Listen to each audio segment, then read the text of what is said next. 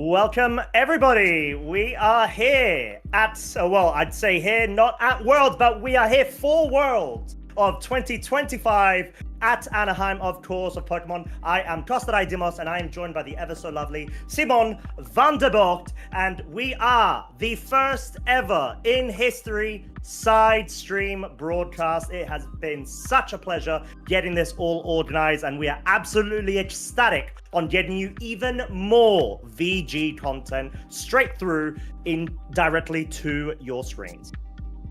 Yeah, it's exactly as you said. It's more VGC. There's nothing really bad about it. It's what we want to.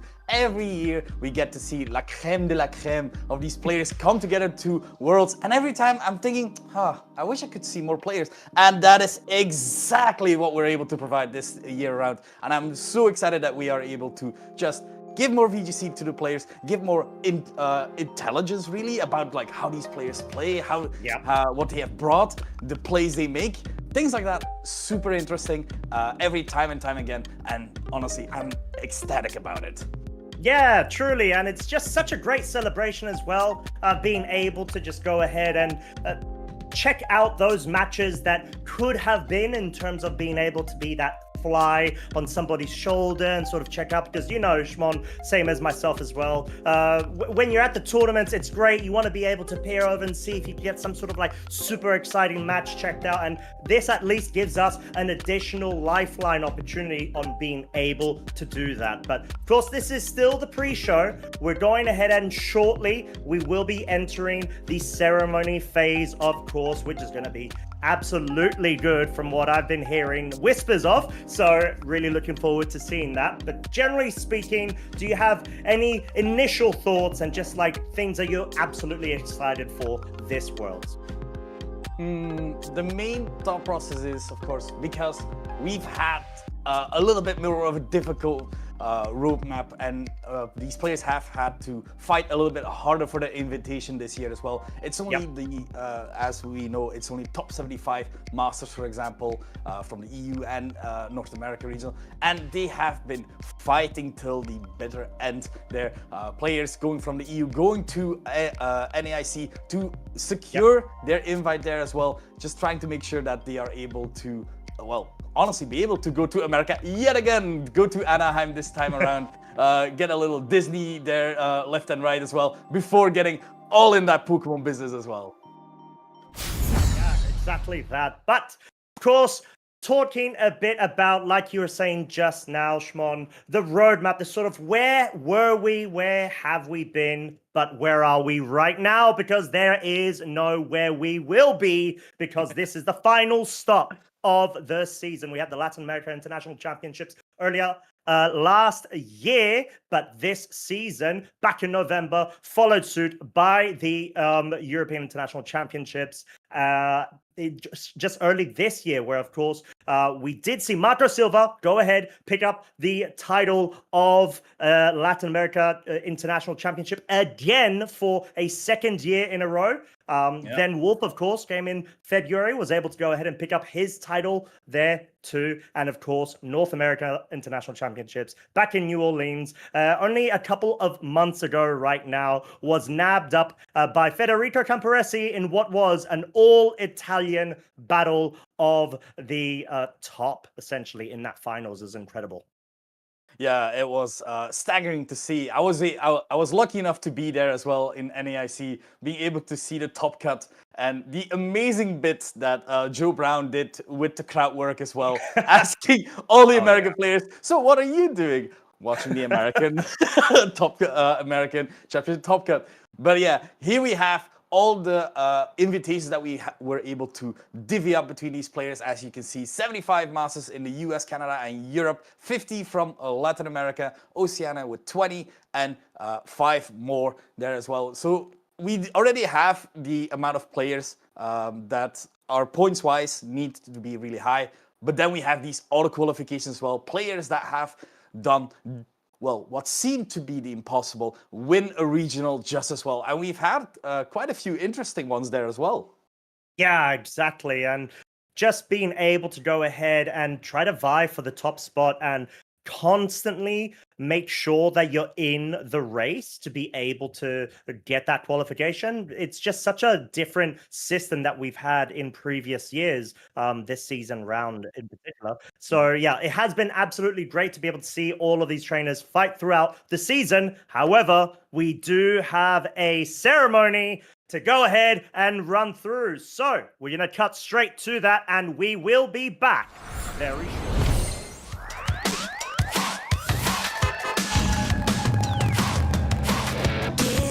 We're going somewhere, and we're bringing all our friends. Adventure is in the air, and the journey now begins. The radio up and the windows down. Me and my squad will never back down. Gonna show the world how to get that gold. But first things first, baby, let the good times roll. Are you ready? Are you ready? To put the pedal to the metal, let the good times roll. Let the good times roll. Are you ready? Are you ready? To put the pedal to the metal, let the good times roll. Let the good times roll. We've come such a long way, and we had a real good run. And we're not going anywhere, baby, 'cause we're having way too much fun. The radio up and the windows down. Me and my friends gonna run this town. Time to make our mark, gotta get that gold. First things first, baby, let the good times roll. Are you ready? Are you ready? To put the pedal to the metal, let the good times roll. Let the good times roll. Are you ready? Are you ready? To put the pedal to the metal, let the good times roll.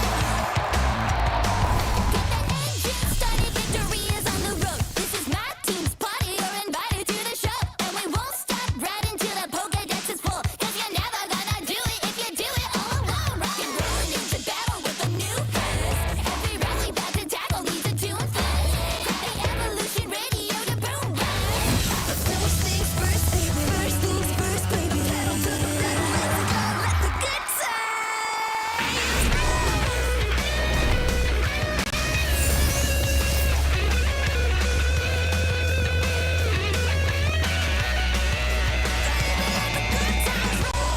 Let 'em roll, yeah. Oh yeah. Let the good times roll. Baby, let the good times roll.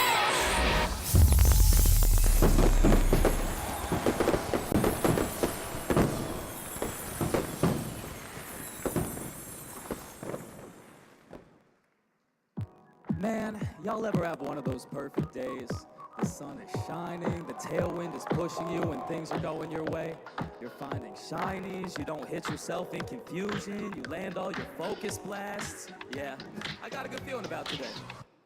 Wake up in the morning, grab a Pokeball. Got a feeling that today I'ma catch a ball. Throw my cat to the back and a strap on my pack. Every challenge that I face is looking laughable. First things first, hit the mark, first supplies. $Poké high because I'm winning every time. Know that on the roof, bow trainers giving eye. Till they see me with my team and then they spinning to the side. Hit that road and we don't run slow. Red fines in the tall grass when I roam. Pressure's high and the cash rate slow. But I get up first try every time that I throw.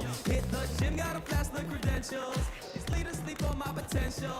So I set my ace, I got a badge to claim. I got a feeling that it's gonna be a good game. Nothing's gonna stop me today. No way. I've got a feeling it's gonna be a good game. Good game. Nothing's gonna stand in my way. I've got a feeling it's gonna be a good game. Jim to Jim, and you know we flexing. Add another digit to the Pokédexy. Had just some days where I'm getting my steps in. I'm holding the chest, so if you see me resting, I'm taking this league, man. Your domination, And we can run doubles. I've got combination. My PC is built up, my strategies thrive. Way I'm one shot and close, I don't need no revive. Hey! Worked hard to prove this. Hall of Fame's on my to-do list. Tall grass stains on the brand new kicks, and I hold down beat to the championships. Drop my foes and say, along we full, but a team goes ways, and the road back home's gonna feel so great. Got a feeling that it's gonna be a Good game. good game. Nothing's gonna stop me today. No. I've got a feeling it's gonna be a good game. Good game. Nothing's gonna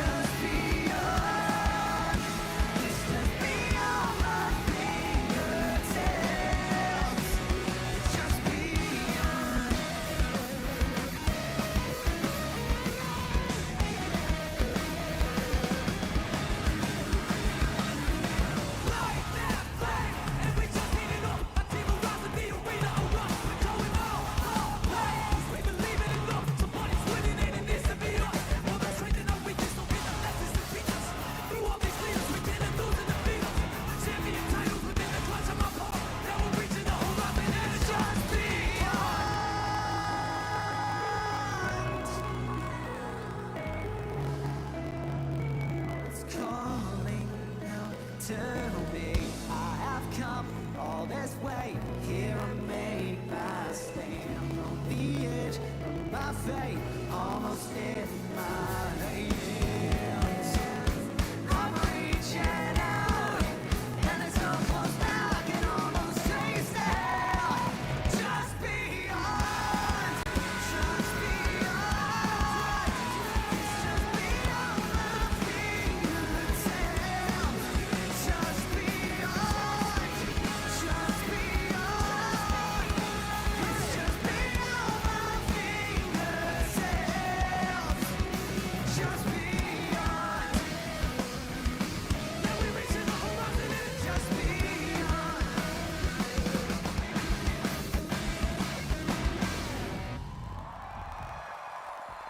Welcome to the 2025 Pokémon World Championship!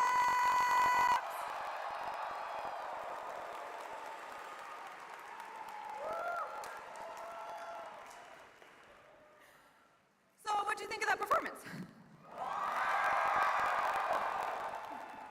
I'm Anna Prosser, and I feel so lucky to get to perform in our opening ceremony alongside Cam Steady, Toasty Marshmallow, and Nate Wants to Battle. Let's all give them some more love. For those of you at home, we're coming to you live from the Anaheim Convention Center right here in California, USA. We're here, of course, to celebrate our titles, Pokemon Scarlet and Pokemon Violet, the Pokemon trading card game, Pokemon Go, and Pokemon Unite! Over 2,000 of the world's very best trainers are here to claim the title of World Champion. Only a few can do it, and we're here to watch their world story unfold. Now, you all know who we're going to see next, so please let's welcome to the stage the president and CEO of the Pokemon Company, Mr. Tsunekazu Ishihara.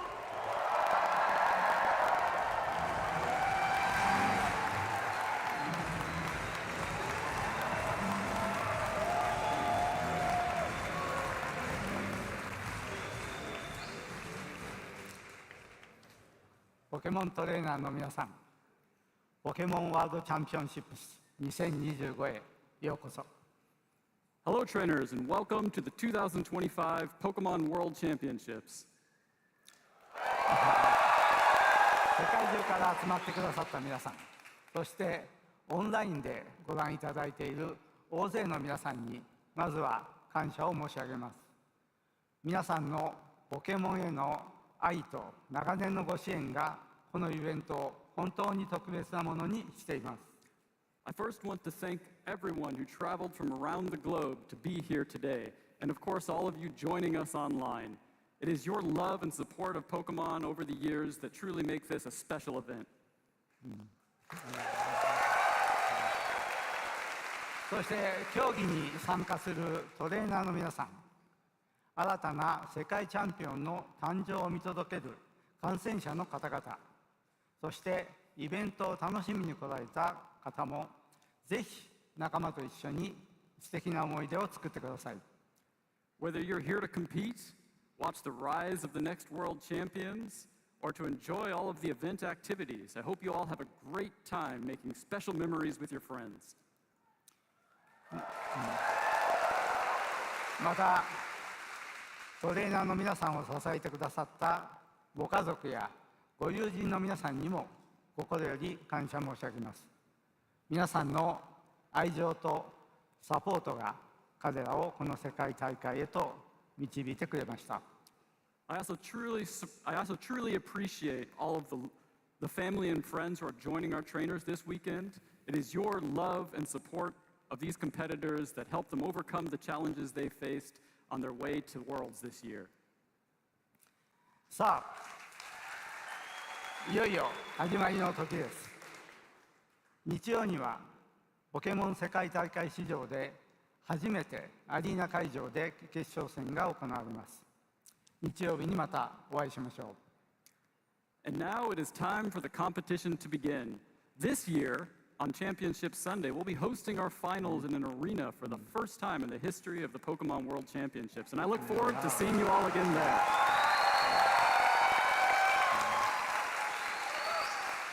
それでは皆さん大いに楽しんでください。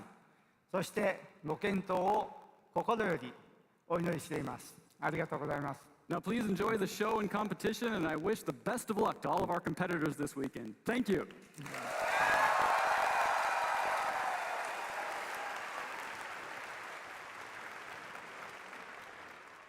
Thank you so much, Mr. Ishihara.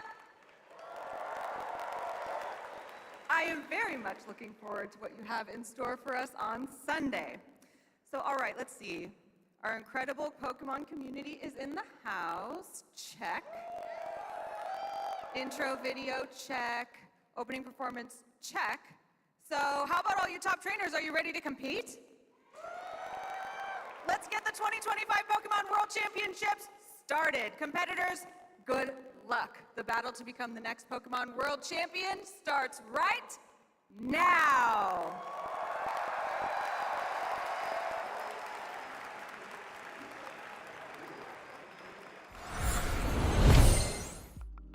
And there we have it. Of course, what a really strong start to the World Championships. We heard Anna go ahead and ring the alarm bells for the trainers to go ahead and get prepared, whilst we will also be doing the same. I am Costa Dimos once again, joined by the so lovely Simon van der Bocht, aka Schmon. And this is the side stream for the G. And yeah, that was very strong performance for all of those songs, actually. What are your initial thoughts from your end, Shmon? I mean, there's a lot going on. I mean, yeah, it was a lot. Like Anna Prosser, like I've known her to be like an amazing like host and stuff, but the tensils, is that the word? Like the voice on its own was amazing to hear at the very least. And seeing Nate Wants to Battle has like revived the kid within me as well, because honestly, seeing Nate Wants to Battle again after all these years is something that is just very memorable for me, because I remember watching his YouTube videos and like his Pokemon covers and everything was an amazing thing to watch at the very least. And honestly, the Pikachu car went kind of hard. It did, didn't it? I was losing my mind. I was like, oh my god, they weren't kidding when they were really hyping it up. They're not. Yeah, I mean everything worked. Like the choreographed dancing, the other singers as well, the other artists that we've had. Of course, we saw the sort of overwhelming good speech from the CEO as always, and then a bit of a sneak peek treat for us to be aware that Championship Sundays is for the first ever time going to take place in an arena. Schwan. Yeah, I mean that alone is already spectacular to hear, because like Pokemon is getting at that level. We are having that many players interested, and just being able to showcase the grandeur that is Pokemon, because like we go to these regionals time and time again, and every time we're thinking to ourselves, oh, this is awesome, this is cool, we would love to see more of this. And now having in real life a grand stadium, you remember like in Sword and Shield where you had the football stadium in game? Yeah. Can you imagine all the players, all the people watching, like, oh. You could see the proud father. Yeah. I mean, time and time again. Everyone could be a proud father. I would love for that to happen. It's just like a guy the whole time. Yeah. I know, but that would be crazy. That would be really, really cool to see. And obviously, we just got a couple of days until then. But we got a bit of a discussion that we've been having a couple of ongoing sort of back and forths between which Pokemon do we think will excel and do really great and will be maybe niche or expected. And yeah, we kind of got our own cast of predictions going, didn't we? And I see you've definitely tuned into the Northern Hemisphere weather at the current time with the heat waves we've been going through, Shmon. Well, yeah, I honestly I put all my chips into the sun. It's been a hot week already, and I've been thinking to myself, oh, you know what's strong? son. And I see Koraidon as my own son personally as well, because I love this Pokemon so much. It's been like day one why I chose Scarlet, and then of course Brew Bonnet being a nice pick for things like CSR, I think is very nice. And honestly, the main thing that's probably the weakest link within my 4 is Rising from the Ashes, the Ho-Oh on my picks there. But yeah, I saw it early in the format, and now I kind of want to believe in the Ho-Oh a bit more. But yeah, you went into a different direction there. Like you didn't like the sun these last weeks? No, I very much did not. Thank you for asking, my friend. I sort of was thinking, okay, caster predictions. What do I try to go for? Oh, actually, I really need to drink some water. And then just naturally Kyogre came to mind. I was like, okay, well, I've got to put my big whale boy. Because, yeah, I've always been a big fan of Kyogre. Hopefully, it could douse out some of the very fired up opponents that it meets, of course, for its trainer's benefit. But then I've also got Terapagos. So Terapagos, I feel like, has been a bit bullied when it comes to the lack thereof usage in comparison to the other restricteds that, of course, we've been seeing Koraidons, the Lunalas, the Miraidons, of course.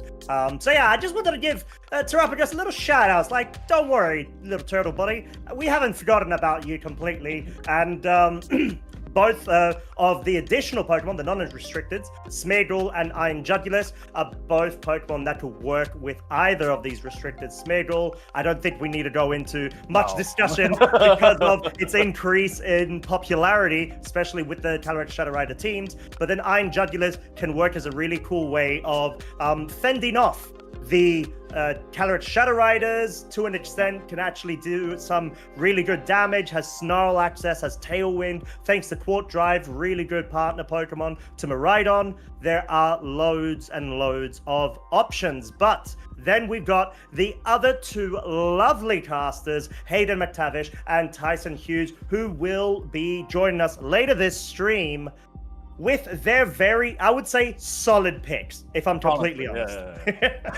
But if we're being honest, I feel like the one pick I can kind of bully into is You're gonna say Gravel. Ditto. Oh no, Ditto.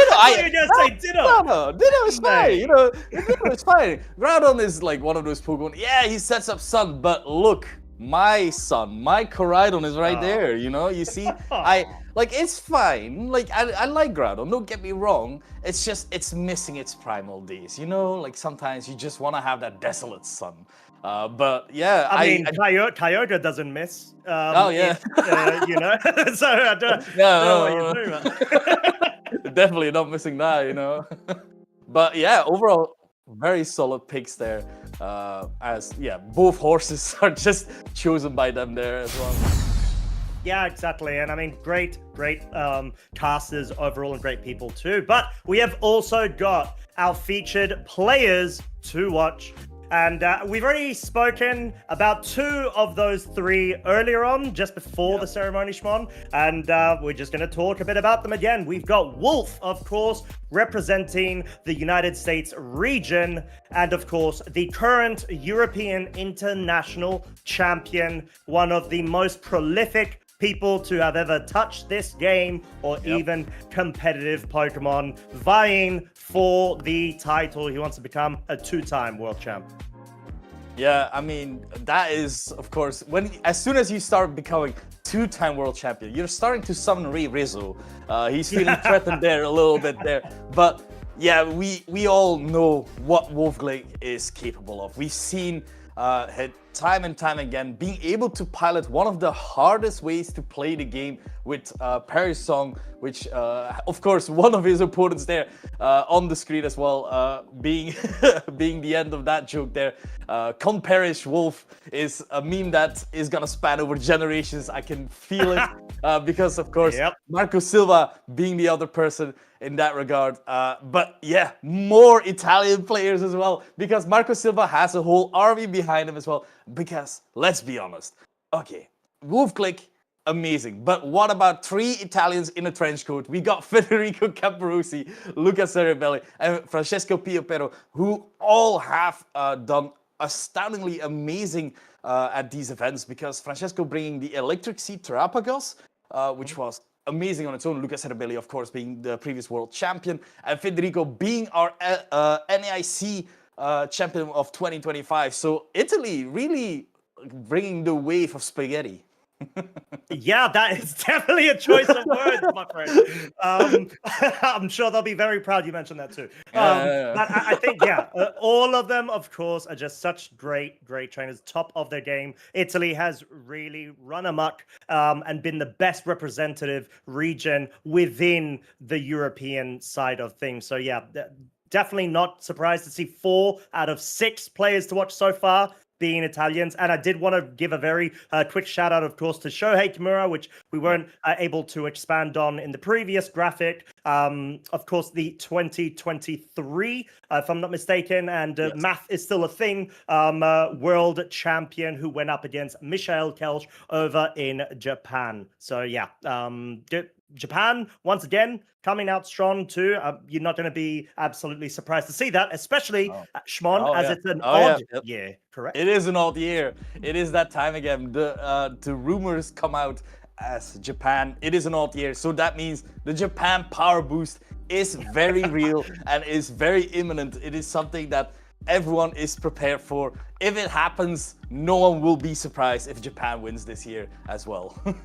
Yeah, no doubt about it. And yeah, but then again, there's just so many trainers that are competing at the tournament as well today. Starting off on day 1, I think we've got around, if I'm not mistaken, 385 trainers, thereabouts. And that's, in comparison to previous seasons, not as many as we'd have, but we know because of the current seasonal structures and introductions of top 75 rather than a set bar of, let's say, 400 CP. If you're in, let's say, the EU region, or just generally depending on the region, you had different alternative point systems. But the importance is that this is 385 trainers who are absolutely on the highest form because the circuit has demanded it from them. Yeah, that is exactly what you meant. Pressure makes diamonds, as they would say. And that is exactly what every one of these players is going to be able to showcase, how the pressure got them to be these amazing kind of high-level players as well. Because if we're thinking about, like, we have the Italians, of course, we have seen a rise of German players just as well. We've seen, like, the French players within Europe. And of course, there is the factor that we have exactly here in Germany and Spain actually being represented, as Michael Kelsch, as you mentioned, in 2023 was the finalist and going up against Shohei Kimura, and this year absolutely unlocked some part of his brain where he said, I'm sorry, I forgot to use this last year, let me just open that up, and winning 2 regionals back to back that he went to, which is an absolutely astounding result, to say the least. Yeah, being the 2-time double Pete Stockholm regional champ is something that he has absolutely solidified in history for himself. And Mishi, he's the kind of trainer that just doesn't know when to give up, how to give up. He is absolutely absorbed and in love with competitive Pokemon, and he's just absolutely just living his best life and going ahead and just absolutely getting sunken in and so deeply involved with his hobby. And it's just proven all of his dedication, all of his hard work, all of his genius come out and result in essentially the highest of rewards, you know, just all of the accomplishments, all of these successes. So Michael Kelsch definitely one to look out for. But like we said, we've got more trainers. We've got the region of Spain. We've got Eric Rios, previous EU IC champion, multi-time regional champ as well, and a Dragonite ever so cute and lovely in plush form by his hand. There's not much that could go wrong with this man. Yeah, exactly. We also cannot forget to mention that you are able to redeem Luca Cerebelli's World Championship winning Farigiraf with the code there, World's Armor Tail, which you are able to do on your Switch. I do want to mention a little shout out, of course, as well to Victor Medina, who has showcased time and time again what a capable player they are, just as well. Yeah, exactly that. And then again, Victor, he was able to go ahead and fight up against Marco Silva in the finals of the Latin America International Championships earlier this season. Unfortunately, wasn't able to win and did have a very tough matchup as well. If I'm not mistaken, he was running the Elizabeth team at the time, which had the Chaludon. I think it was a Scarf Golden Go, if I'm not mistaken, as well. There was some really interesting stuff. But unfortunately, Marco, who had just come from a Gdansk regional finalist placement against, get it, Federico Camporesi, he was on form. He went through with that Charizard poured onto some mode sort of esque Pokemon that he had. The team composition was absolutely fire, with all puns intended. And then again, we saw how on form he was. I was able to go ahead and progress further on. But Victor is definitely a very, very strong candidate and looking for that title, because he's still at the point where he hasn't gotten the first spot, but he's gotten so many more accomplishments. It's one of those things where you know that despite not having a title, that is a name you have to respect. Victor Medina. There's plenty of other names as well that have come this close as well. And as you mentioned, like Victor getting second there, because we were talking about Michael earlier and Eric Rios, they had a finals as well where Eric wasn't able to win, but got at the very least second place, and it was such a tight game because I remember a Calyrex Ice surviving on 1 HP after a meter from Lunella, which was absolutely insane to say the least. And it's just showcasing like games like that can go any two of the ways really in that regard. And these players that have gotten multiple top 8s, multiple top 4s, multiple, but yet to have a title, they are not that far off. They're literally one coin flip away from a potential title, as you said, and that is maybe the potential what's gonna happen this year, because I can definitely see all of these players doing spectacularly. Yeah, exactly that. But guess what? We have got your first side stream match that we're going ahead and getting set up right now. As we said, this is the first of its kind, and we thought we'd go ahead and kick it off with a bang. It's going to be Juan Salerno versus Riley Factura. And oh my lordy, what a spicy match this is going to be, Shmon. This is already why we're wanting this stream. Because I already saw what the other match was going to be on the main stream, but this is something that you want to see just as well. These are the choices, and that is the fantastic thing about this side stream that we're now able to provide, because we've seen Riley play multiple times already and like always going for the accuracy, and we have the teams here as we can see, and it is the Calyrex Zamazenta core supported with Urshifu, Ogerpom, Whimsicott, and Rillaboom from Riley's side. Yeah, so already a lot of similarities between both of these teams. I'd say the only real difference is Tailwind being available on Riley's side via the Whimsicott and, of course, Encore Spam. But then you've also got the Urshifu on Riley's side too, which is a bit more of an offensive set. You've got the Mystic Water, Terra Water, which absolutely goes ham through your opponent's side if, of course, it doesn't get met with a resistance. But then again, Juan, on the other end, has Smeagol and Raging Bolt, and they could really change up a game with the amount of disruption Smeagol has, as well as Raging Bolt being able to act as such a natural counter to an Urshifu. Yeah, exactly. It's just as you said, Smeagol being able to provide the necessary support, and double Wide Guard is something that you love to see, that you love to have, especially if you're going up against a team where Calyrex is most of the time the main damage dealer, being able to really snowball through those teams. So Smeagol with the immunity, but then with the Wide Guard as well.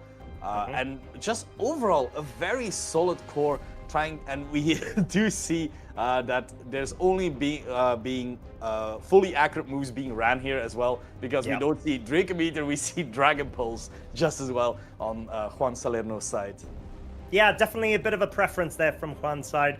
Maybe he's had a bit of too many encounters with inaccuracies when it comes to the moves he's utilized. But yeah, it's definitely worth calling out because of the fact that it means you got less damage output, generally speaking. But yeah, we've got double restricted mirror from both of these trainers. It's going to be quite tough. The Zamazenta on Riley's side does have Fairy Terrestrialization as its option. Of course, the same set being ran on Juan's side, but with the Grass Terror. So I'm not sure. I feel like this invites Juan to actually bring the Smeagol and try to get those mind games going, whether you want to lead straight off the bat with your Calyrex and the Smeagol sort of duo, or if you want to try to bide your time, get rid of the Odrapon on the other side of the field, by bringing perhaps even your own Odrapon, or try to get some sort of disruption going and get early KOs with the Zamazenta.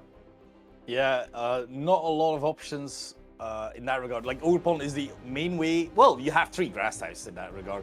But, Yeah. of course, Calyrex, Zamazenta, and Urshifu not really liking this Smeargle on the field with the potential of Spore just like that. But Whimsicott, I do want to mention about the Whimsicott because it is a focus sash version, because most of the time we tend to see the cover cloak there, but having that protects just as well, making sure that if there's a move that's being clicked that should not have been clicked, you do have Encore as just as well. Maybe a cheeky, nasty plot there from the Calyrex, a Wide Guard from the Zamazenta, a Wide Guard from the Smeargle even. Anything really can happen as this Whimsicott is able to lock the Pokemon into a move that it would not like to click there. But it does feel like there's gonna be a lot of grass on the field. Yeah, no doubt about it. And I think that sort of does mean that both trainers may want to leverage the Odrapon a bit more because of naturally having the grass fire typing. You're wanting to be able to go ahead and capitalize off of certain scenarios where you can go on the offensive, even if, let's say, for example, this Odrapon, both of them, generally speaking, do seem, Riley seems to be more defensive or support-oriented with the Helping Hand option over the Grassy Glide that Juan has on his side. So clearly showing a bit more of insight in terms of their bespoken roles and how they fit in these team compositions. Yeah, it's that's exactly what we can say about these. Honestly, Costa, are you a Calyrex Shadow player yourself? Like, do you tend to enjoy this duo? Do you play this? What is your go-to here? I mean, yes, but also I'm a bit of a varied trader. I go ahead and I play with different restricteds, but Calyrex Shadow Rider is definitely one of those that I experiment around with. In this scenario, this kind of game could go either very quickly or very slowly. Like, that's my experience with this, because it's just, and I think we've seen it in regionals over this past season as well. If there's a scenario where you both lead Calyrex Shadow Rider, honestly, it's going to be a battle of chicken in a way, because that's a very good way to say it. Yeah. No, truly, because it's like, okay, well, do I go for Dark Terror? Does my opponent go for Dark Terror in order for us to avoid getting one shot by the Astral Barrage on the other side of the field? But then also, there's the additional layer of, oh, do I go for any sort of move now and expect to move first or not? Who's got the speed advantage? Is it a speed tie? So there's a lot of different various things that could happen here, but honestly, I wouldn't put it past both of our trainers to lead with Calyrex and have either of Zamazenta or some sort of supporter on the other side. Yeah, the Calyrex lead is always something to be fearful of, because, of course, if you lead wrong and the Calyrex is able to set up once, potentially being able to snowball through the entire team, or as you said, like this game of chicken, to Terra or not to Terra, where there's a Zamazenta that's just willing to go for big splash body press there onto that Calyrex just as well, trying to cover that option, which makes it just an interesting game state, because that's the main reason why I myself am not good at this. If I had to play, I'm able to play this as long as my opponent is not playing Calyrex Zamazenta. You know, this game of chicken, I feel like I always tend to lose these. Well, it's all about attitude and confidence. It's like, or should I say, also, just deciding not to care anymore. Because there is a bit of a instance of that, at least I've found, where you're like, okay, well, even though you see that you are ×4 weak to the other Calyrex, sometimes you can choose not to see that, and it can result in some good stuff happening by your opponent respecting your play and board state a bit too much. So you want to capitalize off of trying to see and gauge the mentality of your trainer, depending on what have they brought and what does that suggest of their mind sort of strategy in terms of their win conditions. But yeah, of course, we are at the moment still waiting for our trainers to get set up. Unfortunately, we won't be able to preview and show some play cams just for today. All our trainers, we're just going to be going ahead and processing through the actual game itself and reviewing, of course, the teams like we did just now. So, Shmon, do you have any initial, I would say, sort of call-outs in terms of key things that we may need to be factoring in that we haven't already discussed between both of these trainers, which, by the way, have actually fought against each other in terms of Pokemon battles. They played, if I'm not mistaken, in Rio de Janeiro last season. So not this season where Juan was able to win, but last season where Juan came second, actually. But they were playing, if I'm not mistaken, in second day of Swiss, where Riley did win out. It was a completely different format, but we already know that Riley, at least now, the last time both of these trainers met, has perhaps the advantage in terms of mentality. Yeah, that is a key part of this mirror, as you said just as well. Just the confidence. Oh, I've won a game before already. I've called you out in maybe different kind of turns last time. Yeah. I will just do that again. I will just ask the Barrage. You expect me to Terra? No, I'll just win the speed tie. I got that confidence. My horse is trained for that speed. But it's one thing, of course, having that confidence and like being able to have the mindset behind it. Because, of course, when you have that confidence where you're just like, I'm clicking this, where the gut says, the one play, you do it, and maybe you get punished for it immediately. And as you said, it can just end the game quite fast as well, where you have to go immediately in game 2. Do you stick to your gut where you're saying like, I will do just the same thing yet again?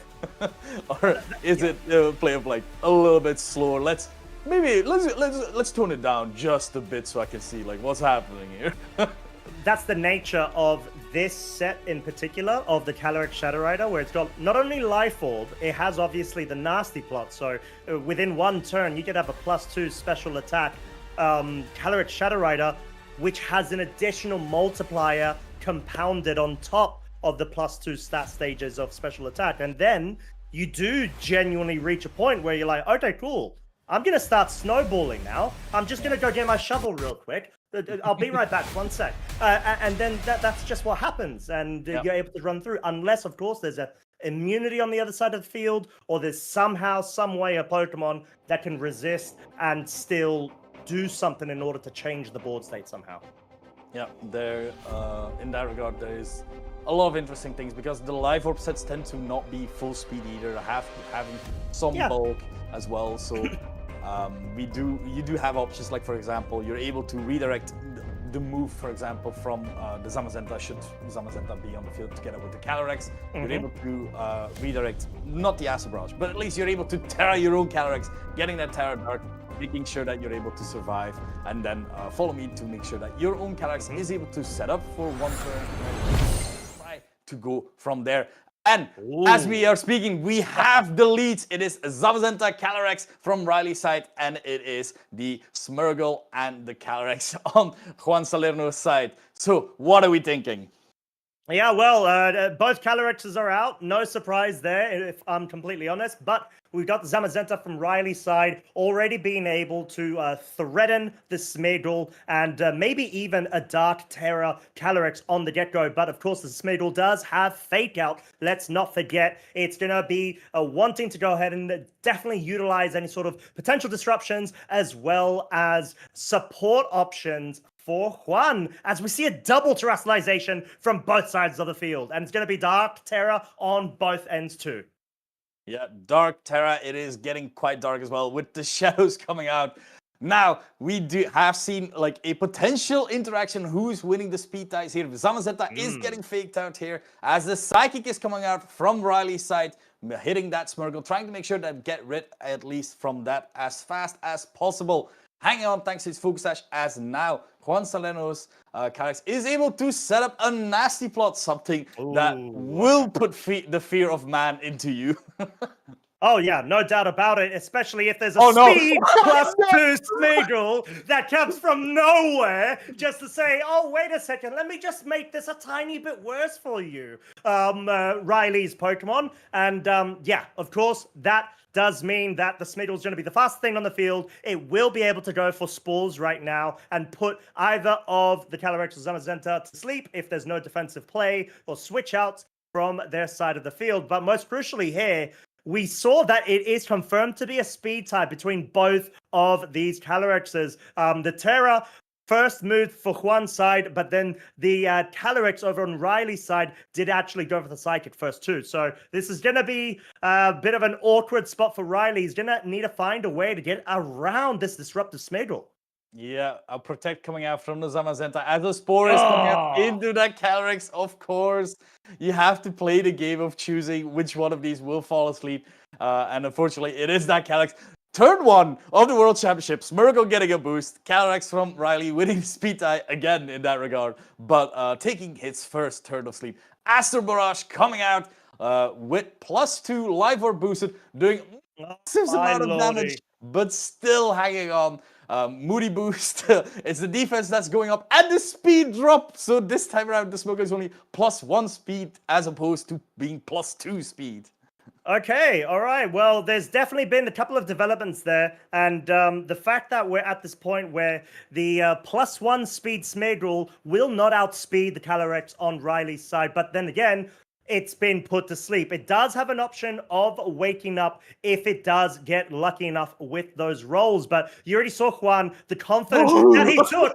Oh, wait, we see What the is Psychic. happening? It did move first. It picked up the KO onto the Smeagol, so it seems like RNG playing both sides of the field right now between both our trainers. Calyrex is able to go ahead, pick up a Grim Neigh here, bring itself up to +1, but it's gonna fall susceptible to a KO from the Astral Barrage over on Juan's side, who picks up the KO onto the Zamazenta as well, and absolutely runs wild with a 3 versus 2 advantage.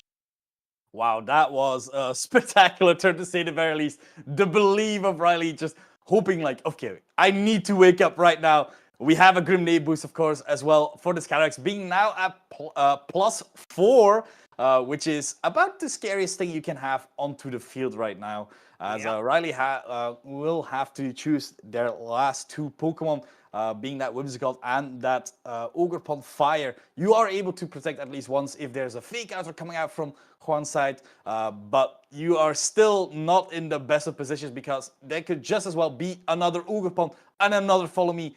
Instead, it is going to be that Raging Bolt. So Raging Bolt resisting whatever the Ogerpon is willing to throw out. It will be able to tank at least 1 Moonblast from the Whimsicott as well. But the options here from Riley's side are having Tailwind, having the speed advantage, being able to potentially KO the Calyrex Shadow at the very least, but then you still have this Raging Bolt to get through.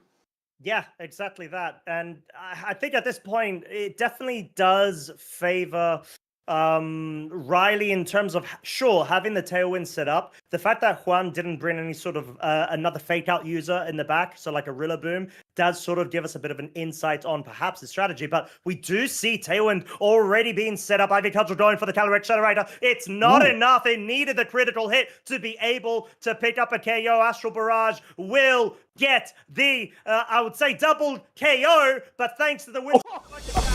It's able to survive. There's a crit. This Calyrex is really trying to take down this Whimsicott and have a quadruple KO in this game 1. And of course, we're going to see the Raging Bolt will finish up this game. I would say if it weren't for the Dragon Pulse right there, maybe not factoring in the Whimsicott actually going on the offensive, at least with the setup of Tailwind. Yeah, just a Moonblast coming out from the Whimsicott, being able to finally with his Calyrex taking that Ivy Cudgel like an absolute, well, restricted, honestly. As now, Raging Bolt is the only Pokemon, is the Pokemon on the field. We'll be able to Thunderbolt this Whimsicott for an easy KO there. And wow, that was an amazing game one already. Like, what? Like, there was a double crit happening there as well from the Calyrex. The Calyrex just said, oh, wait, this is the World Championship. Oh, my bad. Let me lock in real quick. And crit. That was absurd to say the very least, but like, I feel like Smurgle speed boost, crit there, like being able to survive the Ivy Cudgel. Honestly, well played there by Juan. Well played by Juan, but also well played by this buddy right here. This buddy right here, I'm telling you. I think, like we said, the Moody boost was so crucial there because it allowed Juan to easily go for the Spore in one slot and always go for the Astral Barrage, not fearing the Wide Guard, because sure, okay, you're going to go for Wide Guard, you're going to nullify for one turn, but then you're going to be susceptible to a Spore in that slot and maybe a Psychic or another Astral Barrage coming out. So it's still the fact that Juan got so much momentum from that turn one is insane. And getting the nasty plot, clearly the wins condition strategy that Juan was going for. Riley, because the Smeagol is such a disruptive figure, did the correct play, respected it turn one, went for the Psychic, but the fact of the Moody boost getting the speed just meant that Riley just didn't have a lot more room to be able to navigate around. No, exactly. The plays were very limited for Riley there. Riley could have, for example, tried to go for a double protect in the hopes of getting that speed lesson boost, of course. But then again, that's 1 in 6, and that is a very hard call to make.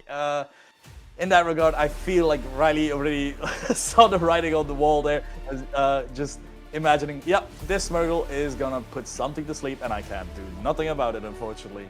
But what will Riley do to adapt? We will see this. Right now, it is going to be the same lead from Riley. It is going to be that Calyrex, Shadow Rider, and the Zamazenta, but Juan is adapting with a Rillaboom and his own Calyrex Shadow Rider.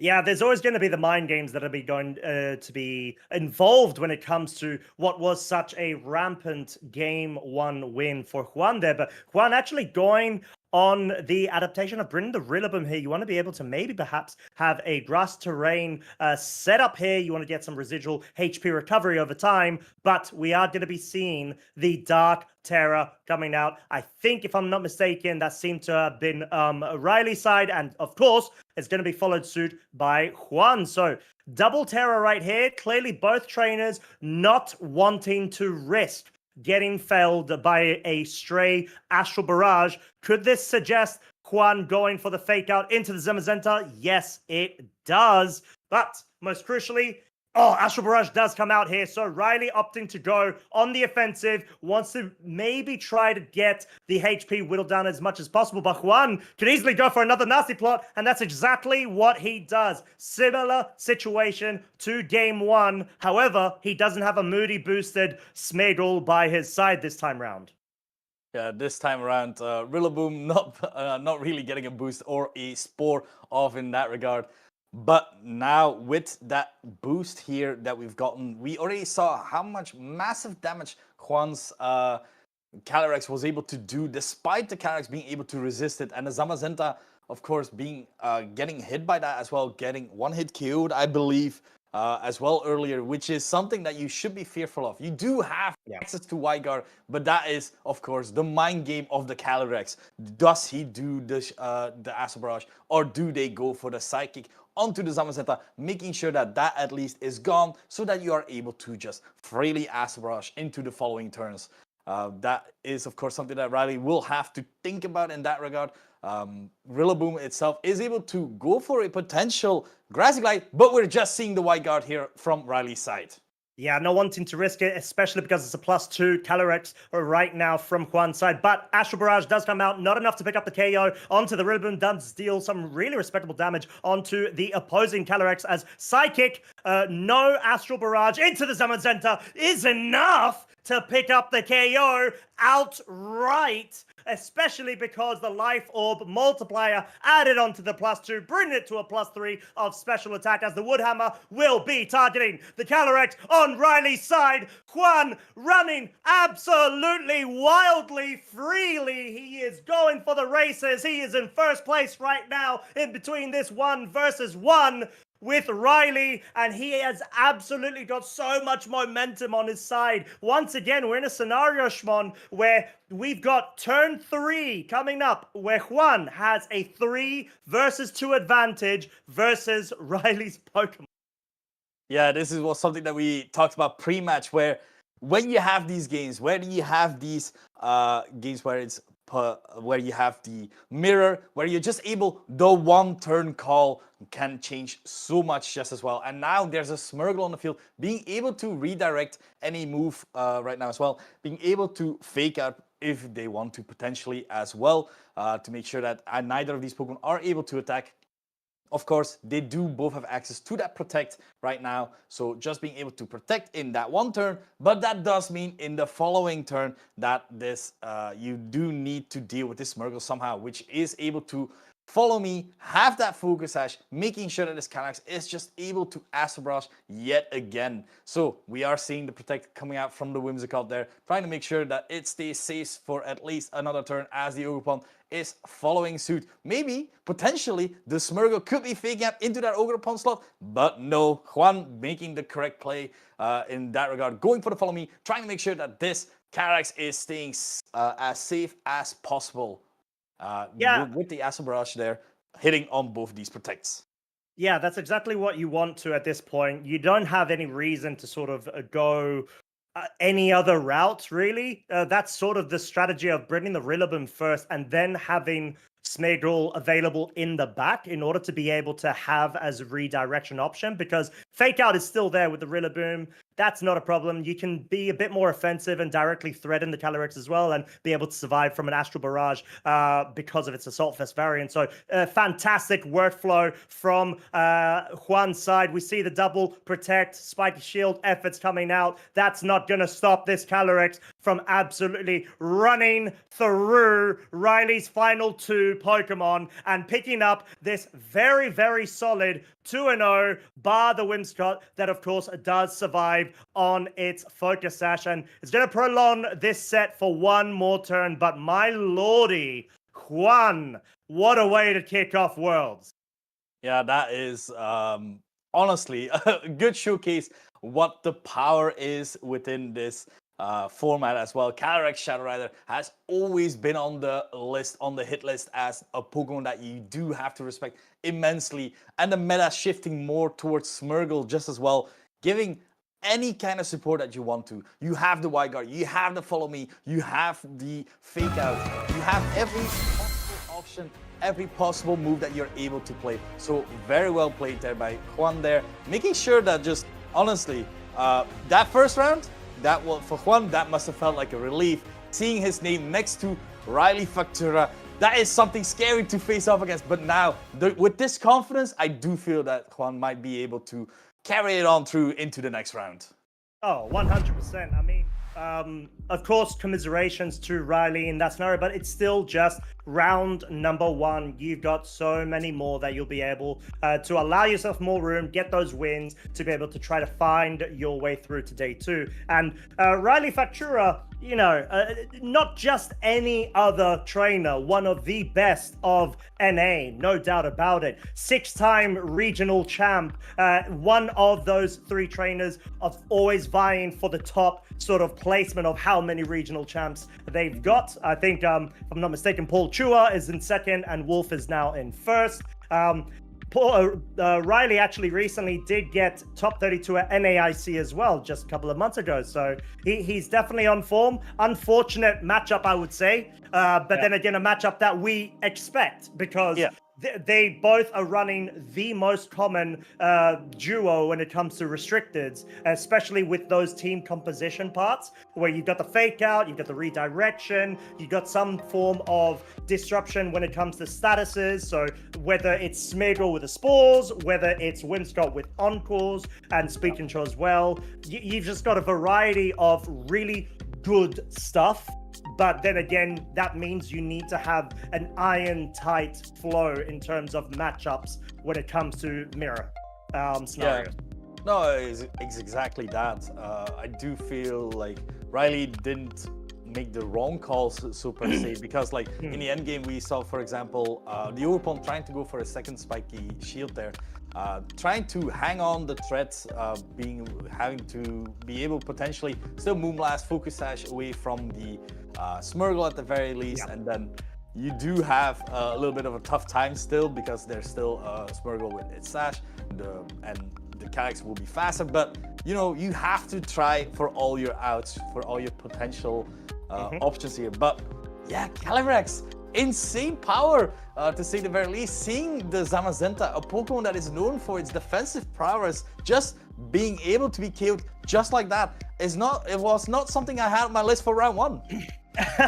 Well, yeah, me neither. But then again, this is sort of the kind of stuff that we would expect at this level of regulation set I, where there's just a lot of room for meta development that's already taken place. I know that we didn't have as many events, let's say, as compared to other regulation set formats in this season, but I think we've had plenty of time, because when you sort of look at Calyrex, Shadow Rider, and Zamazenta, and we were having a discussion as well yesterday, right, Shimon? Yep. It is the most potent restricted duo that we have currently available. Hands down, no doubt about it. I don't care if someone's going to try to fight me on it. Fight me, try. But I've got 50,000 reasons why I believe this. But I'm not going to go ahead and break that down just now because I want everyone to actually have their mind still intact. But the point is, they just got a lot of positive synergy between them. And that's sort of why we've been talking about most trainers will likely bring this. And factually speaking, we checked the stats. Most trainers have brought this duo. And for good reason, because it's just so strong. And you need to be able to beat this in order to get through and get those titles. No, it's just as you said, another stat that I was very surprised by. Well, not necessarily surprised by, but the amount of people that I've seen complain about Smeargle, to then see the amount of Smeargle that is being played, that is... There's gonna be a lot of Smeargle still today, and a lot of players will have to be prepared for it just as well, because it will showcase time and time again, as it did in game 1, turn 1, and just said, you know what, I'll show the world what I can do. I'll get this speed boost right here, right now, and I'll just put things to sleep and just be the best dog I can be. Much to Riley's detriment, unfortunately. That's just definitely not what you want to see, especially when you don't have a Smeagol of your own for yourself to be able to force shenanigans onto as well. It's like, okay, well, you're going to disrupt me, let me disrupt you. It's like, oh wait, oh no, I don't have one. And at least, you know, that just comes down to preference. Riley targeted the Pokemon that he got in order to make this team that worked the best for him. I'm pretty confident we're going to see a lot of more success coming from him in the next couple of rounds. But with that being said, we're going to go ahead and cut to a short break in order for us to go ahead, get some more time, allow more room for our trainers to be able to get some rest as we're going to be progressing into Swiss round number 2. So don't go anywhere, except if you want to go and get some very quick refreshments, and we'll be right back.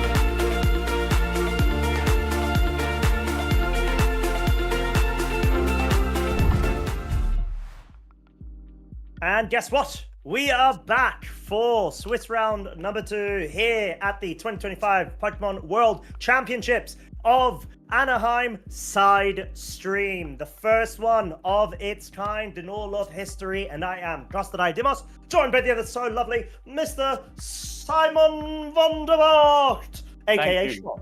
Thank you. I am super excited. We already had like an amazing game where we had Calyrex and Zamazenta. That is a duo, a pair that, of course, you have to respect. And we had an immediate explosion of a match because we had Smurgle getting a speed boost. We had critical hits going left and right. And honestly, a good start for this side stream, I might add. But not to worry, because the second round is right at hand, and we have a lot of these players ready to compete as well, because we have seen quite a few awesome matches, really, and I'm kind of excited for it. But before that, we are going to check a little bit for the players to watch. We have talked about Wolf Glick, we have talked about Marco Silva, of course, and of course Shohei Kimura. We haven't gone into depth, but we have talked about it, how he was able to win the 2023 World Championship all the year. Never forget, Japan at its strongest right now. Yeah, 100%. It's got that additional multiplier. Maybe it's like a ruinous ability. It's like the ruinous of Japan. I don't know, just natural raw talent that comes through. But yeah, so these trainers, we've gone through them before. I think we know how well they are. They are definitely one of the candidates for picking up the title. Shohei, in particular, I remember I met him in LAIC earlier this season, and he was just telling me that essentially he just wants to try to compete at as many tournaments as he can internationally, outside even of the Japan circuit. So he's been doing a really good job as well, and keeping on form with all the different regulations. So Shohei, definitely for me, one of the top threats to look out for and the best representatives of the Japan region. Yeah, exactly. And then, of course, we have our Italian brethren from the European, I want to say European country there for a second, but Federico Camporossi, our NAIC champion, Luca Cerebelli, our world champion, and we have Francesco Piopero, who has showcased time and time again the innovative style, especially going with Terapagos, a Pokemon that we have not seen succeed all that much, but you've had Terapagos on your list of Pokemon to watch out for, and if anyone can do it, I do feel like Francesco Piopero might be the number one there. Yeah, most definitely. I think just being able to showcase his board state sort of play style when it comes to having the protect the king or queen sort of strategy, and Terapagos just being an absolute boss when it comes to buffing out any sort of very high damage moves going into its slot. So yeah, I wouldn't put it past Francesco. He's shown his really good acumen when it comes to VGC knowledge and just raw talent, in all honesty, and on both the online as well as in-person events. So yeah, Francesco at the moment is 0-1. Luca is at 1-0, and Federico Camporossi is 0-1 as well. So just very briefly checking the results, but there's still a lot more worlds coming up with the future rounds. Just showcasing these strong players, even if they can start 0-1, everyone can really. And we have now our Latin regional that we do have to mention. We have had Juan Salerno as our first round, and absolutely showcasing immediately the power that is Latam, immediately being able to weave around the duality of like the horse and dog mirror in that regard. Which has been like a grand match to watch. And then, of course, we do need to mention Gabriel Agati, a great player within Brazil, and Sebastian Escalante. Sorry if I butchered your name. I am very Belgian, really. I think you said it right, and I mean, Sebastian might back me up here as well. Although he'll probably like let me know. No, it was very, very wrong. But regardless, I think Sebastian is just one of those trainers as well that we've seen. I'd even say maybe 8 to 10 years ago, him being quite prolific when it comes to his accomplishments.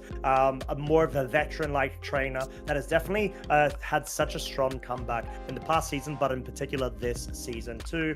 So really really excited to see him doing incredibly well. Currently, all three of these trainers are 1-0. Of course, like Shmon, you mentioned, Juan was able to absolutely give us that masterclass in our first round of the side stream. But Gabriel Adachu, just going ahead and getting multiple regional championships, being an IC finalist as well, just coming so close on getting that upper echelon titles. But he's just definitely one of those trainers that, you know, top of the game, top of his region, are really trying to get the best representation out in this weekend. Yeah, we have the next following slide here. Players that we have to watch are Oceanian players. We do not have like any stream footage or anything from these players, but we do know their names because they have come up time and time again. And I gotta say, I feel like the Skip Loom is coming up quite a few times more than some players here. As we have Joji Kaeda from Australia, Diego Ferreira from Australia, and Nicolas Can from Australia just as well. And Joji we have seen already in action at EU regionals as well. Being able to perform just astounding, really. Being, I believe it was top 4. Even no, I'm trying to correctly estimate where it was. Joji's been able to, Joji's been able to pick up a regional title as well, if I'm not mistaken. If not, reach the finals. But he's done an incredible job, even in the EU region. But one of those trainers that we know, similar to what we were talking about just before, willing to try to travel internationally as well to try to compete where they can. Yeah, and Diego last year being able to get top 8 as well. So definitely showcasing the prowess here from Oceania here, and hoping maybe to get a little bit step further even. Because let's be honest, that's what you want. That's the dream, right? Oh, I got top 8 last year. Let's go a little bit further in that regard. And I do think Diego is one of those players that is just hungry for more, really. As I do reckon they will showcase their prowess this year just as well. Yeah, exactly that. And we do also want to give a shout out, as we did before, but yet again, to our Japanese trainers that are also on the watch. They have been doing incredibly well. We've got Kazuki Kobayashi, who is holding that Oddish ever so dearly, and been able to have some really good accomplishments. Did a very strong showing at the Japan Nationals as well, so wouldn't put it past them to do incredibly well this time round. Kiwamu Endo and Yuma Kinugawa, which Yuma, of course, was able to go ahead and nab up that first place title at Japan Nationals just a couple of months ago. Honestly, that is a title that needs to be respected because Japan on its own is such a strong region. We've seen time and time again, and we have to mention it yet again. Odd year, meaning the Japan buff is very real and imminent to happen. But yeah, Yuma showcasing like being the #1 player in Japan in that regard. And then Kazuki recently getting top 4 at NAIC just as well, which is insane to say at the very least. You come into like, you travel away from Japan and you're just absolutely telling all your opponents, well, I'm just gonna get here, I'm playing getting to top 4 because Japan is strongest. Japan is just absurd in that regard. I was going to say, it sounds like you're ready to just pick up, pack your bags, and just head over to Japan. Which I wouldn't put it past you, and I wouldn't blame you either. Hey, I was fully training out in Japan, you know. And speaking of Japan, we've got Nick Navarre versus Shoma Honami on stream this time around. And honestly, quite interesting seeing the sun and the rain on the on screen right now, but with a Calyrex right next to it, being able to lead seat left and right. Yeah. So Yeah, exactly that. And obviously, we've got the reveal that it is Nick Navarre versus Shoma Honami. And, you know, what an exciting match we are going to be featuring between both of them. Nick Navarre has been very well known in the community, such a dedicated team builder, especially when it comes to the creative side of things and analyzing the meta. Did recently get a Grand Challenge championship title as well with our online tournament versus Shoma Honami, who is the 2015 Boston World Champ and did get top 64 in the just recent Japan Nationals. Yeah, so exactly that. Let's talk about the teams really, because of course you've put Kyogre on your wish list there, and Oh, I've yeah. put Koraidon on my list. But I honestly, we already see like a few specific moves that I want to talk about, especially this Kyogre running Hydro Pump instead of like going for another dual Ice Beam or something for coverage. But and on the other end, Koraidon with low kick. So I am very interested seeing what these players are going to bring actually. Yeah, exactly. You've got a couple of different options from either side, but guess what? We're going straight into the game, and we've already got the leads as well. Calyrex Ice Rider, as well as the Urshifu Rapid Strike from Nick's side versus Shoma's 2, which is, of course, the Raging Ball and the Incineroar. Yep. Interesting to see at the very least. You have that, of course, Glacial Lance, which will be hit that Raging Ball for super effective damage, while Scarf Urshifu to be able to deal with that Incineroar just a little bit better as well. But then there's always that one fear, of course. The Thunder because Raging Ball is just able to click, make sure that this Urshifu is taking a lot of damage in that regard, because it will be hit super effectively and it will be hit with quite a lot of damage. We will be seeing that most likely in a bit, because it is of course a Choice Scarf Urshifu. Yeah, choice stuff, Urshifu indeed. And at this point, you just got to try to consider the implications of how powerful the Thunderclap clearly could have been, as we're having a couple of technical difficulties right there.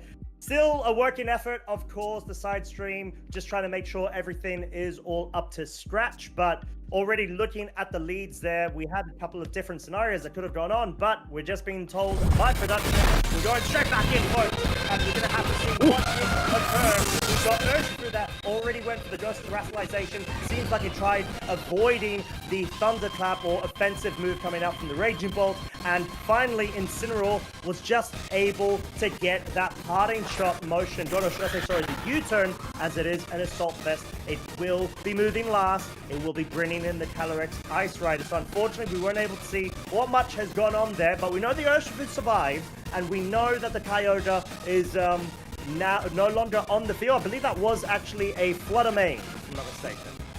Yeah, the Flutter Mane was the Pokemon selected. Now, you do have this Flutter Mane is interesting, doesn't have Protect, but you do have Taunt. So you already have like a level of mind play where the Ice Strider could be taunted, could, for example, also just go for an attack together with Thunderclap to guarantee a KO potentially onto this Flutter Mane, if you're thinking that this Flutter Mane is going for on the offensive in that regard.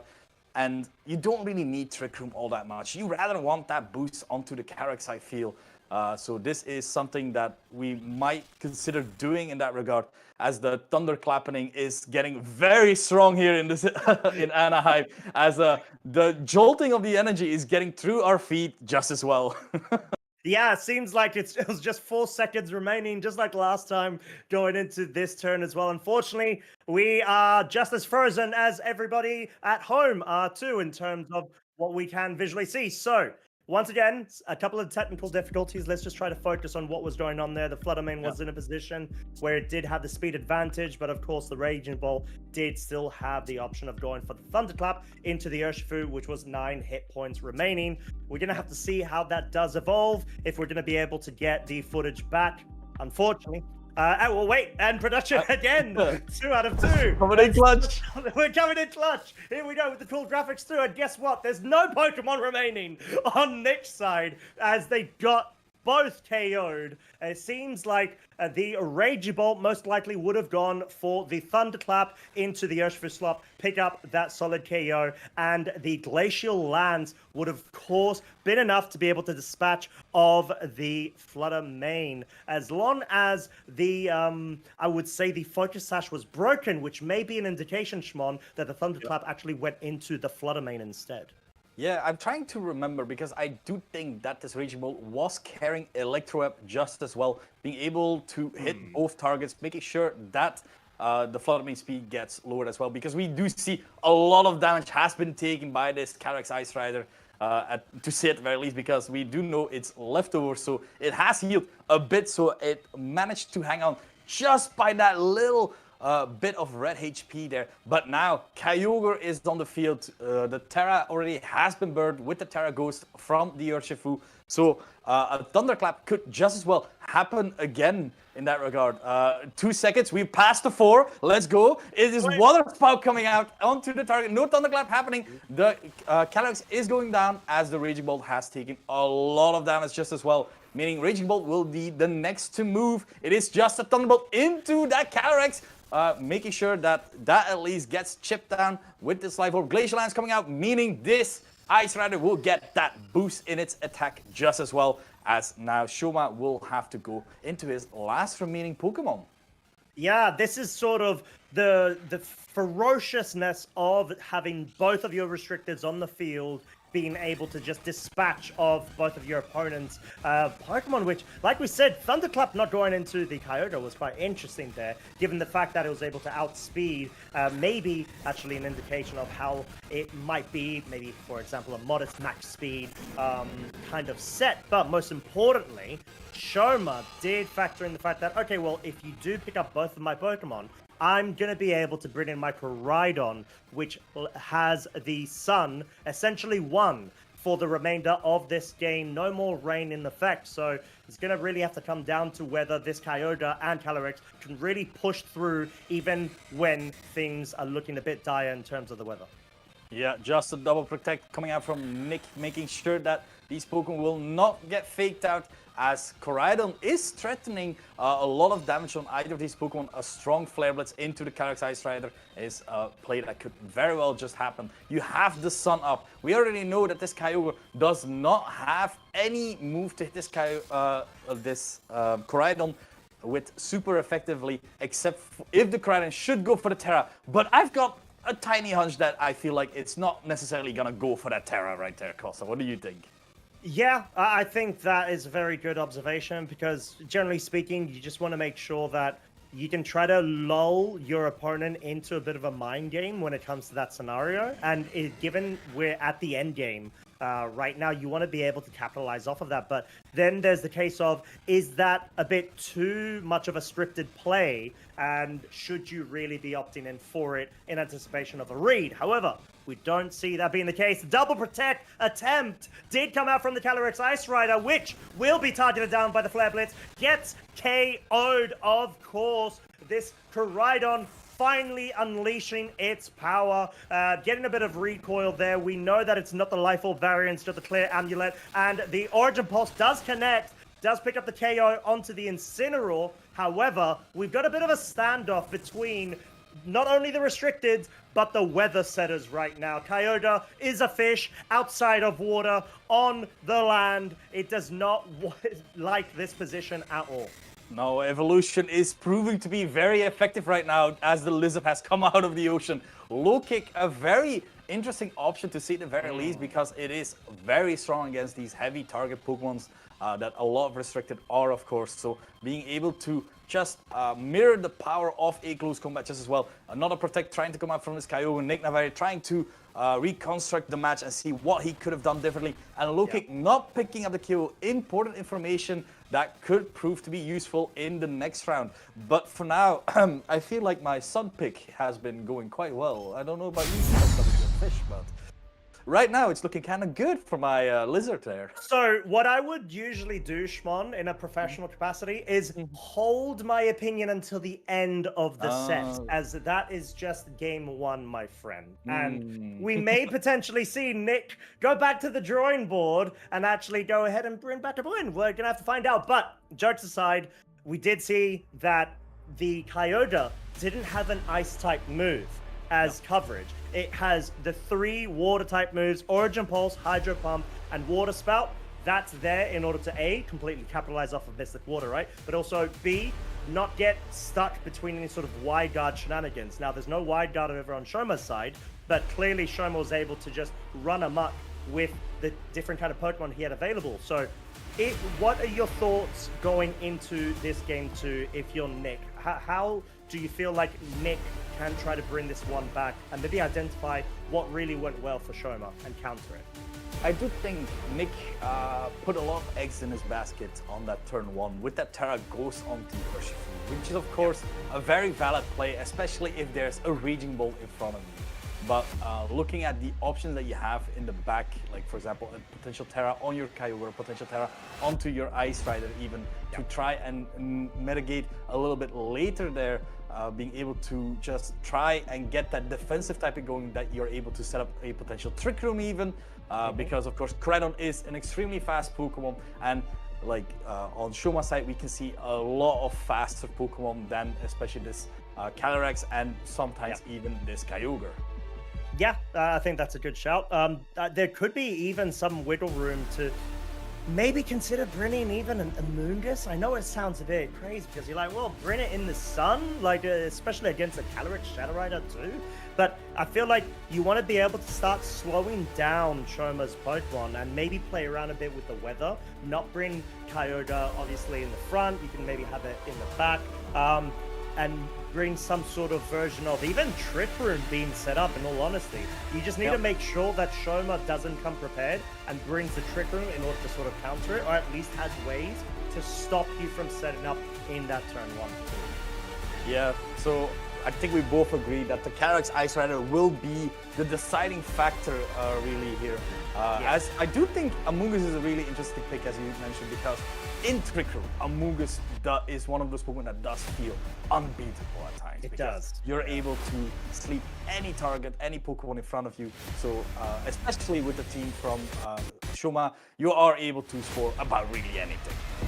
Yeah, and we're going to have to find out as game 2 is alive. We've got our leads. It is a Kyogre and Fluttermane lead from Nick's side versus the Incineroar and the Calyrex on Shoma's. So, Nick clearly in the spot where he knows something a bit better than us. Doesn't take any sort of advice, goes straight for the fish because he wants to be able to capitalize off of max damage potential and force switches from Shoma's side. Maybe try to catch something out. Yeah, we do see the immediate protect, trying to scout out for the potential fake out and going for that taunt into that Calyrex, which is really smart, making sure that there's no Trick Room on Shoma's side, meaning that next turn, this Water Spout is about to hurt if that is the intended target. Let's see if the call was correct. Taunt going into that Calyrex Shadow Rider. It is Glacial Lance, however. Ooh. Glacial Lance will be putting that Fluttermane a little bit lower on HP, but it will be able to survive thanks to its Focus Sash, of course. And it is able to, for example, still hit with a strong Moonblast or Shadow Ball on either of these targets just as well. Yeah, exactly. And seems like there's a bit of a Trick Room in spirit that occurred as both of our visuals actually flipped right now. We're viewing things from Shoma's side of the field. But regardless, I think what we are going to have to... Oh, wait, there it is. Trick Roomed once again. We are back with Nick. But, yeah, having the taunt is so crucial right now because you're able to just force attacks into that one slot without holding back. And that's the most crucial thing right now. Your Kyogre is going to be able to outspeed the Incineroar and most likely try to go and pick up a KO where you can. Yeah, and it's not that very safe for a Koraidon to switch in because you might be able to get that weather going for you. But on the other hand, there is still that Fluttermane being able to hit with a strong Moonblast. here on the potential Koraidon and being able to KO that. We get the Photosynthesis boost here for that Flutter Mane, exactly getting that speed boost. Let's take a look if this went for the right slot. It is Moonblast, but it is going into that Calyrex spot as Water Spout is the move of choice. So it is lessened in the damage thanks to the Sun, and the Calyrex is able to hang on and is able to strike right back with a strong Glacial Lance, KOing our Flutter Mane on Nick's side. Yeah, and this is quite tough for Nick because not only are you outside of Sun, you've given this Calyrex on the other side of the field a boost right now. It's at +1, and it just seems like Shoma's just trying to go straight forwards, no messing about. He just wants to make sure that even if, for example, he's been taunted, he stays in with the Calyrex because it means that Nick has to be very cautious on if he does any sort of hard switches here. And the fact that he's able to survive because the Sun's in effect is so crucial. As Amoonguss is now on the field. Yeah, Amoonguss, the Pokemon that we said that could be proved to be very powerful, but unfortunately outside of Trick Room, so it will be one of those Pokemon that is going to be moving last, but it does have the interesting Terra of Terra Water, being able to resist any sort of Ice boost from the Calyrex Shadow Rider, any Fire moves from the Koraidon as well, as we do know that the Koraidon only has low kick to hit it, and Amoonguss is not really going to mind a low kick, so we can potentially see a strong Spore going off in either of these targets as we have the Terra going right off, and that is going to be one watery Amoonguss. Yes, that is definitely a valid description of this little mushroom right now, as it's going to be able to resist the fire type moves if it were to go through, especially with the ice type combinations. But the Flare Blitz will go for the Kyogre. No Life Orb means no KO. Origin Pulse, however, will double connect, deal very pitiful amounts of damage, and the Glacial Lance, Shoma's Calyrex moves first, will pick up the KO onto the Kyogre most crucially, but because of that, it allows the opening of the Spore to target down that slot, even if it is at now what is +2 physical attack. Yeah, getting the boost, but at what cost? A nap time, well received there. I don't think Shoma is minding it all that much, as this Ice Rider has put a certain dent into the team, to say the very least. As Nick now has the opportunity to reverse this game right now, as his own Calyrex Ice Rider is on the field, is able to redirect any sort of Flare Blitz from this Koraidon with his own Amoonguss, and is able to potentially set up Trick Room for at a later state and being able to try and get the snowball going for itself. Yeah, and that's pretty much what you need to try to do at this point, and you got to try to hurry it up as well, get the Trick Room set up. You know, for example, that your Calyrex is essentially absolutely safe right now from Nick's point of view because of that Water Terror.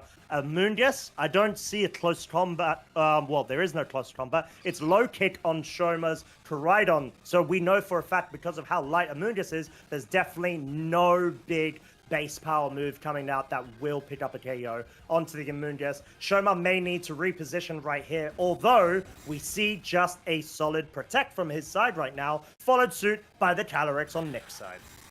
Yeah, 2 protects, meaning right now trying to make sure that this Koraidon was put to sleep before it could do anything else, as the Calyrex is taking his first turn of sleep on Shoma's side. Now, this was very well done by Shoma, trying to make sure that giving his Calyrex another turn, the possibility to wake up, because it is still at +2. It is still a very scary Pokemon that you have to deal with eventually, as Nick's own Calyrex Ice is not able to hit this opposing Calyrex for super effective damage. So you are on a timer in that regard, as the waking up of this Calyrex can prove to be disastrous for Nick. Yeah, exactly, and that's sort of what he's trying to do, essentially. He's trying to make sure that he can stall things out and give an opportunity for his Calyrex to move, whilst also getting some leftovers recovery. So it's a really good play all around. And now we're going to start going into the mind game section of this affair, as the Leech Seed can potentially come out from either side. I would say most likely from Nick, as Shoma switches out.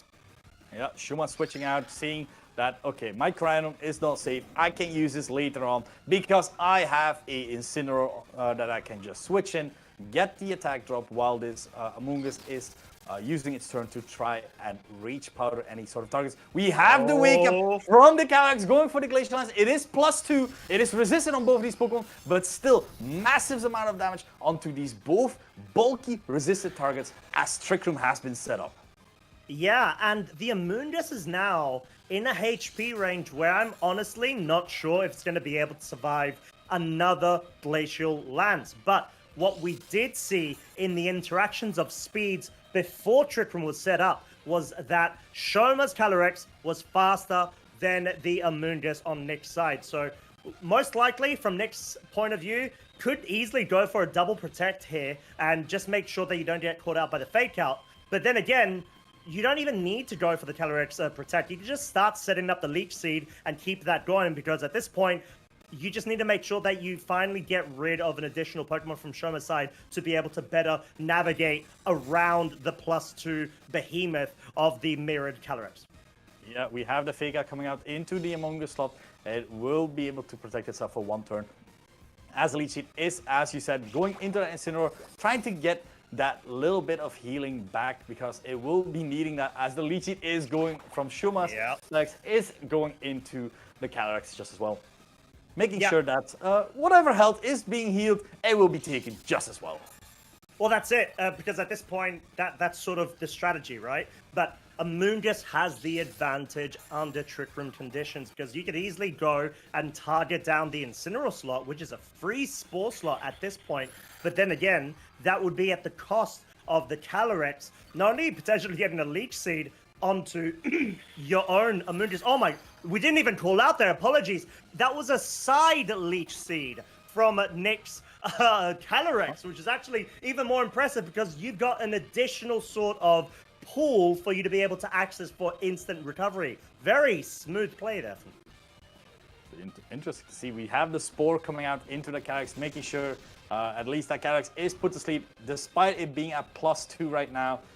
Leech Seed coming out into that Calyrex, making sure. Honestly, the Side Spore is interesting because that means that there's no other Leech Seed being able to come out from this Calyrex either. So being in this position, a knockoff will be the end of the Amoongus, unfortunately. Rocky Hammer will make sure that this Incineroar takes a little bit of chip just to go, as well as it is a lone Calyrex Ice from Nick's side versus the world.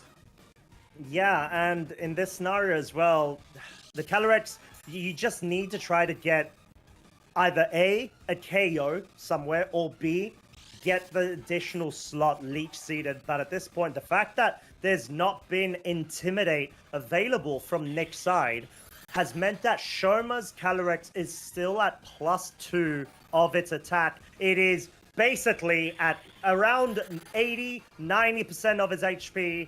It's already cross Leech Seed against the other Calyrex too. So there's a lot going for it in this scenario, and it's going to be able to benefit from having the additional damage and the additional resources. Yep. Now, that's just the case that I'm trying to see here. What is the out here? Now, Calyrex is an amazingly bulky Pokemon, but Incineroar is providing knockoff, which is just getting a little bit less healing in that regard, as Glacial Lance is coming out from Nick's side, not doing all that much damage because, of course, it is at -1, while the Calyrex takes its first turn of sleep yet again as a U-turn coming out, doing a little bit of damage onto the Incineroar, making sure that there will be one less Leech Seed healing at the very least, as the next Pokemon will be able to come in. And I do believe there's only 2 more turns of Trick Room, meaning if the Koraidon is the Pokemon of choice, it can go for 1 more Protect, and then for a strong Flare Blitz into that Calyrex Ice.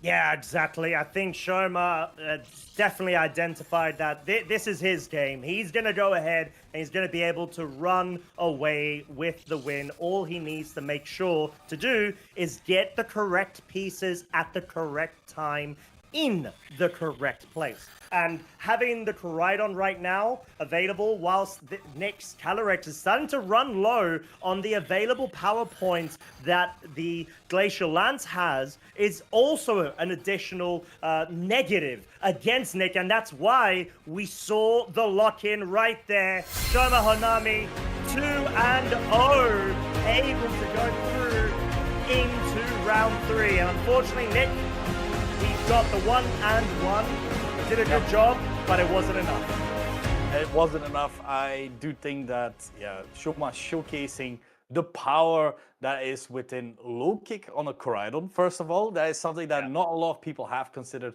at all, and just the sheer power of both these Pokemon that love to use the clear amulet item, but like the power of Leech Seed itself, like the longevity, because we saw that Calyrex Ice Rider being almost at the orange health. It was below 50 already. It was near its final moments, but then coming back at it again, leftovers, Leech Seed. It is one of those amazing tools that Calyrex Ice Rider loves to use because compared to its other version with the Calyrex Shadow Rider, you have all that bulk going for yourself. Yeah, exactly that. And I think we can blame Michael Kelsch for popularizing the Leech Seed Calyrex Ice Rider set there, because it's just really good. It's busted.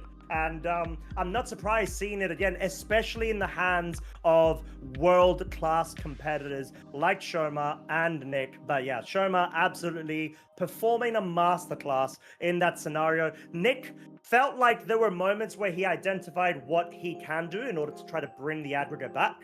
But with the Amoonguss brought in, for example, the Trick Room mode that we were discussing right before we went into Game 2, maybe that's a way you could break through Shoma's team and his 4 that he brings. But Shoma just clearly having such a good handle on the situation and the flow charts that was needed, he just needed to make sure, if he can pick up a KO and steamroll with Glacial Lances to the point where it makes things awkward for Nick's side of the field, and then get Leech Seed on top of that, you're done.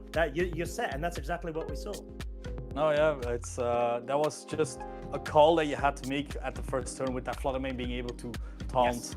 And well, that's the thing about the power that is, of course, Calyrex Ice Rider. It is one of those Pokemon that has been used less this time around. We've seen it paired a lot with Miraidon mainly, but seeing it paired with Koraidon just trying to cover the weaknesses and a lot of grass. Let's be honest, there's a lot of grass types in this format right now as well. So both these Pokemon love to see that right now, being able to Glacial Lance or even go for a strong Flare Blitz, Flame Charge, anything really, and all of that, just ancient Pokemon fire spam really. Yeah, exactly. And I think, like you said, and well put there with identifying around the grass types, having Leech Seed on this Calyrex Ice Rider, let's say, for example, when you do the scenarios of the Amoonguss, like we saw literally in Game 2 right now, if you set up a Leech Seed from before you get spored into, you don't mind being asleep as much because you're gaining recovery back and you're allowing more sustainability for your Pokemon on the field, and that's sort of what this set loves doing. It just wants to sit there, get support from its Pokemon. Oh, okay, I need this Pokemon KO'd. Koraidon, can you hook me up, my friend? It's like, yeah, sure. Like, once Trick Room's ended, sure, I'll set you up. Incineroar, help me out too. Yeah. It's like, Incineroar, in the meantime, come in and assist us. It's like, but that's it. That's why it works so well. You've got different key components to a team composition that's allowing you to play that way, preservedly, but also quite dynamically at the different sort of board state that you need to, essentially. Yeah. No, absolutely. I think that's just the way it goes, really, because we've seen a lot of high horsepower, and people, high horsepower is one of those moves that, of course, it can miss, but you deal the super effective damage that you want to do against those fire types, against Incineroars and stuff. But why not take your time, enjoy the game, you know, like tap a bit of health of your opponent. Sounds like a commercial. Yeah, no. We cheat, L'Oreal. No, jokes aside, it is an absolute devastating set at times, because I remember when it got popularized, it was just strong, and it was just showcasing like the sustainability of Calyrex Ice Rider. And I do feel that we will see Ice Rider a bit more today. Yes, probably a tiny bit. It's definitely going to be the usual suspects that we see. But Then again, there's a lot more action that is to be had. What we're gonna do, you lovely folks, we're gonna go for a bit of a break until we do get Swiss round number 3. So if you haven't already been, try alternating between mainstream, us here at the side stream. You got so much more VG action straight and available at your door. So go ahead, get your refreshments, hop over to the stream, and we'll see you very shortly.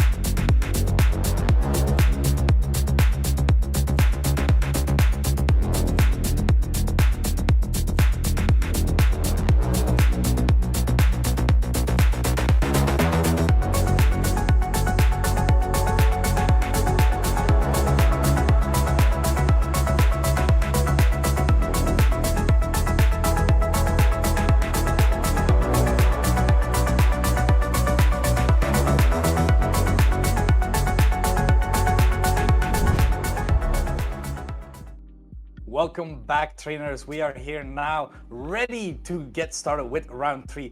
I am Simon van der Borgt, of course, joined with Costa Dynamus. How are you feeling right now? I'm feeling ecstatic. Oh, I'm on the wrong stop. Run away. No! Why do you have to do that? This is why we practice these kind of things. Well, I clearly did practice, but you weren't participating in. Yeah. It's don't worry, it's good.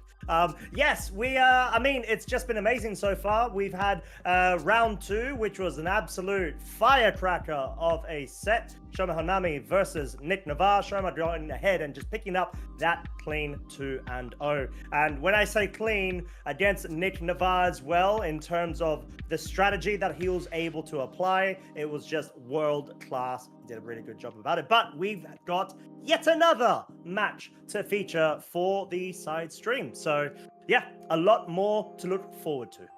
Yeah, world class is the correct way to say it, because let's be honest, all of these players are world class. We have seen at the mainstream and as a side stream, as we do have the pairings that we are seeing here on the mainstream. You'll be seeing Christopher Ham versus Lucas Seriabelli, and we just now we had Marco Silva on stream against Michael Der Beste on the mainstream. But as you can see, all of these names, amazing players, and we do see, I don't want to call it out, but I do see a lot of Japanese players there. Okay, so what you're saying is the odd year effect is still going strong. It's in full force, as we can see. And the other part that I want to mention as well is the Italian wave of spaghetti that I mentioned earlier. Coming Which, of back course, at the it. Italian people very much appreciate. We need to add the content.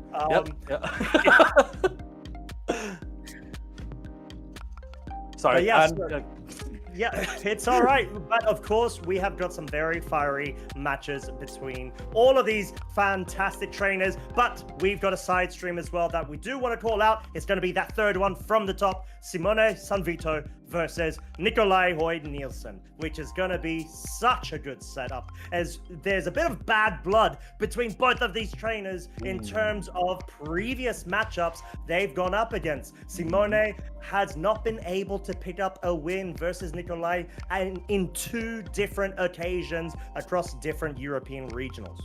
Okay, so getting that extra motivation there to really put yourself into full gear. Simone ready to try and get a little bit of revenge there against Nikolaj. Nikolaj, of course, we both know that both these players are astounding players. They have performed extremely well recently, both at the New Orleans International, where Simone was able to get top 32 and Nikolaj was able to get top 64 in that regard. And we have to talk about the bear. Nikolaj has been bringing this Ursaluna Blood Moon to so many events, and it's been just showcasing, like, I don't know what it is, but he has some magic, some ancient wisdom there that he's whispering into that Ursaluna Blood Moon's ear, because it seems so powerful when Nikolaj is playing that. Yeah, I mean, you're not wrong, my friend. Him and his brother as well. The fact that both of these trainers, not only are they performing at the highest of levels, they are performing and succeeding with one of their most favorite Pokemon. I've had a couple of deliberations on who is the true biggest bear fan and stan, and yeah, I think both of them at this point. It's a bundle deal essentially, and they're both really, really good at playing that in all of the different teams that they've got. And one that we know, for example, that's been building up and actually won an online grassroots community tournament as well is a variation with Sneasler and Iron Bundle. Yep, Iron Bundle, one of those Pokemon that you see a little bit less of, but right now we are seeing it here on Nikolaj's side with that pesky Encore. Encore I've been seeing a lot as well in these high power formats as well. But look, we already have like a glimpse of the future with Sneasler being here, but with the Electricity trying to get that Unburden boost and then being able to provide so much damage output, not going for any Dire Claws or anything, but just the coverage that it carries already. It has such a strong close combat. Gunk Shot is also a very powerful stab option that it can have, and then Throat Chop to make sure to get rid of those pesky Calyrexes. Yeah, exactly. And you do obviously have to give caution to the wind when it comes to its accuracy. It's not the most reliable, like you mentioned, but there's just so much offensive backing when it comes to its options in particular. But then again, we've got Simone's side of the field as well, rocking the trusted and true Calyrex Shadow Rider and Zamazenta core with the accompanying Chien-Pao, Dragonite, Raging Bolt, and the Amoonguss. So the good old-fashioned Chien-Pao Dragonite duo is actually coming back quite strong with an Assault Vest variant power, which is really, really fascinating to see, as we've seen a couple of stark highlights of how Ruination as an item choice on Chien-Pao, you could combine that with a Calyrex or even a Zamazenta, I'd say more specifically, in order to be able to pick up KOs that you necessarily wouldn't, maybe against Pokemon such as Lunala, for example. Yep. No, absolutely. Ruination is just such an amazing tool to have. Low, taking exactly 50% of the remaining HP of your Pokemon, making sure that you are able to get those KO ranges in the next turn or in that same turn as well, as you mentioned, because Chien-Pao tends to be faster than Zamazenta, and Zamazenta sometimes misses the KO just by a bit. So a strong Ruination like that could certainly prove to be very useful. And as you said, Dragonite and Chien-Pao, it's a tale as old as time, these Pokemon being back next to each other. Being able to provide their just priority spamming extreme speed and sucker punches despite that. And yes, we are very excited to see what these players are bringing as we will go into the match in just a bit. But I do think that we don't have the Zamazenta Calyrex mirror, but we do have a live up Miraidon on Nikolaj's side, which I do think is quite interesting. Oh, 100%, especially when you're able to power that up even further with the Terra Electric multiplier, which, as we've mentioned, there's such a fascinating way how multipliers can compound, especially when, you know, stacked on top of one another in order to reach heights unfathomable. You pick up KOs or you hit damage calcs that normally you wouldn't expect from this kind of Pokemon. You'd expect, okay, sure. You know, Miraidon, just generally speaking, is always going to be choice specs variant locked, as you know, we know it's so popular, but being able to have the choice of alternating, you've got a Volt Switch as well, in order to be able to have some sort of pivot move to bring a Pokemon in. Let's say, for example, you lead with the Miraidon and the Farigiraf, you could go for that Volt Switch and bring the good old-fashioned Blood Moon Ursaluna in if you want to try to opt for that slower mode. Yeah, I do think Ursaluna Blood Moon is just such a good Pokemon as well, because it's kind of being able to be a very good Pokemon versus some of these restricted, especially if you have a choice spectrum item being locked into an electric move. Guess what? This bear is a ground type, so does not really mind any sort of electric type moves. Oh, you want to Astro Barrage? Guess what? I am also a normal type, so I do not care still. And then it's that ability as well. The ability, of course, being able to hit ghost types with its normal type moves as well, which just showcasing, especially in a format like this, where there are quite a few ghost types that are very strong, can prove to be very useful, as you are able to just make sure that nothing is able to resist whatever Blood Moon is coming out of your third eye. Well, exactly, and it's just got such a unique ability too, the fact that you're able to go ahead and essentially have a scrappy on-demand worked in with an additional way of making sure that you can never miss any move, because it's sort of like the keen eye integration as well, hence why we see Mind's Eye here. But just generally speaking, it's such a powerful Pokemon. Blood Moon, the move itself, 150 base power, you can hit it only one time, the following turn you can't use it unless you've got cheeky little shenanigans with an Encore by its side, but in this scenario, Nikolai does not. But Silk Staff is another form of way to be able to further damage output, especially when it comes to just the normal types, which is so trustingly relies on. But there's different variations of strategies you could go for from Nikolai's side. But let's try to focus a bit on the matchup itself, Shmon. How are we feeling each trainer's go-to Pokemon would be? Do you feel like there's any sort of like crucial main pieces that they're wanting to sort of navigate the condition for? I honestly think that the Sneasler is actually going to be quite a good piece to have. Especially in with that Dark Terra, for example, it is able to resist the Acid Barrage coming out from the Calyrex Shadow, but is also still able to threaten it with a Throat Chop, putting it to Sash, and then potentially another Pokemon picking up that KO there. But also with its just natural typing, being able to just close combat, a lot of these Pokemon still, Gunshot is still a very powerful move. Being able to hit things like Amoonguss, for example, but I don't think Amoonguss is coming to the field, so I do think Throat Chop and Close Combat are the way to go here, and Sneasler plus Miraidon, I can definitely see like providing Nikolaj a lot of utility here.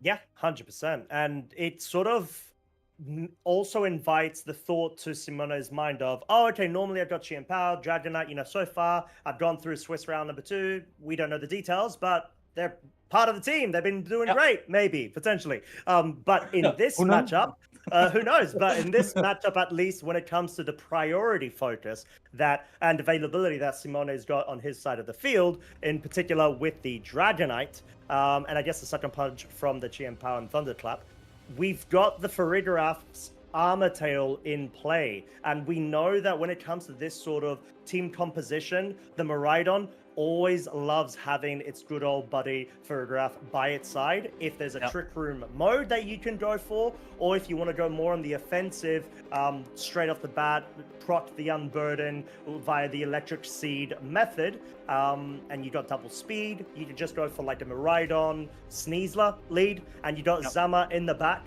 if need be to rotate in. And if you want to get a bit cheeky, even have the bundle there. Start breaking focus sashes where you can. So I could easily see a lot of these different Pokemon come in as a lead to begin with. So Nikolai already has a lot of options going. Yeah, it's a good thing that you pointed out the Iron Bottom, because of course it is providing that speed boost next to the Miraidon, because it's getting that Core Drive boost, so it will be the fastest thing. Being able to ice you in just as well, speed control, meaning you, as you said, you break the focus sash on the CSR and then able to KO it with another attack from the Miraidon itself.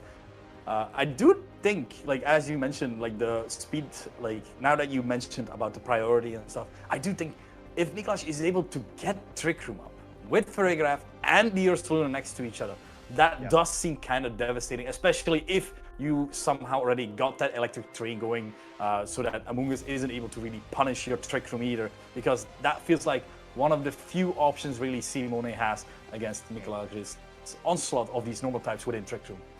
Yeah, 100%. And I guess there is the additional factor of the Earth Power from the Ursaluna doesn't get a damage boost via what is usually the Life Orb. In this case, Miraidon's nabbed that little item. So there could be a scenario where the Zamazenta could actually survive maybe even a 2-shot to 3-shot range, depending on how bulky the Zamazenta can be. We're expecting the Ursaluna to be the classic, modest, just maybe slower sort of speed, unless there's a case where Ursaluna, I know that Nikolai in the past has run a couple of fast Blood Moon Ursalunas. They normally have Tailwind available.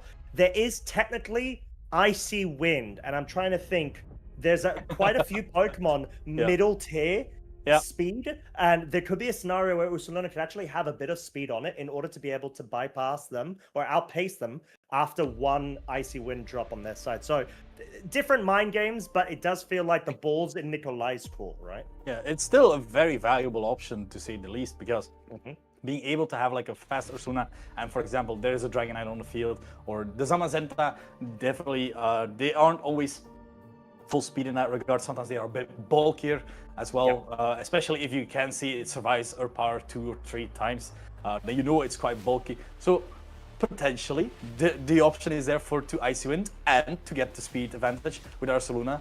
And honestly, a fast Ursaluna is one of the is also kind of scary at times, because we've seen Raghav, the first time with getting the win with the Miraidon as well, with that Tailwind mode as well, where it was able to outspeed all the necessary threats and be able to absolutely demolish any Pokemon in front of it. Because that is the scary part of Ursaluna Blood Moon. If it has the advantage, it is one of the scariest Pokemon that isn't even a restricted.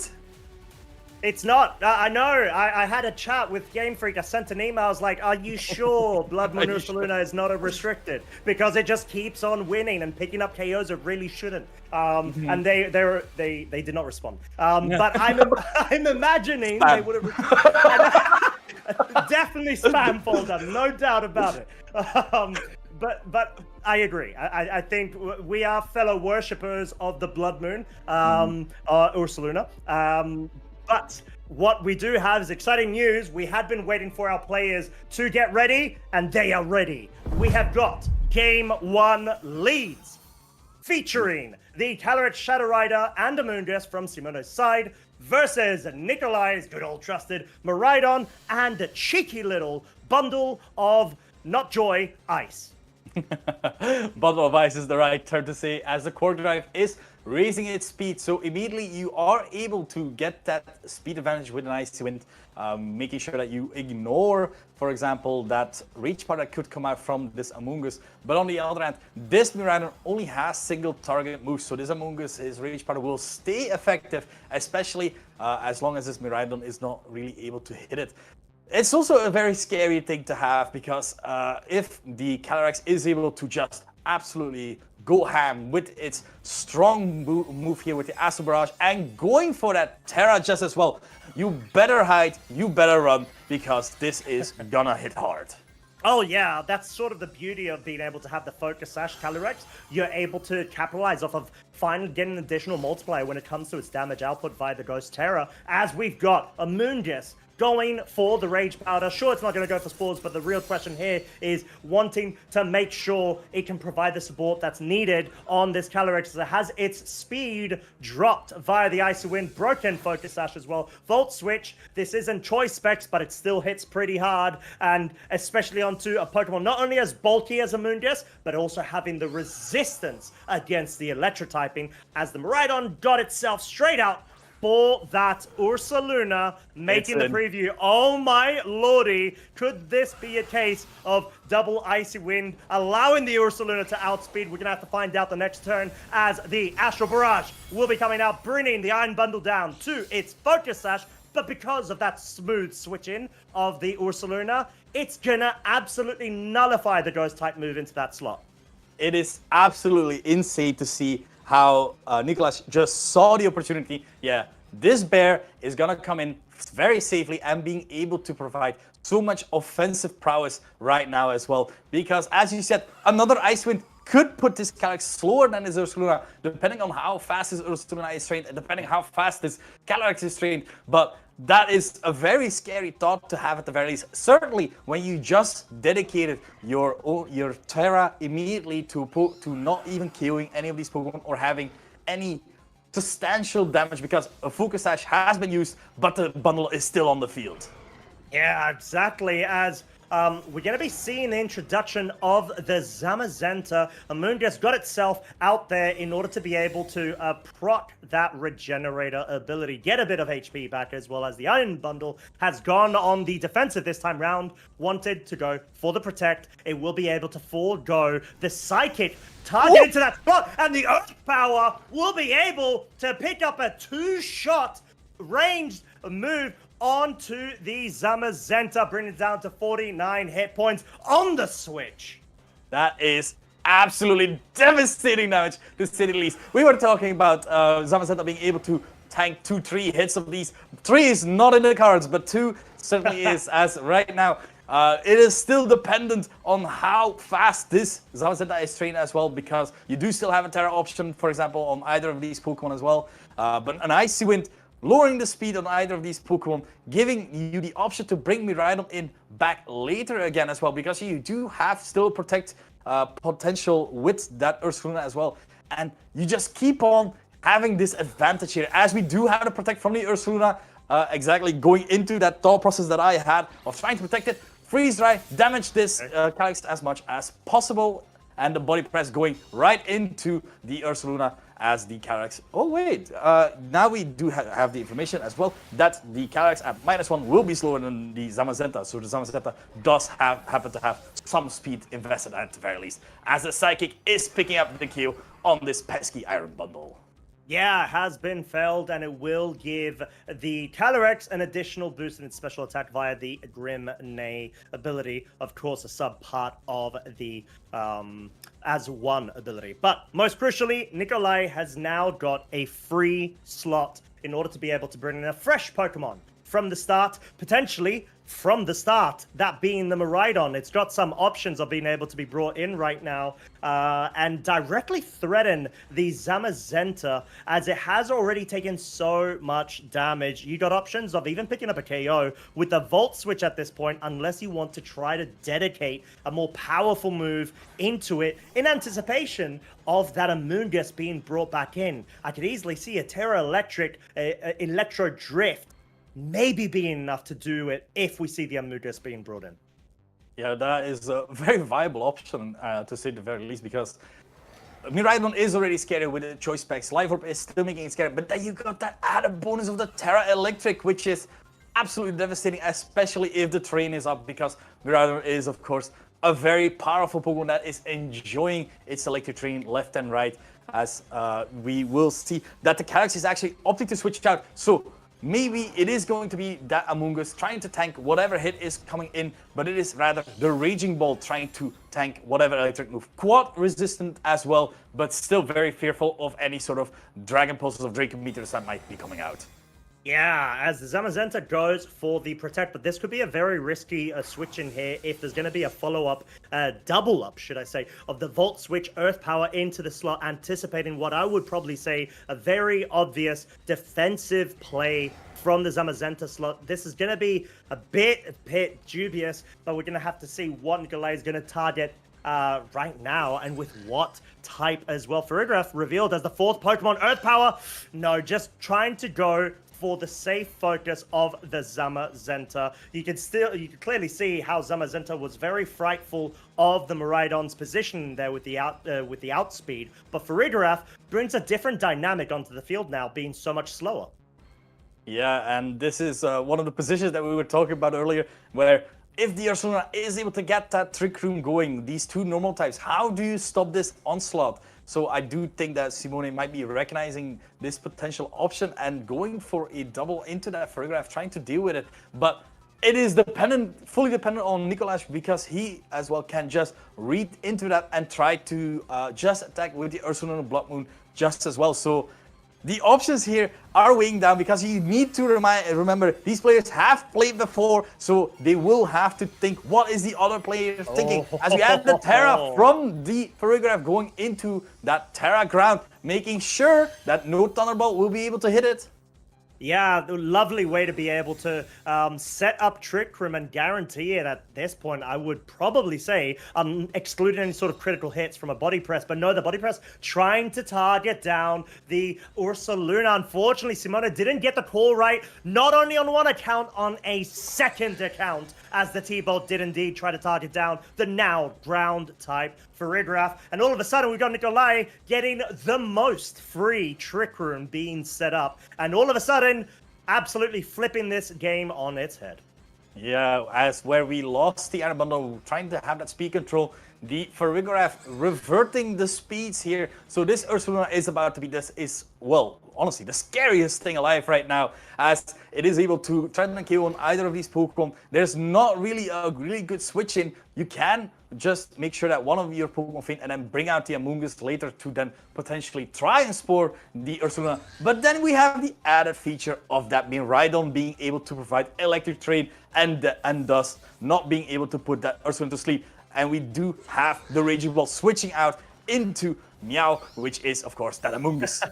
Yeah, not a sound that you'd expect the Mushroom to be able to do. But regardless, Protect from the Zamazenta. The question is, does Nikolai read the slot? No, he goes for the Earth Power into the Zamazenta. This could easily be a Psychic from the Farigiraf in anticipation of the Amoonguss, and it is. It will be able to target down, not pick up the KO, just barely missing it, leaving it on 19 hit points. Yeah, 19 hit points is what you're working with right now. So you do have the option, the mind game here really, if there's gonna be a Miraidon switch in or not. And if it is, you can potentially, if you have access to it, of course, to Pollen Puff, being able to heal up your Zamazenta and try and metagame a little bit here and thinking what Nikolai might be trying to play at, because you still have 2 more full turns of Trick Room and you need to deal with this bear as soon as possible. Yeah, and it's very awkward right now because you got Amungus on the field, so surely this invites Nikolai to bring the Miraidon in order to be able to negate any spores being chucked down, as we do see Farigiraf being the choice of slot there. But then again, this depends. Is there going to be a redirection or a spore from this Amungus? This is going to be quite crucial right now. There is no redirection, which means this Ursaluna may well have just caught the Zamazenta finally with an Earth Power. 3rd time's the charm. It just finally fell down. The powerful dog-like Pokemon. But then again, this is still the first of Simone's Pokemon. Even though we're pretty much 5 or 6 turns into this game, he's finally dropped a Pokemon. Yeah, 1 Pokemon down, still a turn of Trick Room left, 2 more turns. That you will have to consider what your options are. You do have Protect, making sure that you're able to survive at least for 1 turn. You're able to redirect with your Amungus at least for 1 turn as well, as you are able to try to deal as much damage as possible, because right now this Raging Bolt is free to go for any sort of Dragon type move on any of these targets, because, well, let's be honest, 2 Ground types, 1 Electric Dragon, not really a lot of good targets for any sort of Thunderbolts there in that regard. Yeah, no doubt about it. And yeah, at this point, you just want to be able to capitalize off of the remaining turns of Trick Room. You've still got the options, like you mentioned, of doing the couple of switch outs, maybe in anticipation, but I think the Miraidon's probably going to stay put until at least 1 more turn, as it does go for the Protect, followed suit, of course, by the Raging Bolt. That went for it, but the Sludge Bomb will be targeting down the Ursaluna. We know it's its only offensive move, and the Earth Bower did try to target down the Raging Bolt too. So a bit of a stalemate here, and a bit of damage dealt onto the Ursaluna. I'm not sure this is gonna help the situation, though. Simone is gonna have to lose a Pokemon, potentially too, if he wants to try to win this out with the Calyrex in the back.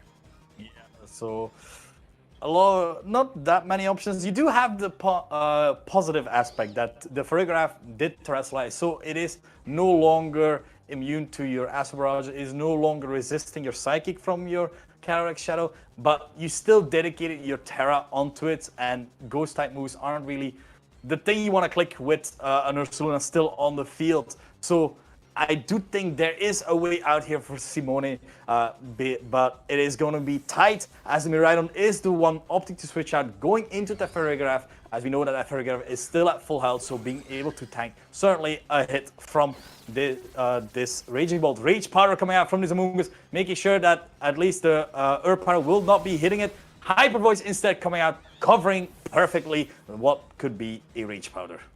Yeah, exactly. And I think at this point, the Hyper Voices are so free in order to be able to deal the damage and just sweep up the rest of the Pokemon remaining, as obviously Mind's Eye is able to bypass the Ghost type immunity. And we saw Raging Bolt wasn't quite able to pick up the KO onto the Farigiraf in order to be able to start speeding this process down. And just a very quick note, seems like the overall time of this match is down to 50 seconds on the top right. So a bit of a grueler between both of our trainers, but Calyrex is now on the field, even though there still is the Ursaluna. The question is, can you get rid of it and allow Calyrex the room to start sweeping? Because, like you said, Shmon, there is that reverse sweep potential Simone's got going. Yeah, so that is exactly what he's banking on. We already saw that Simone looked into attacking the Ursaluna, but Nikolaj has to decide if he's actually going for that option, because a Protect plus a Trick Room could very well be just as safe of a play.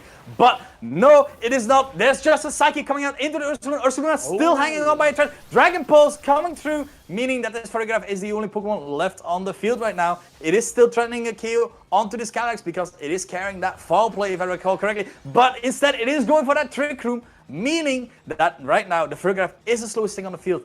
But as long as it doesn't threaten a KO onto this Raging Bolt might be running away with the game.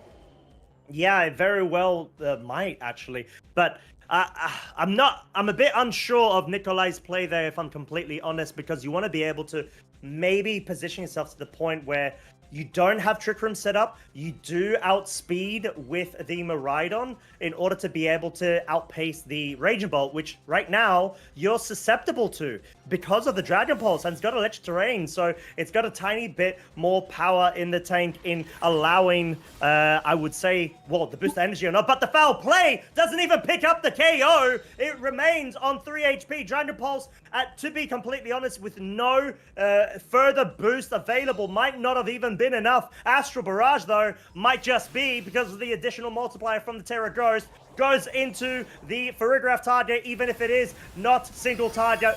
Damage move, it is enough. And it gives it the +1 in special attack right now. And all of a sudden, that clutch survival from the foul play really pulls through. And essentially at this point, guarantees Simone the win against Nikolai's just effort through it. And you see the timer's down to just a couple of seconds.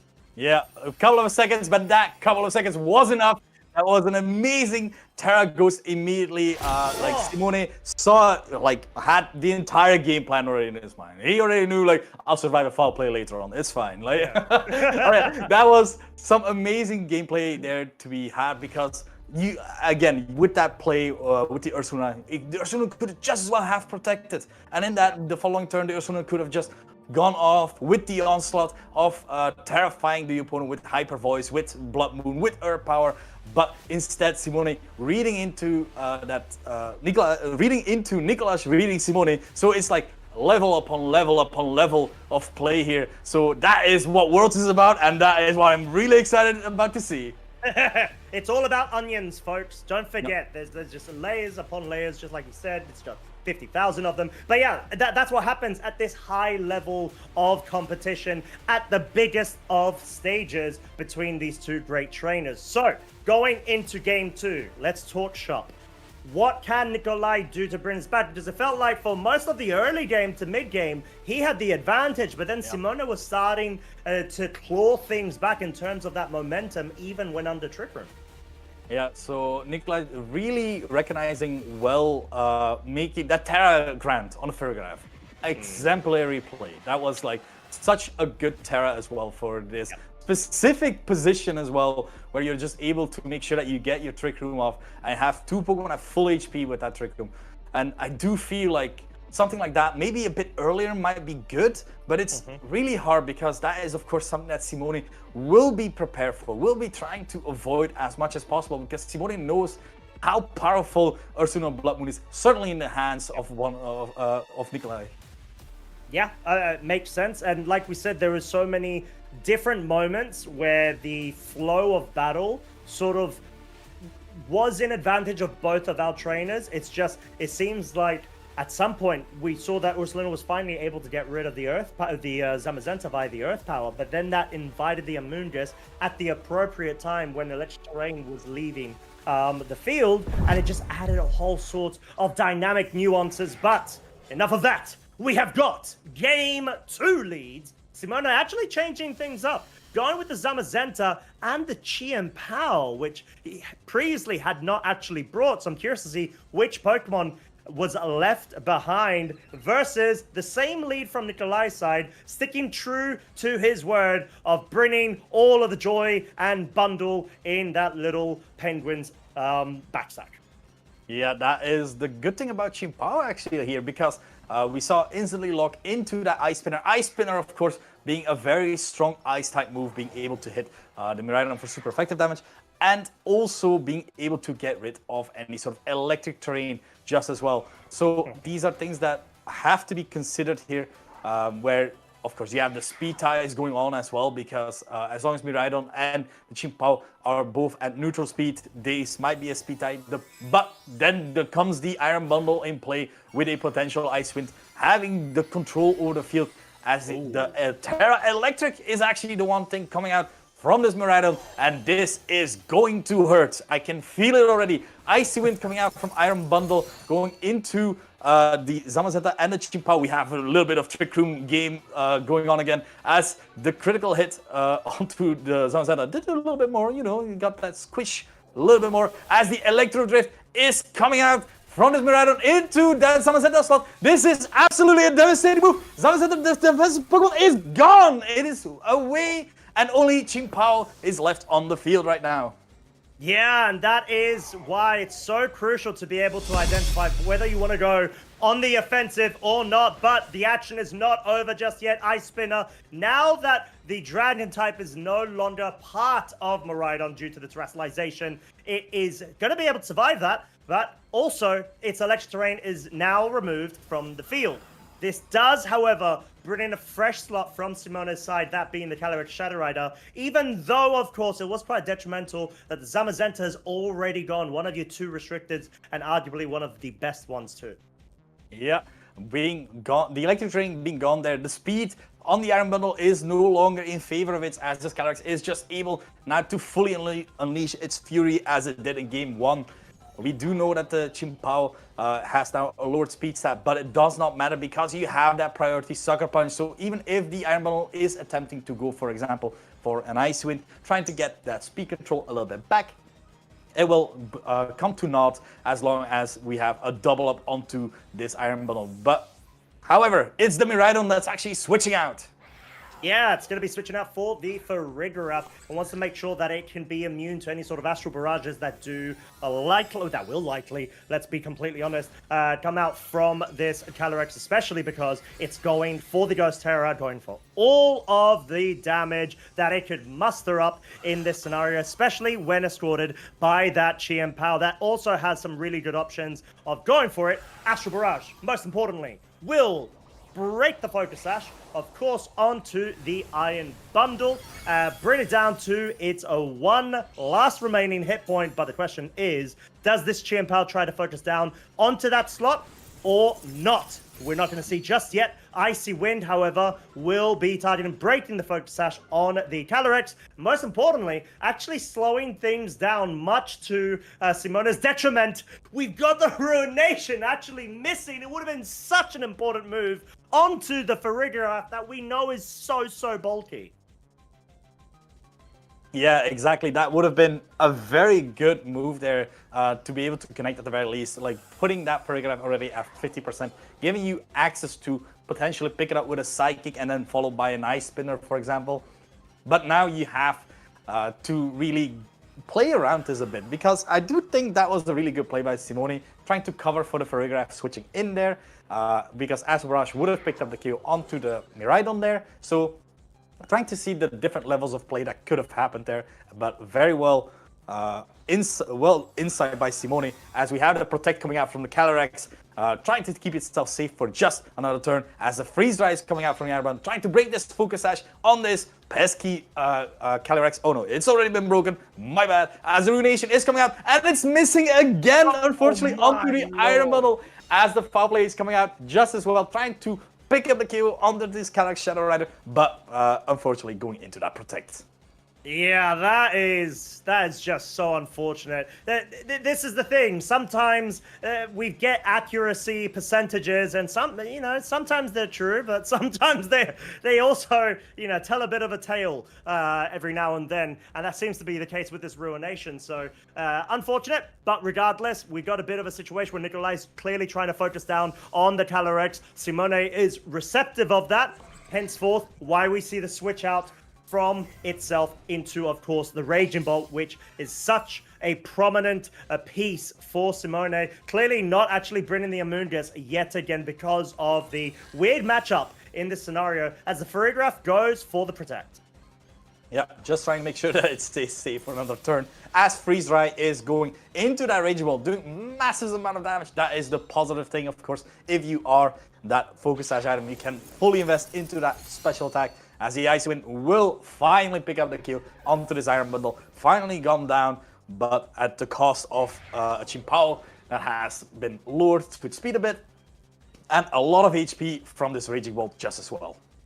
Yeah, exactly, and this is the sort of speed dynamic that's more in favor of Ruination combos, essentially, where you've got the Chi and Pal being faster than the Raging Bolt, which is definitely what you want to see if you've got a very powerful move that can essentially hit a two-shot within the range to be able to just put it just a bit over.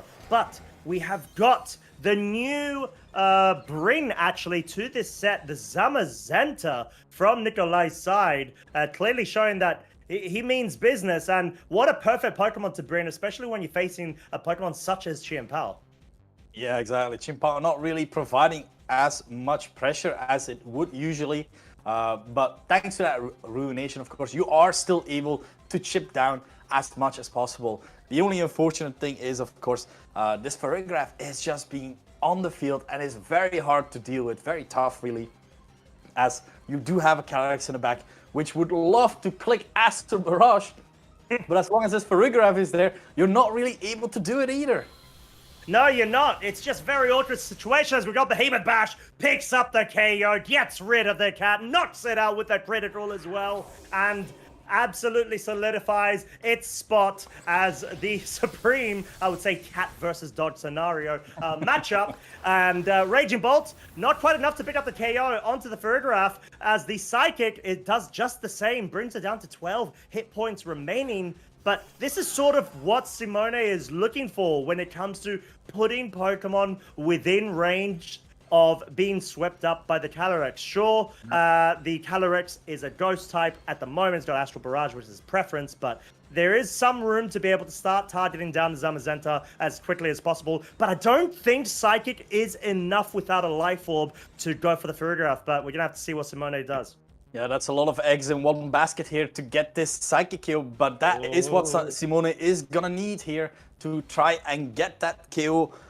Because as soon as that Farigiraf is gone, we do have somehow speed picking up again, because the Calyrex is able to then Astro Barrage, for example, as long as he's calling correct with the White Guards, or just Psychic into the Miraidon, or either the Zamazenta slot. As the Farigiraf is actually opting to protect here, so let's take a look. Protect from the Farigiraf, meaning that the Psychic will not work this time around. We're not even gonna know if this would have been enough for a KO. The Zamazenta is now free to move. What it wants to do is Behemoth Bash into the Raging Bolt and will be picking up the KO there, meaning it is a lone king on its horse versus 3 more Pokemon to go. Yeah, and this is definitely not what you want to be looking at against, should I say, if you're Simone. Sure, you got game 1 up, but this is looking like it's in Nikolai's favor. You're going to have to be able to sort of split your attacks right now, and you're also up against a Wide Guard user, so you have to go for Psychic in order to pick up the KO on the Farigiraf, but then you want to try to go for the Astral Barrage to take advantage of as much damage output as you can onto the Zamazenta, which, like we said, does have Wide Guard, and you're just in this awkward spot where there's just too little resource availability left for Simone to be able to essentially run away with this game or puncture the board in a way to his favor. But we're going to have to find out if Psychic will be enough to pick up the Farigiraf. Okay.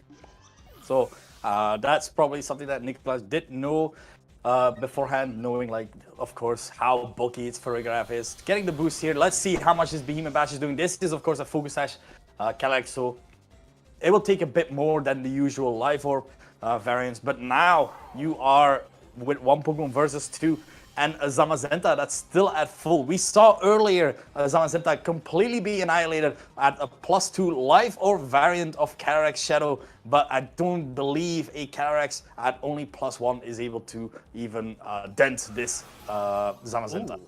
Oh, but there's no Wide Guard. Astral Barrage is going to come out if there's a critical hit. This might just run away with the game for Simone, but there is not. Zamazenta is able to hold on, allowing Nikolai to go for the Behemoth Bash in order to pick up this very, very needed Game 2 win. From that range, more than enough. He's able to go ahead and force the Game 3 that we have all been wanting.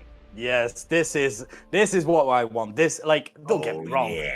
O2 wins against, like, solid players still entertaining to watch. But this is definitely a player. These two players, both at 2-0, they know they want this. They want to fight for this. They're scrambling for, especially given the history right now. Simone has taken game 1, and then Nicolas said like, wait a minute. Won our last 2 sets. No. This is not how the story goes, my friend. So immediately retaliating with Zamazenta and with the trusty Farigarath to say at the very least. So what are the adaptations here? What do we think is the way to go? Because I do feel Chimpao was a good call. Unfortunately, the Ruination wasn't really flipping on the right side. Well, it definitely wasn't. It wasn't flipping anywhere. It wasn't landing. It wasn't doing it. It was just not able to, get much out of the tank, unfortunately.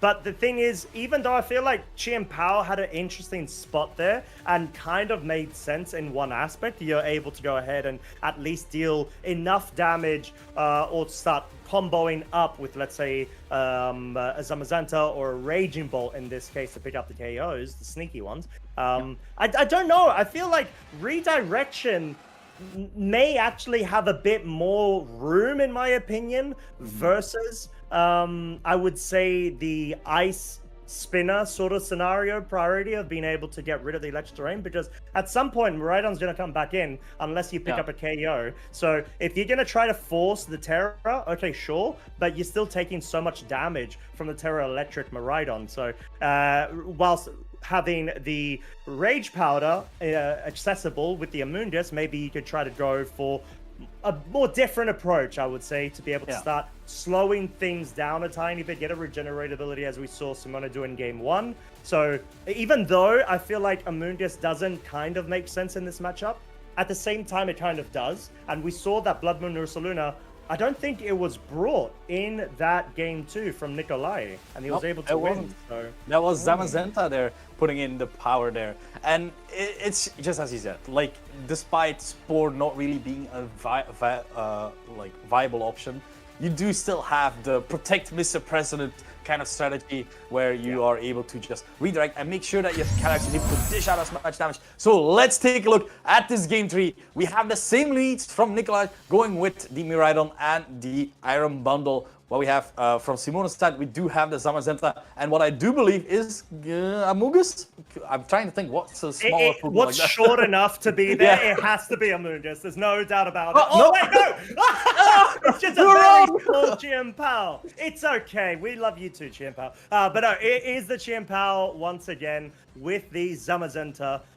So fascinating. We've got a scenario where the Chien Pao is just going to be able to go ahead and essentially go on the offensive. This is sort of the combo that we're talking about, that there is the case that you could try to go for the Ruination and maybe the follow-up with the Zamazenta. But the problem is, once again, you are susceptible to this Miraidon's outrageous damage output. You know the speed is always an advantage from Nikolai's side. So Simone didn't go on the defensive in game 2. It cost him. Let's see if it's going to happen again in game 3. Yeah, Protect coming out from Iron Bundle, keeping itself safe. Miraidon as well. Trying to see what is Simone's game plan here. That's the power of Live Up, just as well as we have the Ice Wind. Trying to get that speed control with the Chien Pao, actually. Lowering any potential speed here on the opposing side. While the Zamazenta is still able to go for a body press. Let's see what the target was. That was the Miraidon here. So trying to see what Nikolai's plan is here. Really, Nikolai is now realizing, okay, you wanna attack my Miraidon. How can I avoid losing my Miraidon here? And I think the option is pretty much what happened in game 2. Yeah, exactly. And I do really like the fact that Simone went on the offensive there, even though we're sort of talking about, okay, maybe the defensive. It's like, but that's a bit too obvious. He goes on the offensive, and now there's a mind game of, okay, well, I'm Simone. I don't play defensively. What is that play style? I don't know what that is, but he did very easily lull Nikolai into false sense of expectation, go with a Protect right now on the Zamazenta, still yet again go for the Icy Wind in order to be able to reset the speed situations as we see the Terra Electric coming out from Nikolai's Miraidon. Yeah, Terra Electric, we already know the amount of hurt it can put on us. As Ice Wind is coming out, no Protect, no Wide Guard. This means this could very well just be another KO again onto the Zamazenta. The speeds have been dropped. Electro Drift coming out. It has a giant idea. It's coming out. Electro Drift going into that cheap power slot instead of the Zamazenta, meaning the Zamazenta is able to go for an attack here, and a very strong one at that, because this body press will hurt, to say the least. Yeah, I know, and just so many different variations of chicken being played right here. The Zamazenta deals so much damage with the body press onto the Miraidon, and now we've got a scenario where the Calyrex is brought on the field, but the problem for Simone's side is the availability of speed control from that iron bundle. You got this icy wind that allows yourself to be put in a spot where you can actually get outsped. However, you've got wide guard that's available in Zamazenta. That could be a way to get around this and hopefully actually try to pick up a KO onto the Miraidon. This could very well be what Simone needs, especially with that Ghost Terra. Yeah, Ghost Terra activated again. Throw Barrage coming in, very strong and very hot in just a second. Wide Guard coming out, making sure that no speed control is there.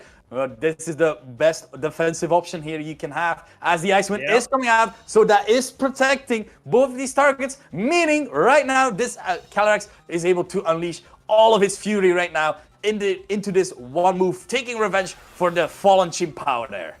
Yeah, Astral Barrage will be unleashed. Nothing will hold it back. It will outspeed. It will pick up the KO Miraidon. It will also break a Focus Satchel, bring it down to 1 hit point for the Iron Battle. And guess what? There's an additional thing, Shmon. It's also gonna get +1 special attack, Snowball mode activated against the Little Penguin. Yeah, it is that time. You have your Sash still intact. Farigiraf is on the field, and Farigiraf is actually might be the answer that Nikolaj is looking for, because you do have one option that this Iron Bundle still has, which is that pesky Encore. Encoring this Zamazenta into that Wide Guard could prove to be very useful right now, meaning that this Calyrex is not able to dish as much damage as it would like to, as this Farigiraf is then able to set up freely another Trick Room for a potential Pokemon in the back that I am sensing, you know, like I'm feeling him. I'm feeling a bear connection. But we have the Protect coming out from Calyrex, trying to check what is happening. We do have the Encore happening right now, and because of that Protect there with that Calyrex, it could very well be the next target. So Wide Guard coming out, and now we have the Farigiraf being able to just go for foul play, trying to break the Sash first, and then maybe later on go for a Trick Room.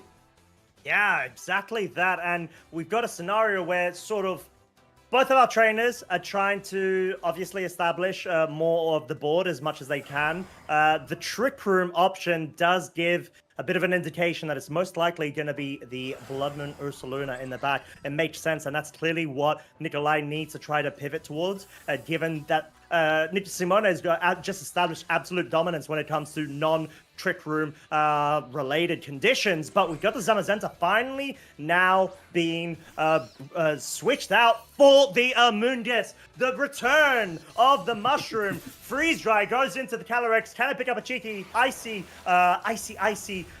freeze? But thankfully it does not. We see the Psychic pick up the KO. Guess what? Now you're facing a +2 Calyrex Shadow Rider, as well as Redirection right next to it, as if things couldn't get worse. But the foul play cannot pick up the KO, needed a critical hit to be able to run away and get rid of this board piece. But we've got the reveal, Shmon. There's no Blood Moon in the back, it's just the Zamazenta. My bear senses were off. It is just Zamazenta, as you said.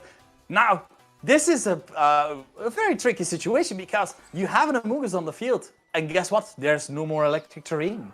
Spore is an option that you can push left or right. The Zamazenta is not able to dish as much damage to this Amoonguss. You do have a super effective Psychic that can come out from this Farigiraf, but Amoonguss will be able to put something to sleep if it wants to. Rather, it is going for Protect the President. It is Rage Powder coming out, making sure that this Calyrex is able to do what it wants. And it's just an Encore from this Farigiraf, making sure that it keeps getting redirected into that Amoonguss just as well. Behemoth Bash going into Amoonguss. Critical hit, doing a little bit more than what you would expect there, as foul play will be the next thing going into that Amogus. And you can see the strategy that Simone is doing right now, making sure that these Pokemon keep hurting themselves a little bit thanks to that pesky little helmet.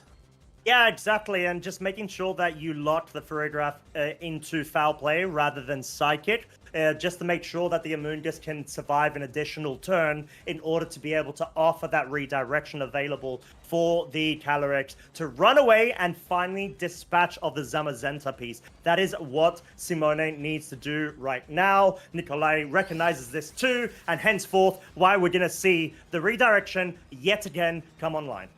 Yeah, Acid Brush coming out. It is not going to affect the Farigiraf, but right now we don't mind that Farigiraf being on the field, as the Acid Brush at +2 Terraghost is going to kill the Zamazenta. The defensive Pokemon, maybe, but not defensive enough when there's a Calyrex at now +3 on the field. Yeah, and that's all she's gonna write, folks. Foul play is doing squat against this Mushroom. 59 hit points remaining. The Calyrex Shadow Rider has absolutely dominated this game, as well as Simone Sanvito picking up the win 2-1 versus Nikolai. Yeah, that's going to be a stat that Simone is going to enjoy, especially after the last 2 times losing to Nikolai and now being able to win it all back at the World Championship. That is something that you love to see as a player yourself. You're gearing up for, okay, gotta shake off this, and we saw it in game 1. The tidal wave, like, it was a very balanced game in that regard. Game 2 was a little bit more on Nikolaj's side the whole time, and there was the backpedaling from Simone in here. But this game made it very clear that Simone knew what was gonna happen and tried to adapt as much as possible. Because honestly, that Calyrex, amazing Pokemon. Who would have known? I know. It's like, what? Like, are people aware of how broken this is? They might. It might be a candidate for winning the Worlds. Who knows? But what I did really like, and I agree with, is the adjustments from Simone in that game 3, recognizing, oh, hey, wait. Well, it seems like I like having this sort of Chien-Pao pressure when it comes to the Ruination and also the Ice Spin. It gives me a bit more options. It forces my opponent to respect my Chien-Pao more because I've got an Assault Vest.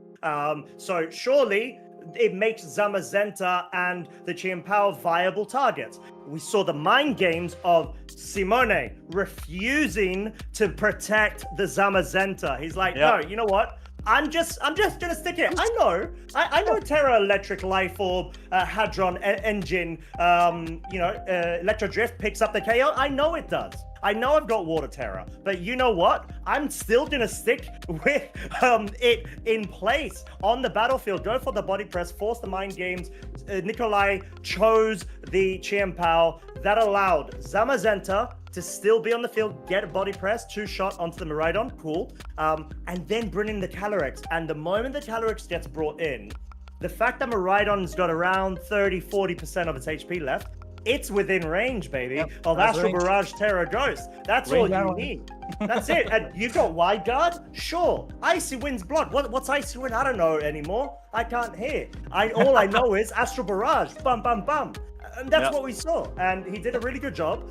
He left Raging Bolt. He left. He just chucked it in the bin. He's like, you know what? Redirection actually works really well. And it proved how he was able to take what he learned from game 1, take what he learned from game 2, and try to formulate a combination of that knowledge, take it to game 3, and it just worked so well for him. So fair play to him.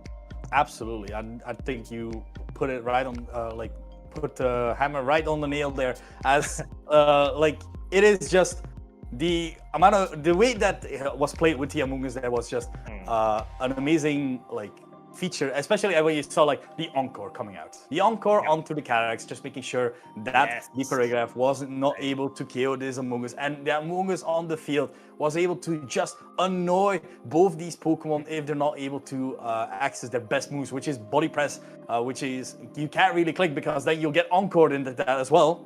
Yep. And then the Calyrex can just run away with the game as well. So in that regard, very well positioned there and smart play by Simone there. Just recognizing the options and the flow charting really of that entire game. He had the vision. He had the Calyrex noggin. It was just humongous really. He just needed to get the paintbrush, chuck some paint on it, and just go at ham. And he did it to an incredible standard. Props to Simone. But of course, commiserations, but congrats as well to Nikolai. He showed such a strong performance from his side of things. It just didn't work out in that game 3. The adaptation, I felt like it was a bit too slow of a moment to be able to bring the Blood Moon in, because the electric terrain had just been delayed so much that even if there was Trick Room and you did have Blood Moon Ursaluna, you're still going to be in an awkward spot. Clearly, he weighed a bit more on the Zamazenta there, but it didn't work out. But still, there's a lot more action to go here at Worlds, of course. That has been Swiss round number 3, a bit of a long one, bit of a doozy, but a great fun set regardless. What we're going to do is we're going to cut to a short break where we will be back with Swiss round number 4. So don't go anywhere. But if you do go somewhere, not only get refreshments, go over to the mainstream, check stuff out there, and come back as well when you're ready. Have them on both same time. It's awesome. It's a great time. We like them, they like us. Come on.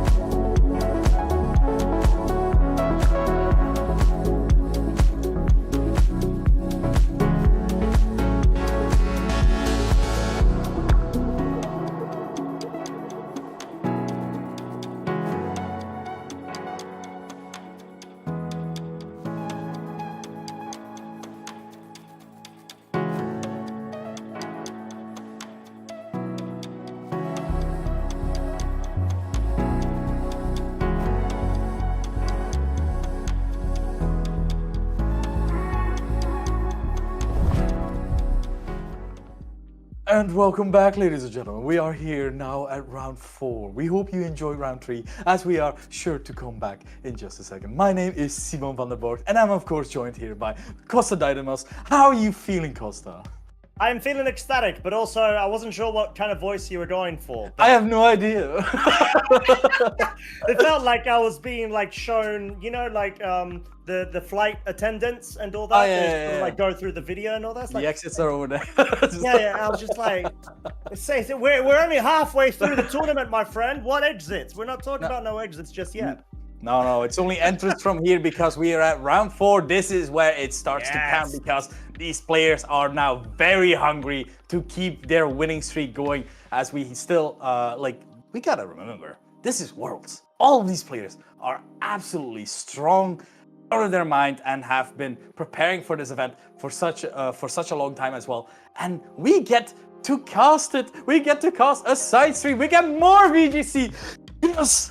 That's just the absolute dream that's just the dream of Worlds, really, to say at the very least. And we just had a doozy of the game where Simone Samita was able to best his demon, really, being Nikolai Hui Nielsen, which was impressive to see at the very least, because it's not only being watched here, it's also being watched on the other stream there. Yes, apparently that's what we've been told as well. Like, okay, well, I mean, it makes sense. More content, more action. Yeah, exactly. But yeah, I think talking to what you did mention, though, it was very impressive to see the action from Simone. But talking about action, we've got more action for you. Swiss round number 4. Guess what? You've already got the names on screen. On a bit of a spoiler there of who we're going to be featuring. It is Victor Medina versus Aurélien Soula, a battle of the finest when it comes to finalists. As we know, Victor and Aurélien have done incredibly well. They've got so many successes and titles under their belts, all spanning across multiple ICs with finalists as well. You know, Victor earlier this season versus Marco Silva at LAIC. And then last year we had Aurélien at NAIC New Orleans 2024 up against, of course, Patrick Connor at the time. And then again, you know, just the fact that they both have come so close to getting the first spot means they're so much more hungry to get it at Worlds. And that's exactly what they're looking for. Yeah, exactly. Hungry is the right thing to call it, because we have double Smurgle on the field as well, sometimes seen as the French mascot here. So Victor, on the other hand, having it, being that supporter set together with the Calyrex and Zamazenta. We have seen these variants of teams with the Smurgle support, but now with the Jungle Bros just as well, Incineroar and the Rillaboom having the fake out, making sure that this Calyrex is able to set up as much as it wants. You have the absolute best defense around this Calyrex with all of these Pokemon, and then Raging Ball to top it off. Just a strong Pokemon that is able to provide a lot of damage thanks to the booster energy and its photosynthesis ability, and then the fast Thunderclaps left and right. But honestly, Aurélien has cooked up some nice fish here, I might say. Oh, well, yes, but they are still in the water. Don't worry, we've still got the rain, and there's no sun on the other side of the field either. So, yeah. It'll be really cool, actually, to see the interaction, though, given the fact that rain will reign supreme and there's no opposition. More importantly, yeah, you throw me off, Shimon. Sorry. But we've got the interaction, I think, of, like you said, the setup potential from the Calyrex having the nasty plot. We've seen pretty much the same exact team as, if I'm not mistaken, was our first Swiss round number 1 side stream, where we featured a mirror back at that time. Now it's going to be the case where we've got the antithesis of Calyrex Shadow Rider being that Calyrex Ice Rider that we've also seen have a mirror of its own. It feels like the side stream worlds of different rounds have collided, and we've gotten such a cool little mix between both of our trainers here. Yeah, exactly. It's sometimes you're going to Worlds, so you are preparing yourself for what you will face off against what is deemed the best team, which is of course the best restricted to being Calyrex and Zamazenta. And then you have the other people that have dedicated their team to absolutely being able to try and demolish whatever that strongest pairing has, because this is just interesting to see at the very least, because we have Never Melt Ice, Calyrex as well. Not Clear Amulet, not even leftovers with Leech Seed, but Never Melt Ice, making sure that these Glacial Lines will just hurt that little bit more to make sure that it is able to try and snowball on its own time with Trick Room. And the nice part, I do think, is that we have Bascule Legion. Bascule Legion is one of the new Pokemon introduced in Hisui, which has an absolutely devastating attack, being that last respect for every Pokemon that gets killed. The base power of this move gets increased time and time again, and it is such a nice combination with this Kyogre, making sure that it is able to absolutely send out some devastating damage left and right as well.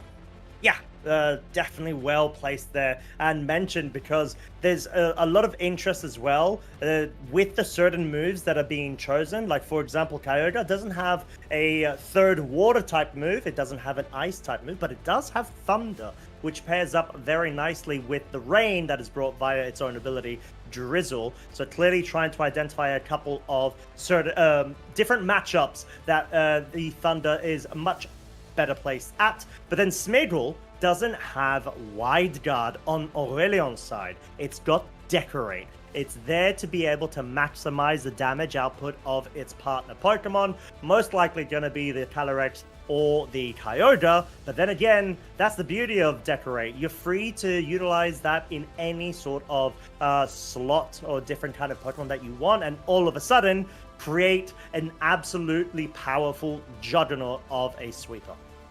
Yeah, that is the scary thing about Decorate as well.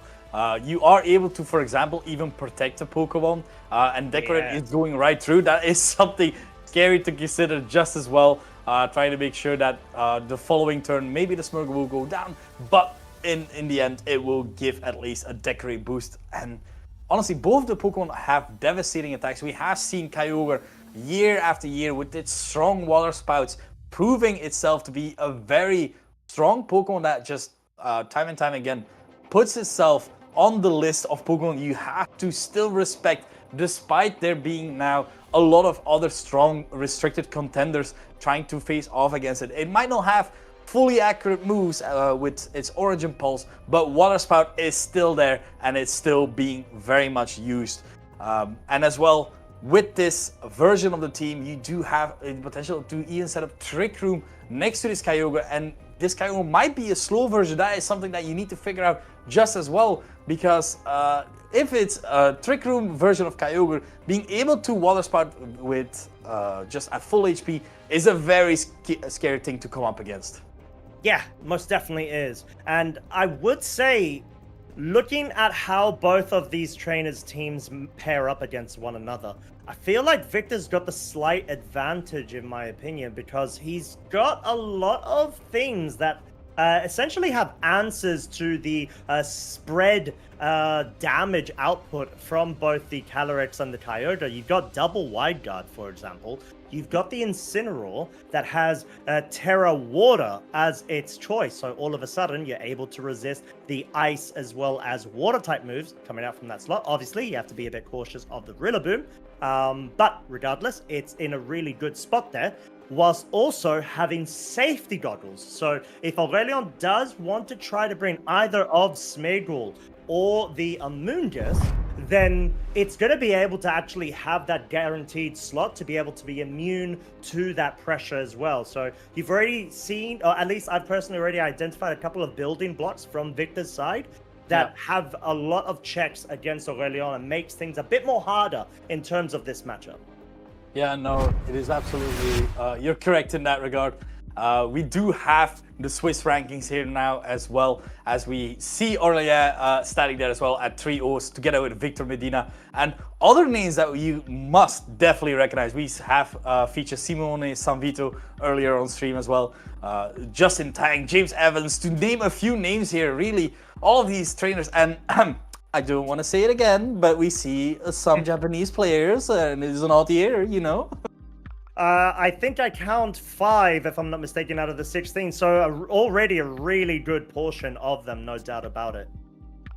Yeah, exactly. So that is the power boost of the odd year, and then combined with, of course, the Italian players, showcasing a strong presence as well, as we just had seen Simone in round 3, and now we will see the Spanish and the French duke it out as well in just a bit, which makes me very excited because. Honestly, these are two top players, and as you mentioned, these are two players that have gotten to finals. They have gotten to finals a few times, and they have gotten so close time and time again, but they've yet to get the title. So that means this is for them. This is not just this current match. This is also a match where the true victor must be decided, as you stated earlier. Yeah.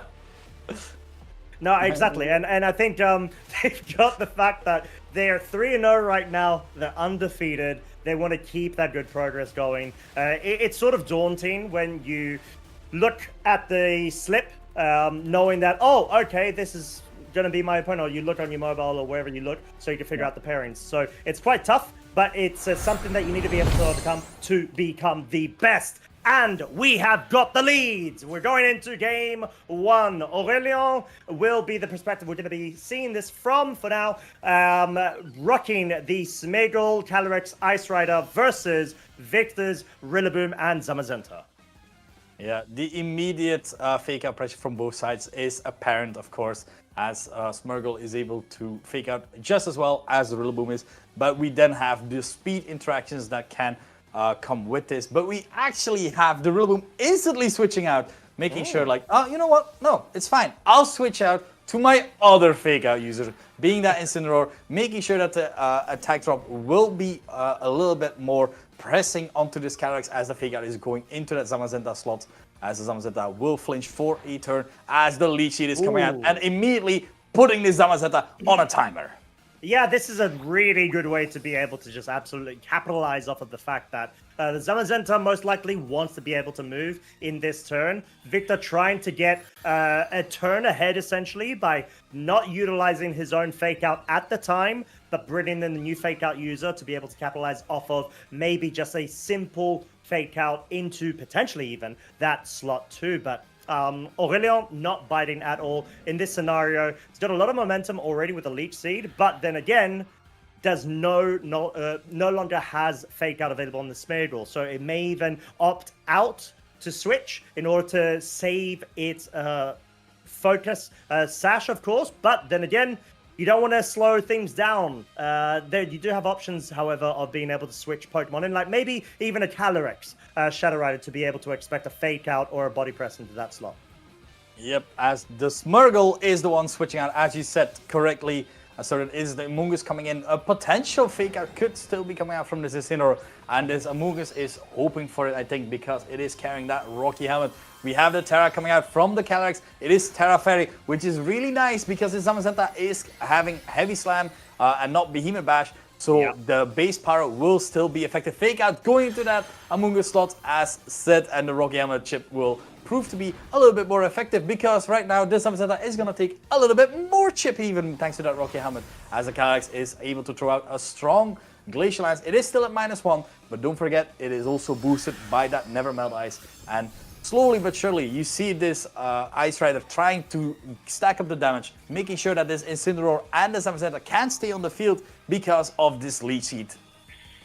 Yeah, exactly that, and it just goes to show why Leech Seed is such a cool move for this Pokemon, especially to be able to be further powered by the grass terrain from Victor's side of the field. But yeah, so Amoonguss being the best switch in there to be able to forego any sort of serious damage via the Heavy Slam as well if it was a Calyrex. But talking about Calyrexes, we do see it being brought over on Victor's side and just trying to clearly position and take advantage of a passive play that the Amoonguss is going to be going off for right now, in combination with the Parting Shot being able to bring it down to -2 of its attack, whilst, guess what? The fake out cycle is moving and grooving, and to that tune, we're probably going to be seeing that Rillaboom. Please don't let me down because of my poetic Victor, and he did, and he brought this on as a Thank you very much, sir. The Trick Room is now being set up, and the Trick Room,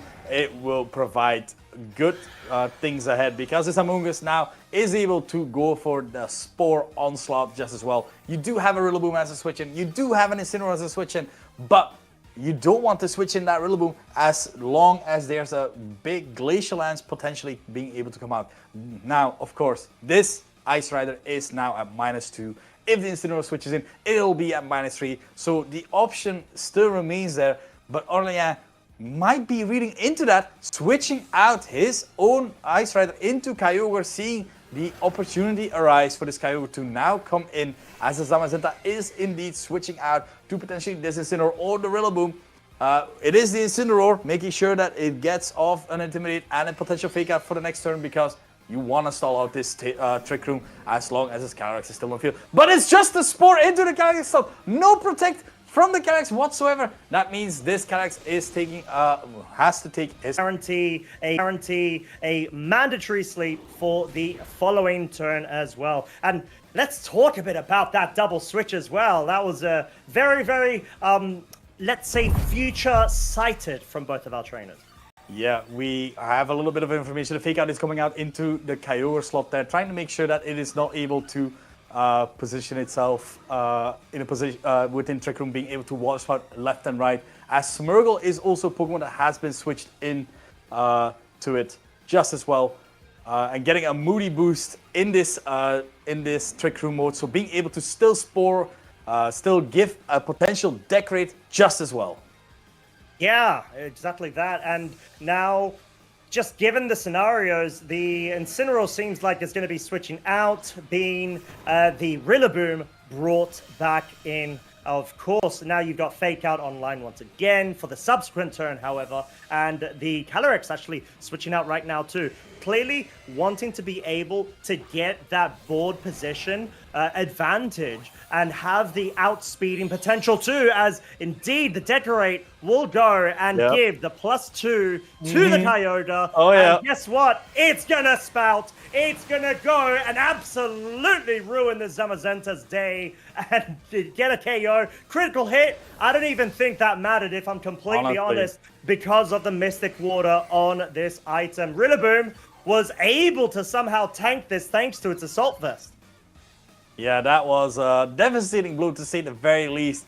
This is prime positioning by this Kyogre. Like, okay, we are in Trick Room. Kyogre was able to come in, Decorate now, +2. There's still Trick Room going on, and you have Smeargle being able to redirect any sort of moves as well. Yeah, for this Smeargle, a lot of special attack boost there. Not really able to use it, but at the very least, it is able to still potentially Spore or even Follow Me, making sure that this Kyogre stays safe for another turn. But the Calyrex has taken 2 turns of sleep, so it is very much able to just wake up as well and being able to just hit with as much devastating damage as that Kyogre just did as well.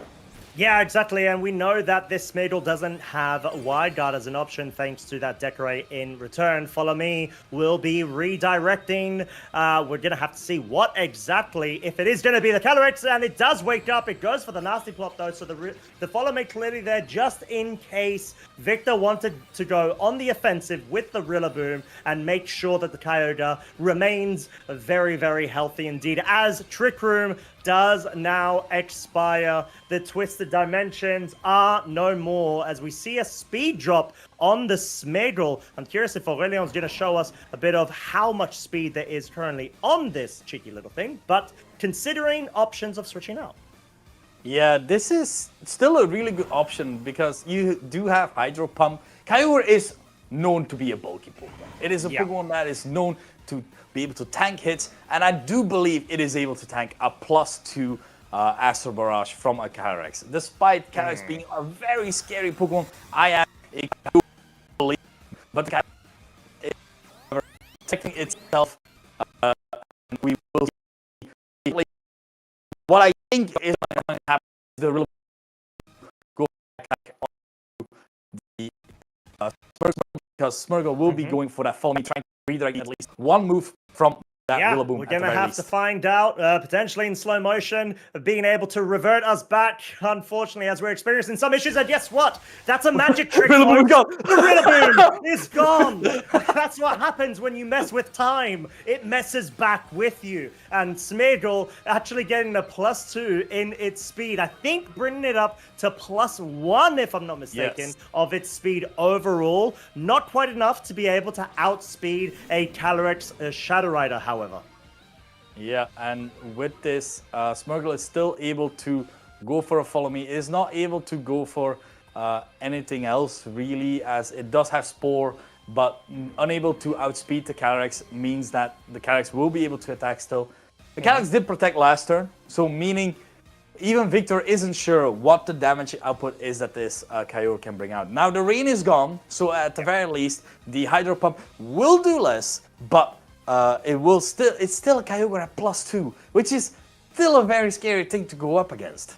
Oh yeah, especially when you know that it could at least outspeed the Incineroar. So if the Calyrex isn't able to go ahead and dispatch of it, that really spells a lot of trouble for it. And Amoonguss actually switching in right now, wanting to make sure that not only is the Smeagol preserved for a future turn, but Fake Out is as well. Whilst going for the defensive play of the Kyogre Protect, makes so much sense. The Amoonguss is going to be able to sponge up, I would say, an Astral Barrage. If that Sidekick did try to target it down, that would be very dangerous for the little mushroom. But thankfully for itself, it's able to go into Kyogre's Protect. Yeah, so with this board position, see, Victor is definitely not sure that Astral Barrage will be able to kill this Kyogre, despite the Lifer, despite the +2. Kyogre is still demanding the respect that it deserves. And we already know that Zamazenta has been down. The Rillaboom is low, so if the Calyrex is going for a Protect yet again, you are risking yet another Water Spout coming out and being able to kill your support mons time and time again. But it's just the Astral Barrage coming out from Victor. Let's take a look how much it is doing. It is just a flat-out double KO onto the Rillaboom and the Kyogre. Yeah, absolute double one-hit KO. Aurelion's Pokemon absolutely knocked out of this game. And guess what? It gives itself a present, a +2 special attack. It's as if it's a free nasty plot for picking up a KO. Incineroar, of course, not being able to do much since there wasn't much to target. And Grass Terrain now expiring, forcing Aurelion to bring in the Smeagol and the Calyrex Ice Rider of their own, which of course is Terra Fairy right now. But what's to stop this Calyrex is the real question. Is there a way that Smeagol could somehow assist this Calyrex to run away with a reverse sweep? Yeah, this seems like a very hard position because, of course, we saw just how much damage Astral Barrage did to that Kyogre. And we do have the positive side that Calyrex Ice is also a very bulky Pokemon. But is it bulky enough to survive +4 Astral Barrage, which is just that level higher, really, of damage output. And I do think that Orleans is already considering, okay, what are the adaptations that I need to make, because these fake outs that keep coming out from this Incineroar and this Rillaboom are really messing about. It's just actually Psychic from the into the Smeargle, meaning that the Calyrex Ice Rider is able to still move, as the Calyrex is just getting another boost. You know, one for the show. Yeah, why not? You know, +5. What's a +6? You know, maybe we'll see it in a turn or two. But the Incineroar, well, most crucially, the Calyrex is able to just survive. Clearly showing Never Melt Ice is a really good damage boosting item for this Calyrex to actually nearly pick up the KO. Oh, that could have been I did really, not really expect big. that. That was a very close call there. A critical hit could have definitely turned the tides there, as Terra Fairy is really hard to KO if your only Pokemon are, of course, that Rillaboom and that Incineroar, as I do believe that the Zamazenta has been KO'd earlier, thanks to that strong Water Spout from earlier. But very well played there, still by Victor, seeing his out here and realizing that this Calyrex is able to just run away with the game, or just like that, thanks to the nasty plots and being able to KO the Kyogre, which honestly, I respect Kyogre. Maybe I respected Kyogre a little bit too much. I still respect it, my friend. But you know, like in this scenario, when you've got to decorate on a Kyogre that has Mystic Water, that things get a bit tricky. I'm not gonna lie, they very much do. But then again, when you got a Calyrex Shadow Rider, boosted by Nasty Plot, boosted by just the Life Orb, adding an additional compounding multiplier effect boost, essentially, it gets even more dicey. And that's kind of what we saw. And honestly, Victor just played his cards really, really well in terms of being able to board position himself to the point where, right, he knows that he can absolutely run through Aurelion's team as long as there's a open window of opportunity, and that's exactly what he was able to capitalize off of. And yeah, the fact that Aurelion doesn't have wide guard is a bit of an issue that we're gonna have to see how Aurelion's gonna have to try to adapt to that in this game too.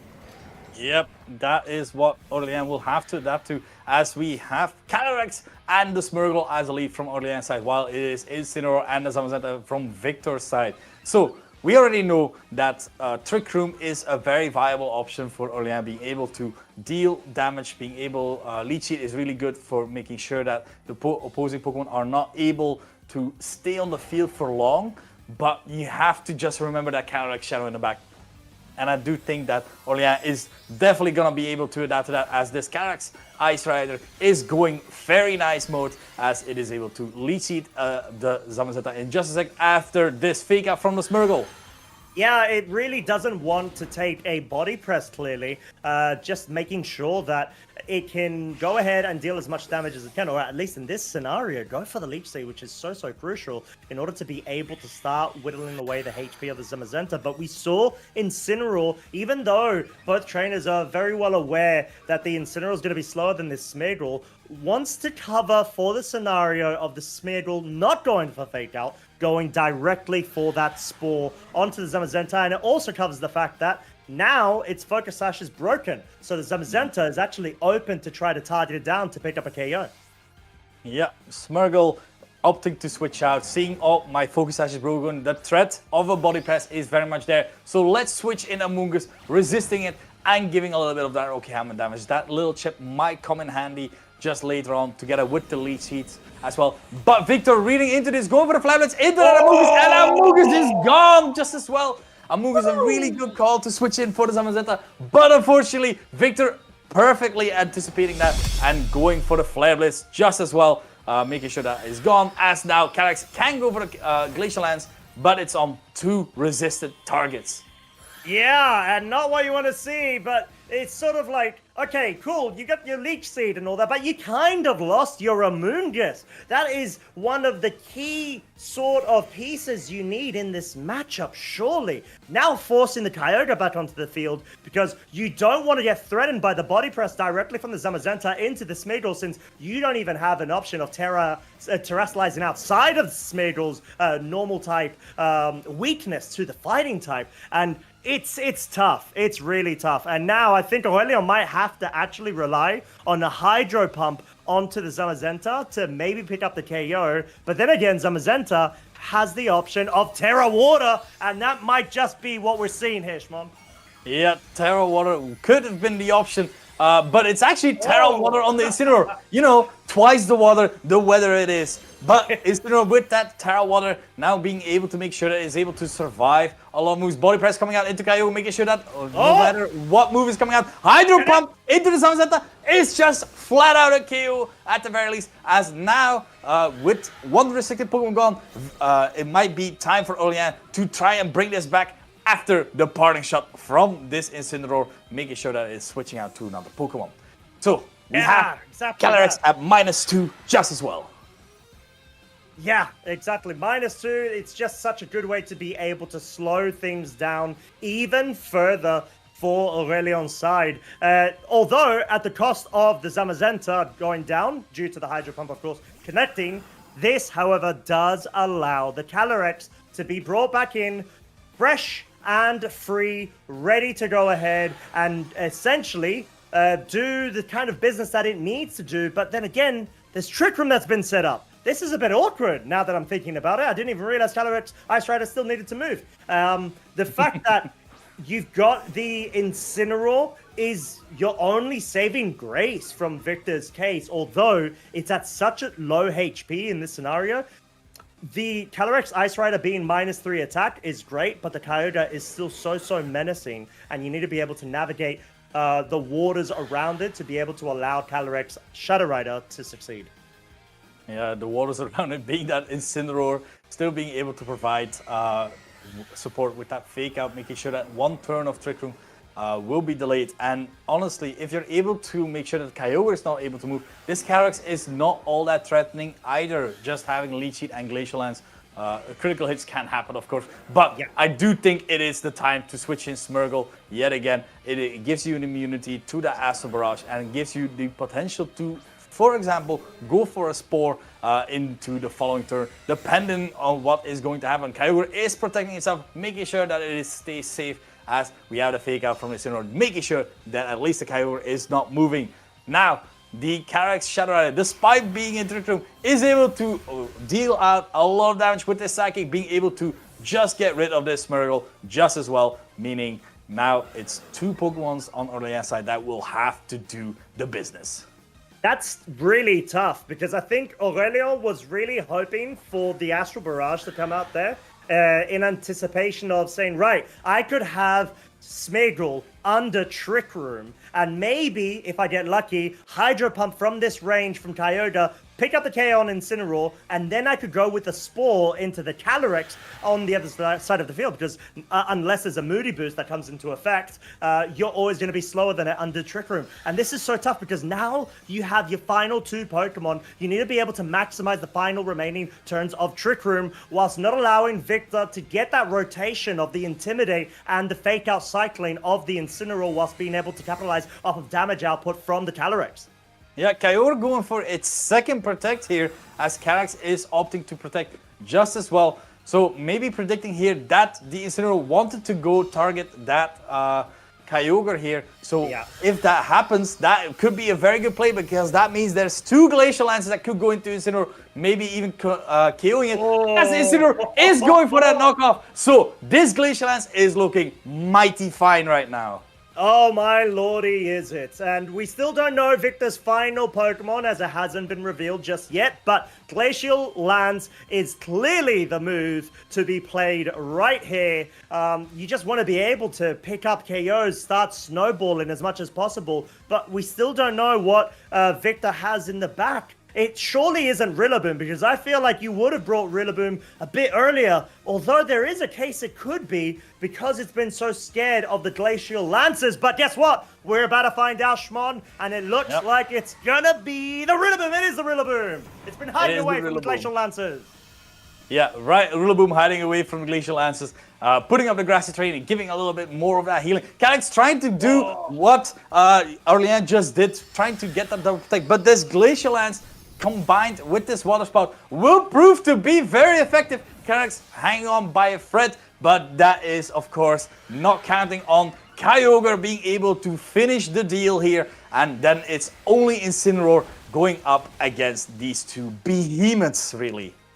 Yeah, exactly. And Victor's win condition in that scenario clearly is sacrifice the Rillaboom, go for the triple, or was it double? If not Double, triple, yeah, double triple maybe. yeah. And then you're able to have fake out pressure. Cool. Maybe you could get around by getting a nasty plot set up and surviving the Kyogre's move by going for the fake out into the Calyrex and then reverse sweep. But unfortunately, that did not prove to be the case for Victor's side. He wasn't able to get that win condition he was trying to look for, and we've got a game 3. Aurelio absolutely digging deep and saying, you know what? Nah, I'm not going to have that. I'm going to absolutely go run rampant, do the best that I can. It was sort of a bit inconspicuous in the beginning, given the fact that I felt like the advantage was in Victor's favor. But then all of a sudden, once we saw the Trick Room start being set up and the full manipulation of speed in that scenario, you've got all of the offensive pressure. You get that Calyrex switched out. Even though the Smeargle, it would have been cool to have it under Trick Room, it still allowed the Calyrex to be well-nourished, well-fed, and no longer have any Intimidate drops onto it to be able to get all of that damage output out. Yeah, it's exactly as you said. Getting that Trick Room up was the first step, and then that second Protect was very, was very needed really, because in that way that the Kyogre was able to stay safe and healthy. Knockoff could have definitely killed it, but we got Game 3 live right now. It's Calyrex, it's Smeargle, it's Incineroar, it's Zamazenta. It's a repeat of Game 2, but it's still very exciting. It very well is, my friend. And we've got fake out mind game shenanigans going around. Are we going to see something similar? Are we going to see more of an adapted play building up on game 1 and game 2's knowledge? We saw in game 2 in that scenario, there was a fake out into the Smeargle to guarantee A, it doesn't go for Spore, but also B, it has its Focus Sash broken. Clearly an adaptation Aurelion's looking for making by bringing the Amoonguss straight away. Yeah, Amoonguss straight away trying to make sure this Incineroar and this Zamazenta might get chipped with this Rocky Helmet as the Terra Fairy is coming out yet again on this Calyrex. It has proven to be very useful, so let's run it back again. Zamazenta protecting itself, trying to make sure that it is able to stay safe from any sort of fake out shenanigans as the Incineroar is going for that knockoff into the Amoonguss slot. Will take a bit of Rocky Helmet damage, but at least has gotten rid of that Rocky Helmet as well. Calyrex being able to set up Trick Room, and now this Amoonguss within Trick Room is able to sleep, and sleep again.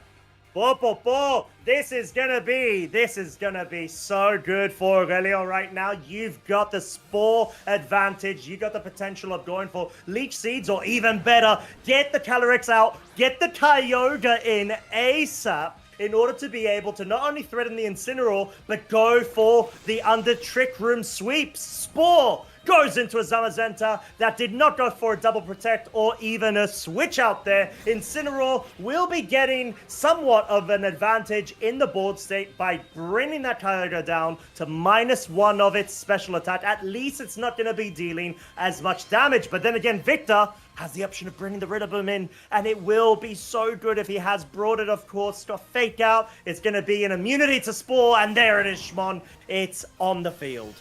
Yeah, I do think Victor has stuck to the same 4, just realizing this is his best way out here. And Rillaboom, of course, being able to provide a lot of utility here, being able to ignore the Amoonguss really, because the Amoonguss cannot Rage Powder and redirect any moves, as Wood Hammer will hit something at least for super effective or neutral at the very least on the left slot, while this Amoonguss is unable to do a whole lot of things. So now Aurelion will have to try and wiggle his way out of this particular position, but he has to do it. They have to do it fast, because of course this Zamazenta is also on a timer and can wake up at any time. And we saw how much body press did earlier, as the Amoonguss is opting to switch out back again into that Calyrex, into the Smeargle. Yes, Smeargle the Sleepy. Quite ironic, as it did put the Zamazenta to sleep just the turn prior. It's gonna be the double switch here. Calyrex now back onto the field and wants to be able to directly threaten the Rillaboom, whilst Wide Guard is not available due to the Zamazenta being asleep. No fake out from the Rillaboom. Victor saying, right, you think you can make the reads? I can make them too. Goes for the U-turn instead of the fake out, gets that immediate pivot by most likely getting the Incineroar back onto the field. You've got multiple benefits. You've got the Intimidate drop, attack drop on the Calyrex, but also U-turn broke the Focus Sash on the Smeargle, something that Aurelion was trying to safeguard away from Victor's reach, and unfortunately hasn't worked out, especially because you've got +2 speed whilst being under Trick Room. That's not where you want to be, Smeargle. You're in the wrong road and wrong house, my friend. Smeargle, no, this is not the time. Don't do it. Don't do it. You're going too fast, Smeargle. Right now, we want you to go slow, being able to provide fake out support, as now Incineroar is in Trick Room, is able to has that slower fake out. So Aurelion has to adapt yet again and see to wiggle himself out of this. Victor is keeping the pressure up with that U-turn earlier, as the Calyrex is now finally able to lead seat this Zamazenta, forcing it to at least consider switching out, as a knockoff is going into that Amoonguss. Critical hit. It didn't have an item anymore, as Zamazenta is truly emphasizing let sleeping dogs rest. Well, yeah, pretty much. And this sort of highlights the awkward situation. We got a bit of like a prawn situation between the win conditions that both of our trainers have identified. The Calyrex needs to be able to get the KO onto the Rillaboom. But then the Incineroar gets brought in. Oh, Aurelio needs to bring the Kyogre in to get rid of the Incineroar, but then you've got the Rillaboom coming back in, and all while this is happening, Zamazenta's on the field, not getting any damage dealt onto it. So Aurelio identified, I need to start getting its HP out and done, goes for the Leech Seed, whilst it's still asleep, gets that Amoonguss position to the point where you can start threatening Spores again, and maybe even redirections the following turn, whilst Trick Room will most likely expire. Yeah, we have the Terra again onto the Incineroar, going for that Terra Water, making sure that it has its defensive typing so it can switch in later, for example, into the Kyogre at a time as the Amoonguss is protecting itself, trying to keep itself safe because, of course, Amoonguss is a key piece together with the Calyrex, trying to stall out one more last turn because this Zamazenta will, of course, wake up in this turn. Is attacking himself, trying to make sure that he gets this switch, getting the possible fake out, or even the Calyrex back in. That was an insane, crazy play because reading superbly well into that because you don't really need that attack stat onto the Zamazenta as you like to body press. You already have been lead seeded, so you would love to switch out actually. So that is an amazing play. Calyrex is now in a prime position, being able to psychic this right slot of this Amoonguss time and time again now because Smeargle Sash has been broken. Kyogre would love to not get damaged either, so this is not a good position at all for Aurelien. Bit of a flex from Victor there, saying, right, okay, your best play is going for double protect, so I might as well go ahead and show off some stylistic points, but also guarantee that I don't get caught out by hard switching into the Rillaboom. It's the safest spot and well identified from Victor. Trick Room has now expired, and you got a scenario where the Calyrex Shadow is on the field, but technically speaking, the Heavy Slam from the Zamazenta isn't going to be dealing as much damage right now if it wants to at least try to get rid of the Amoonguss in an effort of a double up of a Psychic as well as a Heavy Slam into that slot, clearly being a reason why Zamazenta is actually switching out now for the Incineroar yet again. Yeah, this Terra Water on this Incineroar proving dividends as it is able to resist anything, any offensive that Aurelien might be throwing out really. Amoonguss having to switch out, seeing still that this Amoonguss still has use as Smeargle is the one chosen to be in and will have to take this Psychic unfortunately as it is going down yet again to the Calyrex Shadow Rider, and this Calyrex Shadow Rider will get a boost yet again. Oh yeah, I don't think the critical hit mattered at all. Smeargle, at least this one in particular, seems to be quite speedy. Wants to try to go and guarantee that it doesn't have a lot of bulk, essentially. But we've got the Trick Room now set up. So Smeargle leaving the field allows either a Amoonguss to be brought in, so you can try to go for a Spore Focus onto the Calyrex, but you got the option of the Kyogre as well, and that's exactly what Aurelion's identified. The rain has just well-timed expired, so Kyogre's able to absolutely reset that. We've got 5 new fresh turns of rain. Yeah, 5 new fresh turns, and now having to decide what to do. This Calyrex has run through in game 1 through the entire team, and Aurelien is already on the backboard, so they really need to get rid of this Calyrex as soon as possible because the Zamazenta already won't have its defense boost. This Incineroar is going to be annoying, but you are able to deal with it as long as you have Leech Seed. We have the Fake Out into that Kyogre. Glacial Lance coming out. It is at -1, still taking quite a bit of damage there, the Calyrex, as the critical hit on the Incineroar is also proving quite useful, as now Calyrex is able to go for a Acid Barrage onto these 2 Pokemon. It is only at +1, but it is enough for the Kyogre! My God! It picked up the raw KO! No messing about! What went on there? Absolutely got rid of the whale, which thought it was so safe under Trick Room conditions. And now the Amoonguss, sure, it's on the field, but Aurelien does not have any more switches left. They're facing a 4 versus 2 deficit uphill battle. Yep, that is quite devastating to say at the very least. Victor, like the parting shot earlier, amazing play there. The fake out was also a very safe play. Like Victor has been playing quite safe. That one call of getting that Calyrex in is proving to be so useful because this Calyrex is gonna do what it did in game 1 and absolutely try and demolish whatever HP Orléans has left. Orléans will have to struggle a bit because the Calyrex is the only option to really deal damage right now. But this Incineroar, the Zamazenta in the back are proving to be kind of really annoying for it, especially when this Calyrex is already also at -2. Oh yeah, Aurelion's gonna have to dig up a miracle right now, and clearly Puff might be a route towards that, as we've got the Glacial Lance dealing absolutely minimal damage, maybe a pixel from both of those health bars, as we've got the Intimidate cycling online, yet again targeting the Calyrex, being able to bring its attack down, bring most likely even a Rillaboom at this point. You've got the grass terrain recovery, you've got most important the fake out, but no, wanting to avoid that because you don't want Aurelion's Pokemon to try to benefit off of it that well. In this point, you've got 2 more turns of Trick Room remaining, and you just need to be able to play your cards right.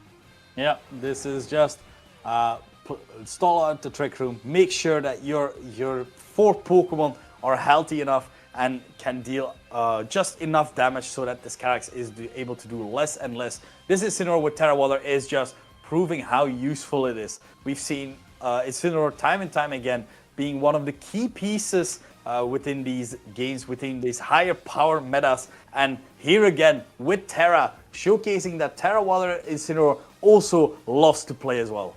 Oh yeah, I think it's a must to bring to this matchup, no doubt about it, and that's clearly something that Victor's identified quite nicely. Now bringing it back onto the field, it's got yet another Intimidate down onto Calyrex. At this point, you're going to run out of Glacial Lancers if you're not careful from Aurelion's side, and maybe rely on Leech Seed by all things, which sounds ridiculous when you've got 4 Pokemon still available over on Victor's side. The Spore trying to target down the Zamazenta, of course being met by the Protect, followed suit by the Glacial Lance. And the Glacial Lance, there it is, another 2 pixels now gone off of Incineroar's health bar.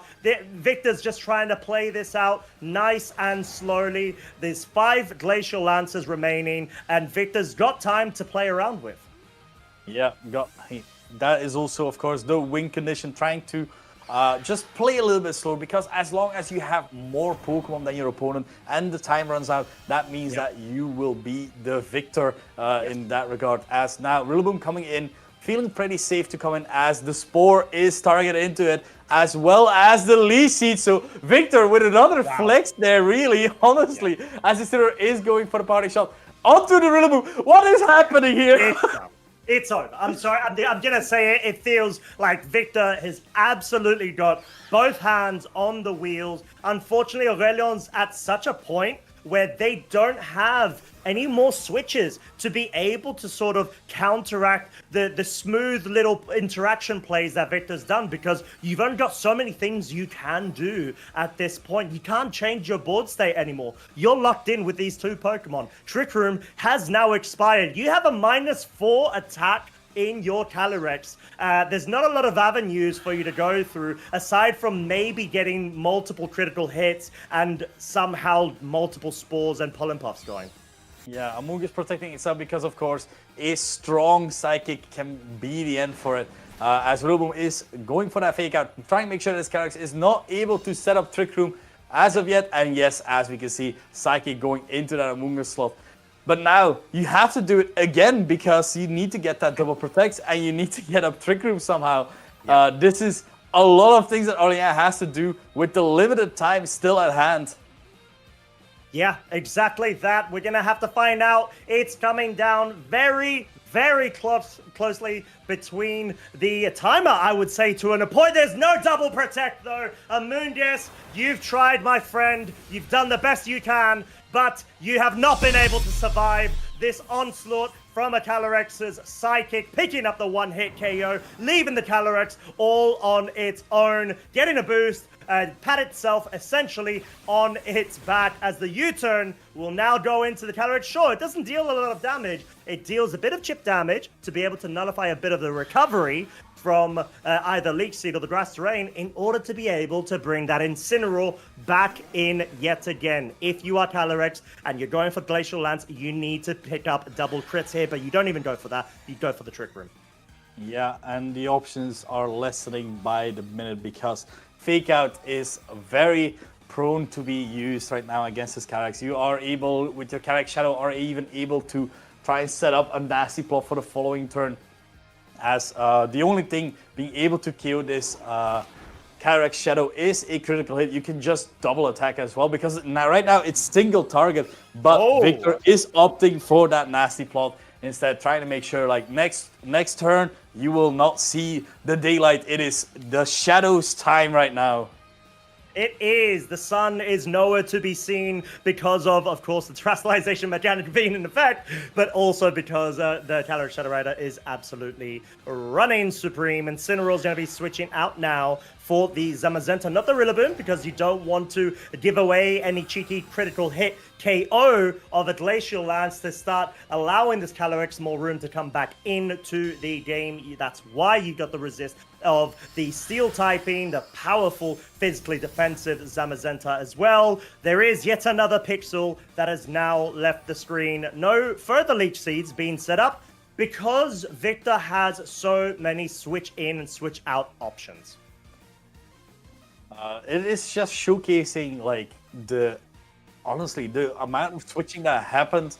The Leech Seed is a way to really make your Pokemon switch out because it sorry, this is but Leech Seed is making your Pokemon switch out a bit more. But honestly, Victor absolutely just going ham with those switches because he had U-turn, he had Parting Shell, he had enough options really to keep just doing exactly that.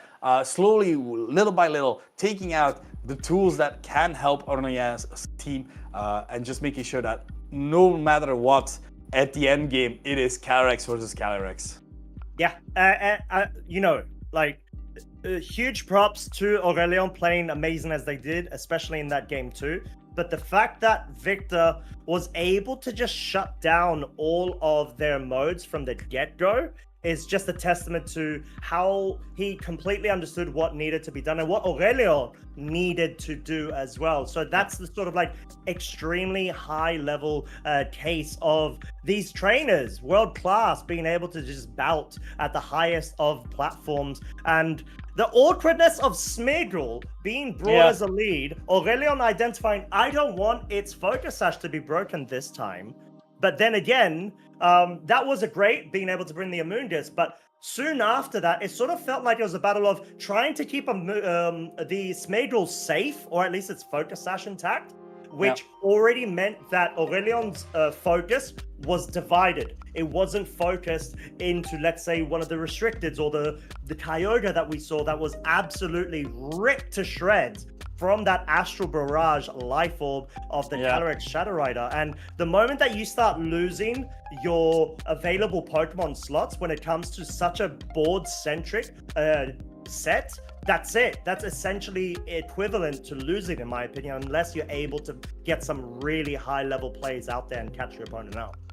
Yeah, it was honestly such a hard game to come back from, because just like Calyrex snowballing, Victor was also snowballing in his plays, like knowing exactly time and time again what Victor wanted to do. Like honestly, who switches in a Rillaboom, calling it that the Spore and the Leech Seed was going in there. But that was absolutely amazing to see at the very least. So that was very well played, and just like the previous rounds, just honestly amazing to see at the very least. But we will be coming back in a bit with round 5. Me and Costa will be taking a break, but we will have our replacements who are ready to go, who are ready to roll just as well. And we hope that you stay for a little bit. You can go get a little refreshment, get a little break. You can go to the other stream, but do come back, because we will be bringing more side stream VGC action from Anaheim.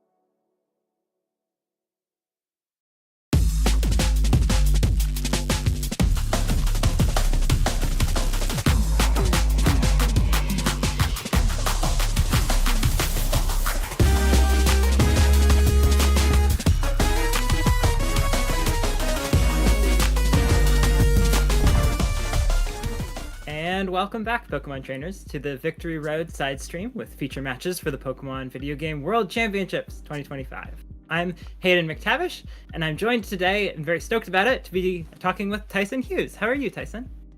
I'm doing excellent, Hayden, here, featuring some matches that you maybe wouldn't get to see here at the World Championships. Super excited to, pick up the torch that our other two commentators, left for us. And we're halfway through the day here in round 5 of our matches. And it's only going to get more and more intense here as our trainers close out their days. And that just means better games for us. So honestly, I'm super stoked to get to watch and to commentate over them. Yeah, absolutely. With any of these global competitions, the later in the day you get, the higher the stakes rise and the more filtered the competition gets. And we've already been seeing some spectacular games so far. That last one was one of my favorites I've seen all year. And I think it's only going uphill from here. Lots of really interesting stuff to see. And speaking of global competition here, we're going to have 2 Japanese players here featured for you in round 5. And super excited to feature Yuma and Ko. I believe Yuma on stream already with the Smeargle and the Tornadus. 2 very interesting teams, though. Hayden, what are your thoughts? Yeah, I'm so excited to get to showcase some of the many Japanese players who are doing really well at this tournament so far. Both of these players with some wonderful accomplishments here. I think we get a nice Calyrex Zamazenta versus Lunala Miraidon matchup, just like the national championship, the North American International Championship finals. But we've got a lot of really interesting variants to think about now. That Miracle that's been rising in popularity for the World Championships, I think gives some interesting opportunities here. Yeah, and small changes on both teams here, even pointing out something like the Life Orb there on the Miraidon, just giving you that flexibility of something like the Protect. Doesn't seem like a big change, but being able to protect a pivotal piece like the Miraidon, your big damage dealer, is really important, especially on a team like this, where maybe you can kind of punish that swap into something like the Incineroar or the Ursaluna. With that option of Protect on the Miraidon, Ko maybe has a bit of more options to play defensively against Yuma's very oppressive team with something like the Terra Fighting Body Press on the Zamazenta, as well as a Life Orb Calyrex. Wow, I did not see the Terra Fighting. That's incredible. There's so much damage potential coming out from that side, with the Life Orb too, as you mentioned. I think that Protect is going to be super interesting as a tool for Kotsukude, but it might be a bit of a double-edged sword. Every time that you're spending not going for attacks with that Choice Specs boost is more opportunities for that Smeargle to set up its Moody boosts, for it to be setting up the position properly for Calyrex to be able to get Nasty Plots. And so it's going to be tough to figure out where there are moments of tempo to sort of have those safer plays against a team that has a lot of really explosive potential on Kinugawa's side. Also, Yuma has to be very careful of what they decide to lock into, because there is a Whimsicott staring it down on the other side of the field. If Yuma does go for an off Protect or maybe tries to weave in a Fake Out, Ko has the option of going for Encore with Whimsicott there, and the only Pokemon that would really be able to terrestrialize out of that is the Calyrex into that Dark type, and as we know, Dark types being immune to those Prankster moves would be the only Pokemon that would be maybe immune to the Encore. But other than that, something like the Tornadus or even the Smeargle being locked into a move of choice could be potentially very dangerous. Yeah, I think Ko has a lot of opportunities to be able to really punish plays on Yuma's side. I will say, I think the Smeargle has a nice way to try to still sneak in some fake outs and be relatively safe from that Encore, because it can just go for that follow me later to sort of redirect Encore pressure on the partner and to have that priority a little bit above the Encore. Now, you can read that with the Whimsicott and Encore Smeargle on turn 1 and catch it in fake out, and that would be really interesting. But there's definitely some options, I think, to sort of navigate around that. But it's just one more thing to be thinking about in a matchup that's already pretty complex. And so having that Whimsicott as another tool is really useful. And I think with both of the trainers having so many offensive tools as well, we're going to get to feature a lot of that damage being traded throughout the game. And I think as well, with the teams being so offensive, there's also deceptively a lot of defensive tools as well. Like Zamazenta initially getting that defensive boost, right? We see it used offensively a lot of the time with the Body Press is really funny, right? Because you would think, oh, defensive means, oh, it's a defensive Pokemon. So there's a lot of different ways that all these Pokemon can be played on both sides. And that can be a bit confusing, but it's really cool to see how both of the trainers maybe navigate that, and it's matchup dependent as well. trademark flexibility that we often see players aiming for in the World Championships, trying to get a nice hybrid between enough defensive backbone that you aren't relying on really hard reads every turn and that you can handle a bad position, but still having that potential for enough offense to really push through something that you haven't planned around. And having that extra, like, 30% damage as an option on the Zamazenta seems like it could be really interesting here if we're trying to pick up KOs on the Miraidon, do a little more damage to that Urshifu. And so it'll be interesting to see then, with this range of options that these players have for going all in on offense, having a little bit more bulk, where they sort of decide to land in terms of like pacing and offensive pressure throughout the game. And I mean, even you were surprised by it. The Terra Fighting body press there on the Zamazenta is a super interesting choice, right? Like, we're talking about these defensive and offensive options. A Trostalization like that isn't necessarily defensive Trostalization, something like the Water or the Dragon that we normally see on the Zamazenta. Instead, leading into that more offensive, maybe leaning into the idea of the Shadow Rider more, just wanting to put your foot on the gas and do as much damage as possible, which honestly might be what you need if you're up against something like the Lunala teams, where they have a lot of bulk, and especially something like the Life Orb Miraidon might opt for more bulk to have that survivability against teams like these. So I'm really interested to see how that Trostalization might play out in this game. Not biased at all. No, I'm really hoping we see it as well. I think it's just interesting to see, like, Kinugawa is playing a very well-established archetype. Like, the Zamazenta and the Calyrex, people all are prepared for, like, handling the damage that it can output. But if you instead go in and can do just a little bit more damage than everyone is expecting, suddenly you have all of these new options that, like, the game plans that your opponent has just aren't going to work. And I think with having the Life Orb on Calyrex and having the Terra Fighting on Zamazenta, you've got a lot of opportunity to see if you can maybe switch how Tsukude's team needs to be able to handle that matchup. If you can just do, like, turn some, like, 3-hit KOs into 2-hit KOs, you suddenly have a ton more options. And I think that's a symptom here of the World Champions as well, is the World Championship as well, is where those small techs, right, you don't have to create something new. It's all about how can you innovate and optimize, I really think, these meta builds, where something like the Shadow Rider and Zamazenta team is seen everywhere. Like you said, it is the meta team, it is the team to beat, but just upping your damage, even just by a little bit, really could be the make or break. As we get into our game one here, Yuma's going to be leading off with the Calyrex, Shadow Rider, and the Zamazenta, and Ko with the Lunala and the Miraidon, both trainers here leading off with their restricteds, as we've seen a lot here at the World Championship so far. If you were wondering how many restricteds each player is allowed to use, it's just everything that's on the field now. Everyone has brought all of their strongest, highest base stat total Pokemon right at the beginning, which gives us a really volatile first turn. There's a ton of potential for a lot of damage from either side. I guess the crucial piece is there's that mind game on whether the Lunala goes for a wide guard to block the Calyrex Astro Barrage, or if something else happens. We're going to see... And wide guard it will not go for, as a protect instead for the Zamazenta will play out, but a wide guard from Lunala instead. Both making defensive plays there, maybe wanting to block something like the Astro Barrage there. As a move there from the Miraidon goes into the Zamazenta, and the Calyrex is actually going to go for a single target move, the Psychic, into the Miraidon to do a sizable chunk. So that's a huge reveal that I do want to shout out here. The Miraidon being faster than the Calyrex, maybe giving us some information that Calyrex is either like a bit bulkier or maybe a modest variant, really playing into that ability to do just a little more damage than expected. I think that's a really good strength for a lot of other Pokemon on Tsukude's team, but it's a huge opportunity for the Miraidon on Tsukude's side to cause a lot of problems. It has that really fast Volt Switch now that's going to outspeed both Pokemon on Kinugawa's side.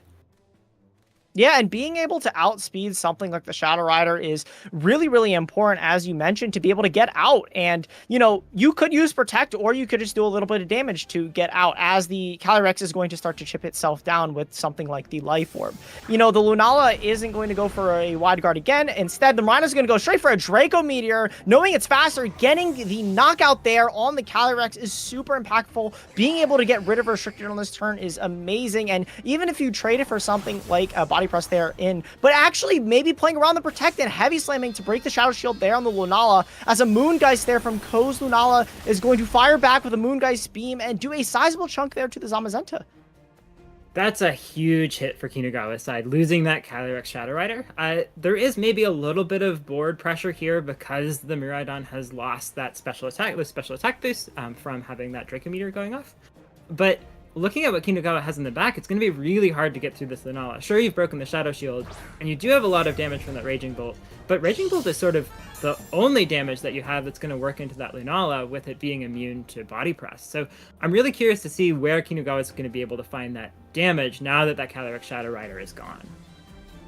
And with the Shadow Rider being gone, we see Yuma maybe hover over an electric-type move there. It's also really important to note that Ko has kind of helped Yuma in a bit of a way, setting that electric train, boosting up the damage of that Raging Bolt even more with the booster energy, with the Terra Electric. Yuma's Raging Bolt is going to be able to do so much damage, so maybe in combination with a Heavy Slam, you're able to get a knockout on the Lunala, which could potentially be super big in terms of the trades of this turn here, but it really is going to come down to what Ko wants to lock in here, right? You got this special attack drop on your Miraidon after going for the Draco Meteor. Maybe you want to swap it out and preserve it, knowing how fast you are is super important. We're actually going to see a swap, though, from the Lunala on Ko's side into a different Pokemon, and that Pokemon's going to be the Ursaluna to actually be immune to those electric-type attacks, as we see Yuma go for the Terastallization here, and because that's an electric-type move into that Lunala slot, this is a free switch for Ko, and being immune means you're going to take no damage compared to even a small chip. Being immune is such a huge thing, and Volt Switch there, the flexibility of being able to change moves allows Ko to pivot out the Miraidon into a different Pokemon as well. And if this is something like the Lunala, means you're going to have two immune Pokemon, one to Body Press and one to the electric type move. So if this turn plays out in Ko's favor, this could be a huge turn of momentum for them. Yeah, Tsukude really playing well with the pivots here. Having that immune switch in for the Ursaluna, and then potentially also being able to go back into that Lunala. I guess the big risk is Tsukude, we know what Kinugawa has locked into, but Tsukude doesn't. And so there's this risk now of, like, if somehow there was a read on Kinugawa's side and there's an electric attack going into the Miraidon slot, that's a really risky way to bring in that Lunala. But as we see this play out, that's the first attack into an immunity, Body Press from Zamazenta, and the second attack into an immunity. So Tsukude has taken 0 damage now and set up that Ursaluna with the Flame Orb boost and just avoided a whole lot of the pressure that Kinugawa had on this turn. So really interesting questions now in terms of Kinugawa had a way to find damage last turn and still has a lot of pressure into these Pokemon, but having given that Miraidon a chance to switch out, I think the position game is maybe a little bit more interesting now. Like, Kinugawa can take KOs, but you need to worry about the Miraidon coming back in again later. And this is exactly what we were talking about before, that balance between offensive and defensive. Now Yuma has to kind of find a position and a way to get enough effective damage there to get rid of what they deem as the more important Pokemon, right? This Ursaluna could be threatening super effective damage both into the Raging Bolt and to the Zamazenta and do so much. The Body Press there, yeah, the Ursaluna is going to be able to hang on. You are kind of forced to double it if you are Yuma, but Moongeist Beam there is going to fire off into the Zamazenta. Not able to finish off, though. The Zamazenta hangs on as well as the Raging Bolt follows up with a Dragon Pulse into Ko's Ursaluna, and it's going to get knocked out. But that's a huge survival for Yuma's Zamazenta, because that means Ko now has to target it down again to finish it off, and the Raging Bolt gets to live maybe another turn. Yeah, that's huge. You were talking earlier about Zamazenta having this nice balance of being a really bulky Pokemon, but still having a lot of offensive pressure, and that's absolutely being showcased here. That 4 HP survival really changes things. I feel like if Zamazenta goes down too early here, Kinugawa is just way too far behind to really be able to come back, but now having that Pokemon on the field gives just a lot more options. I guess the caveat now is, though, as we were discussing last turn, now that the Miraidon can come back in, it has a whole lot of pressure now. It's reset its special attack drops. It can take KOs pretty much anywhere it likes with Draco Meteor. And the onus is on Kinugawa to find a way around this turn of really heavy pressure from Tsukude.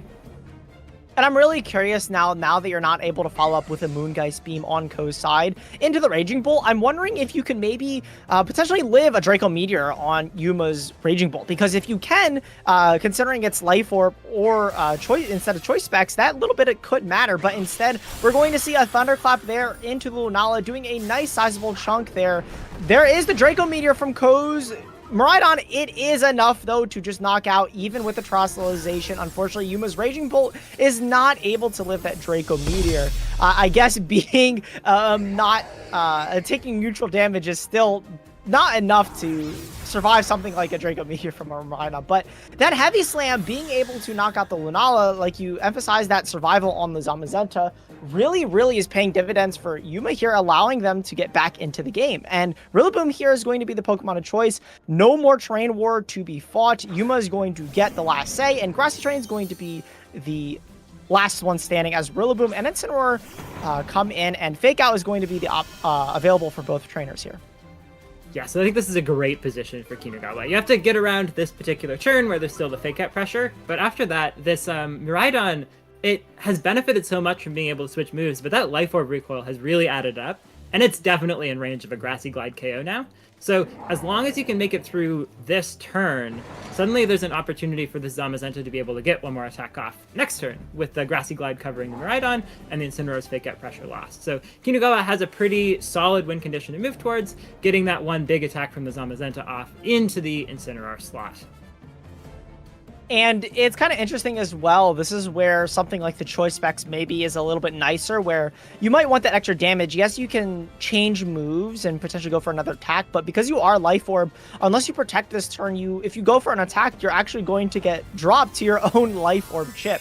But we are going to see a Terrestrialization, which hasn't been used on Ko's side of the field at all this turn, as the Incineroar is going to go for that Terra Bug, actually going to be able to live those body presses now, which is actually super impactful in this end game here, right? Even though the Zamazenta was able to hang on, it's not going to be able to do super effective against the damage against the Incineroar anymore, as Fake Out is going to go off into the Miraidon, though, and finish it off. So depending on what this Incineroar goes for, we still have an end game here for both of our players.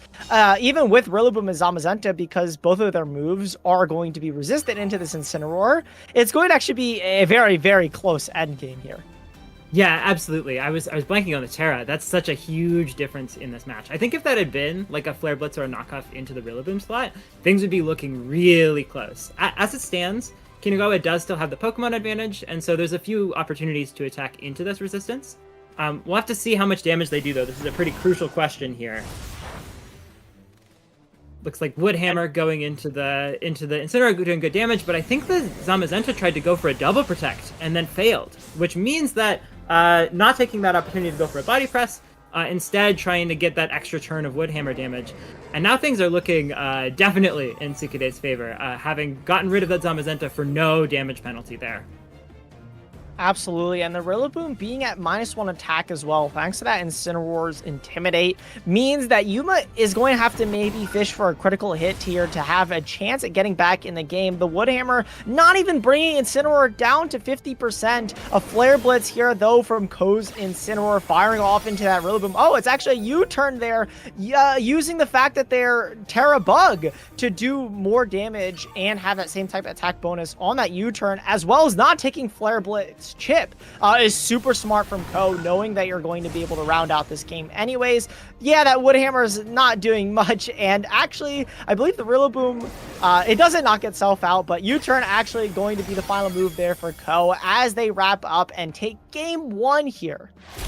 With the double critical hit, just for some fashion there. That was a really phenomenal endgame played by Tsukude. I totally called the game wrong. I think that Bug Terra just gave so many options on Tsukude's side. As you mentioned, that Terra Bug into going for the U-turn specifically was just such a big deal. It prevents taking all of that recoil damage that otherwise would have made that endgame really close. And instead, like, the Rillaboom really had to be fishing for critical hits there to do enough damage. I mean, Kinugawa saw the writing on the wall, figured that he needed to get a double protect to even have a chance in that endgame. Like, that Incineroar at the end, being just the right type with that sort of Terra at the end, was just so impactful for this game. Yeah, absolutely. I think if you get the double protect, maybe you get 1 or 2 Woodhammer critical hits, and the Incineroar for some reason goes for Flare Blitz instead of the U-turn, you can maybe get away. But yeah, that Terra Bug was just able to live all those hits and making something like the body press resisted, as well as the Woodhammer. I mean, you have that already because you're an Incineroar, but being able to resist that initial body press kind of forced you into an awkward position where you have to go for that double protect. You don't really have a way to do meaningful damage to this Incineroar, and that endgame is immediately flipped on its head, even if you're up an extra Pokemon with full HP. Yeah, I think really going to be interesting to see what Kinugawa comes up with, knowing that that's an option. Like, maybe if you can force a Terra a little bit earlier, you don't have to worry about that Incineroar endgame. I am really curious if we managed to see damage rolls. I think it would have been pretty close if the Zamazenta went for an attack that last turn. I don't think that Kinugawa could have won, but knowing if you just need like a little bit of chip and then suddenly you can take care of the Incineroar seems like really good information to be collecting in this next game. With that said, I think the big onus now on Kinugawa is to try to take care of that Miraidon a little bit sooner. It took KOs on the other two Pokemon such that nothing left could even handle the Bug-type Incineroar. And so I think Kinugawa really needs to have a game plan here for how to stop that Miraidon from getting off quite so many Life Orb, Electric Terrain boosted Draco Meteors. Absolutely, and I think what, they did a great job of doing is positioning that game, right? Being able to weave in those attacks with the Miraidon, not even going for protects, really, just hard swapping into something like the Ursaluna, or maybe using Lunala to swap in and out. We're able to find really, really well-positioned spots where they can fire off those attacks with the Miraidon. As we get into our game 2 here of Yuma versus Ko, Yuma leading off with the Calyrex Shadow Rider and the Smeargle swapping out one of the Restricteds for the lovely little dog, and Ko with the Lunala and Miraidon, knowing that it worked game 1 and sticking with it. Yes, this is a really interesting adjustment from Kinugawa. The Smeargle having that fake out pressure to buy a little bit of time for that Calyrex since the Miraidon is otherwise outspeeding it, and then also having the Follow Me to redirect all of that single target damage from Miraidon. I am still curious to see, Kinugawa has to find a way to do significant damage while still contending with the Lunala's threat of a Moongeist Beam into the Calyrex slot and contending with the Lunala's threat of a Wide Guard. So we are going to just see that Calyrex swapping out, really trying to avoid the pressure from that Lunala. And being, super effective, the Moongeist Beam into that Calyrex Shadow Rider, you maybe don't want to use a Follow Me this turn and want to go for something like the Fake Out instead. Could be super impactful, and just having the option to swap out there is very valuable from Yuma. But Ko actually is going to swap out there with the Volt Switch, bringing Smeargle down to its Focus Sash. That leads me to believe if you swap in Rillaboom here to reset that terrain and set up your Grassy Terrain, this could be a potential Spore, and if you Spore the right slot, this could be very, very impactful for Yuma, as we see Ko swap in the Ursaluna, and this is a Spore into that slot. That means that Flame Orb is not going to be activated, but is instead a Spore into the Lunala. Still impactful, means the Moongeist Beam isn't going to be doing super effective damage against your Calyrex Shadow Rider, and you don't have to use a Terastallization now that the Lunala is asleep. And very importantly as well, because the Lunala went for a Wide Guard, means it moved before Smeargle, and it's not going to actually burn a turn of sleep, where otherwise if it went for a Trick Room, it maybe would have burned a turn of sleep there. But actually, the fact that you're able to guarantee that the Lunala is going to sleep this turn is very, very important, I think, here for Yuma, as you threaten damage with something like the Woodhammer, or even if you want to swap out U-Turn. Yeah, I think that's a pretty ideal turn from Kinugawa's side, being able to stop that Lunala for as much time as possible. Like, the Wide Guard was wasted, and now it has burned 0 turns of sleep, as you mentioned. I think that Ursaluna being able to get on the field and get its Flame Orb activated does pose some problems. You can't put it to sleep with the Smeargle anymore. And now Kinugawa does have damage options into Ursaluna with the Rillaboom, but a Terastallization could totally change that. And also Ursaluna just maybe even has enough bulk to be able to take one attack from that Rillaboom. So we're going to have to see a pivot here, bringing that Calyrex Shadow back onto the field. And the Shadow Rider will enter the field once again, going to be able to threaten so much damage on the board, as that One Hammer is actually going to be able to pick up that one-hit KO. No critical hit needed. As the Ursaluna goes down, that Flame Orb is activated, but didn't get a chance to move this turn, and I think Yuma will take that trade in a heartbeat, as the Lunala takes another turn, or its first turn of sleep, I should say, for Ko. But this Calyrex Shadow Rider is now perfectly positioned here for Yuma. Even if the Miraidon comes back in here, it is going to get the last say on the train, as Rillaboom is on the field, but you're going to be able to do so much damage with this Shadow Rider if the Lunala does not wake up for Ko, meaning you can't go for a Wide Guard, and something like an Astral Barrage from Yuma just could spell the end for Ko. Yeah, if there's an Astral Barrage coming out and Lunala doesn't wake up in time to Wide Guard, that's almost just game over for Tsukude. The Miraidon coming in, having previously established that it's a lot faster, that is going to be a concern for Kinugawa's side. I think the Rillaboom really needs to find a way to be able to pivot out here, and the Calyrex might have to play a little bit defensively, just because there's that. I'm sure Kinugawa is considering how quickly he lost that Calyrex Shadow in the first game, with that Miraidon being able to get off the Hadron Engine Draco Meteor. Yeah, and this is kind of a tricky spot because you really haven't gotten to use your Spore or your Sleep turns effectively. You really haven't done any damage to Lunala. It's kind of gotten these turns to burn its Sleep turns and work its way through this Sleep. And again, Ko has kind of found this position where Miraidon is threatening so much damage into both slots. Had the last say in the terrain. Being able to fire off attack is so important. Ko calling the Protect, though, going for just a straight Draco Meteor into the Rillaboom means there's going to be no option of even resetting that terrain if you're Yuma. And Ko, again, making these decisions where you just kind of delete a slot is so impactful because, again, this Lunala now got to burn another turn of Sleep. And you really haven't gotten to do anything with it if you're Yuma here. Yes, you can bring in something like the Zamazenta, and Ko might have to swap out the Miraidon again, but if we know what's in the back, if it's anything like Game 1, it could be the Incineroar again, and with that Terra Bug could be very dangerous for Yuma. Yeah, Sukude still having the Incineroar in the back and still not having burn Terra definitely puts the pressure onto Kinugawa here. I will say, losing the Rillaboom is really tough for Kinugawa, but there is some additional momentum this turn because the Miraidon is back down at -2 special attack. It's not threatening that KO onto Calyrex Shadow Rider. I'm not sure if Kinugawa has a way to handle if the Lunala wakes up this turn. It's a 50% chance, and that Wide Guard would really prevent the Calyrex from doing much. But if Kinugawa is lucky with the Sleep turns, I feel like this is the moment that he has to be able to really get some damage on the board with that Miraidon no longer being able to threaten the KO.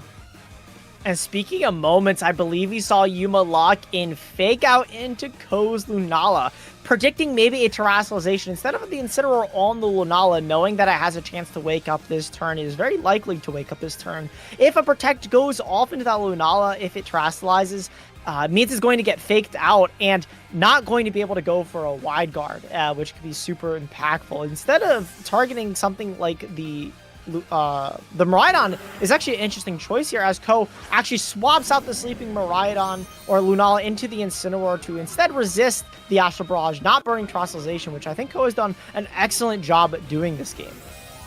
Yeah, preserving that Terra for a little bit longer is excellent, especially because of that fake out play that you mentioned. We are going to see the Miraidon, though, going for the Terrestrialization, getting that Electric Terra. We're going to have to see how much damage it can do if it's going for either a Volt Switch or an Electric Drift. Even at -2 with the terrain and everything, that might be quite a bit of damage as the Fake Out goes into the Incineroar, not the Miraidon, and that's going to be an Electric Drift into, I think, if that's the Calyrex, we're going to have to see how much damage that does. Ah! Calyrex is looking really low now. Yeah, and that's so much damage. I think, like you said, that -2 there from the Draco Meteor, having fired off into the Rillaboom really is impactful because now you're not able to get the knockout there on the Calyrex. And that means your Miraidon's going to go down. And, you know, we just highlighted that Ko was really good at using Terrestrialization and preserving it, but not being able to preserve it there and having to kind of click it to do meaningful damage to this Shadow Rider means your sleeping Lunala in the back is now going to have to take super effective damage from this Astral Barrage, and if you don't wake up, that could just be the end of this game too. Yeah, I think now the game is very much down to, can Lunala wake up in time to Wide Guard? If it can, then this Calyrex is going to be able to be KO'd by the Incineroar, and then I think Lunala should have the ability to clean up for the rest of the game. But if it doesn't wake up, that's just the Astral Barrage, and that's down to just Incineroar, and Incineroar no longer has that Terra option. So Zamazenta is looking pretty happy in the back, ready to take on that Incineroar. Yeah, and that's something we really haven't gotten the highlight because, well, we haven't seen it. The Lunala, though, unfortunately is going to stay asleep, which means Yuma is going to be able to fire off an Astral Barrage here into both these Pokemon, as a Follow Me from Smeargle is going to be the move of choice, redirecting any of those attacks from the Incineroar. Astral Barrage here at +1, I believe, should just be able to knock out the Lunala, even through that Shadow Shield, just so much damage and 4 times weak. That Incineroar as well, even though it's resisted, took so much damage, and I think with Zamazenta in the back, Ko has to know that this is going to be Game 2 for Yuma.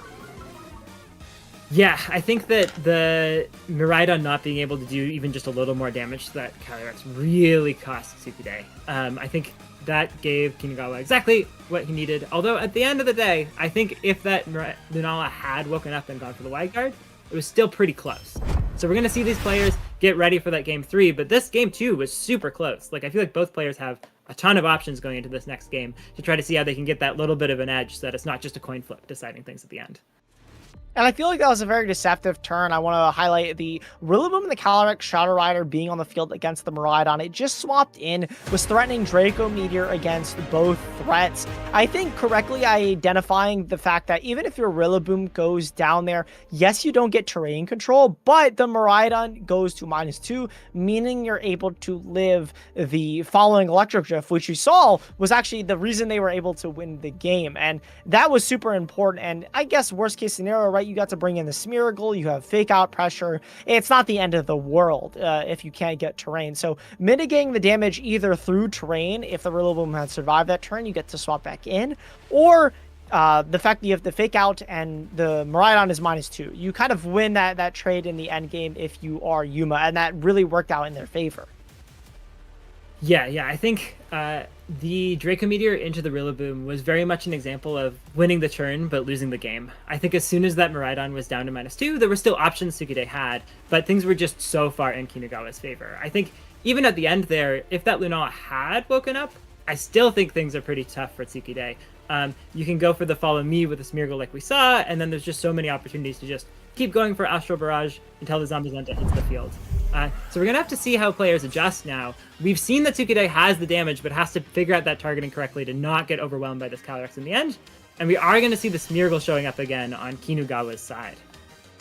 And I think Yuma keeping with their lead in game 2, I mean, if it worked for them and that adjustment was able to win them that game, I don't see a reason why not to switch it up. And I think Ko's double restricted lead there of the Miraidon and Lunala also makes a lot of sense, right? You want to do so much damage as you highlighted there, and that Life Orb Miraidon definitely does a lot of damage. I think also, as well as we highlighted in game 1, being faster than both the Zamazenta and the Calyrex is so important. Being able to either pivot out or just get the straight up knockout with something like the Draco Meteor is so impactful, as we just see a fake out there into the Miraidon, disrespecting that Protect, and the Lunala going for a wide guard against a potential Astral Barrage.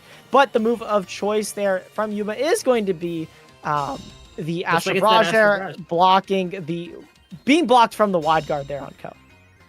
So I really liked that play from Kinugawa, but it was great on Tsukude to sort of stay safe and avoid that concern. I think thinking about how the last game played out, there was a lot of pressure, I think, on Tsukude to not go for wide guard here, because if there's that pivot into a Rillaboom and a Spore, then the Lunala goes to sleep without burning any of its sleep turns. And so I think Kinugawa, looking at that, was like, ooh, maybe I can get away with an Astral Barrage that would have been game-winning if that had been able to go off. But Tsukude really correctly just calling that and staying safe and going for that wide guard gives Tsukude a lot of options now that Fake Out has been burned and not really much progress has been made on Kinugawa's side. Yeah, and I think this next turn is just as impactful as the first. While you don't have fake out pressure now, you still have to decide if you want to go for a follow me or potentially go for the same play as you did game 1 or game 2 and go for a swap into Rillaboom. But we're actually going to see the preservation of the Focus Sash there on the Smeargle and getting the terrain anyways as you swap in the Rillaboom, resetting your fake out, preserving the Smeargle. Another wide guard from Ko's Lunala, though, really doesn't want to get Astral Barrage down, which makes a lot of sense considering how much does. Volt Switch, though, wanting to break that Focus Sash in the Smeargle, instead targeting into the Rillaboom for Ko, and that means Miraidon's going to be able to get to swap out into maybe a more favorable piece there for Ko. Yeah, nice to get the Miraidon out safely. It's really dangerous if Tsukude ever takes too much damage onto it. And we are going to see that MVP Incineroar from Tsukude's side being able to hit the field in a position that's just pretty much perfect for it. It has so much pressure here on the other side.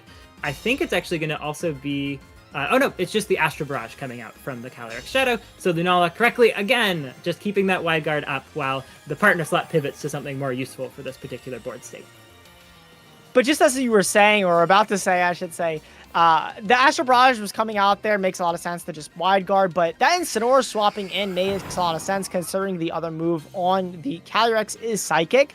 Being able to be immune with that on the Incineroar was very smart from Ko there, and being able to stop the Incineroar means you have fake out pressure into the Rillaboom, and if you are Yuma, you have to fake out the Incineroar if you want to be able to move first, or you might have to swap out if you value that terrain. So, you know, this game is a lot more slow than the other two games, which were kind of very fast-paced, and both players just went for attacks or aggressive spores. Both players here going for defensive plays, and really no damage has been done this game as Yuma swaps out the Rillaboom into the Zamazenta there, getting that +1 thanks to that Dauntless Shield as the Calyrex goes for a Protect there on Yuma's side. Really curious what Ko's going to go for. Has it revealed to be the U-turn on that Incineroar, pivoting out once again. Again, both players playing very, very defensively this game, it seems.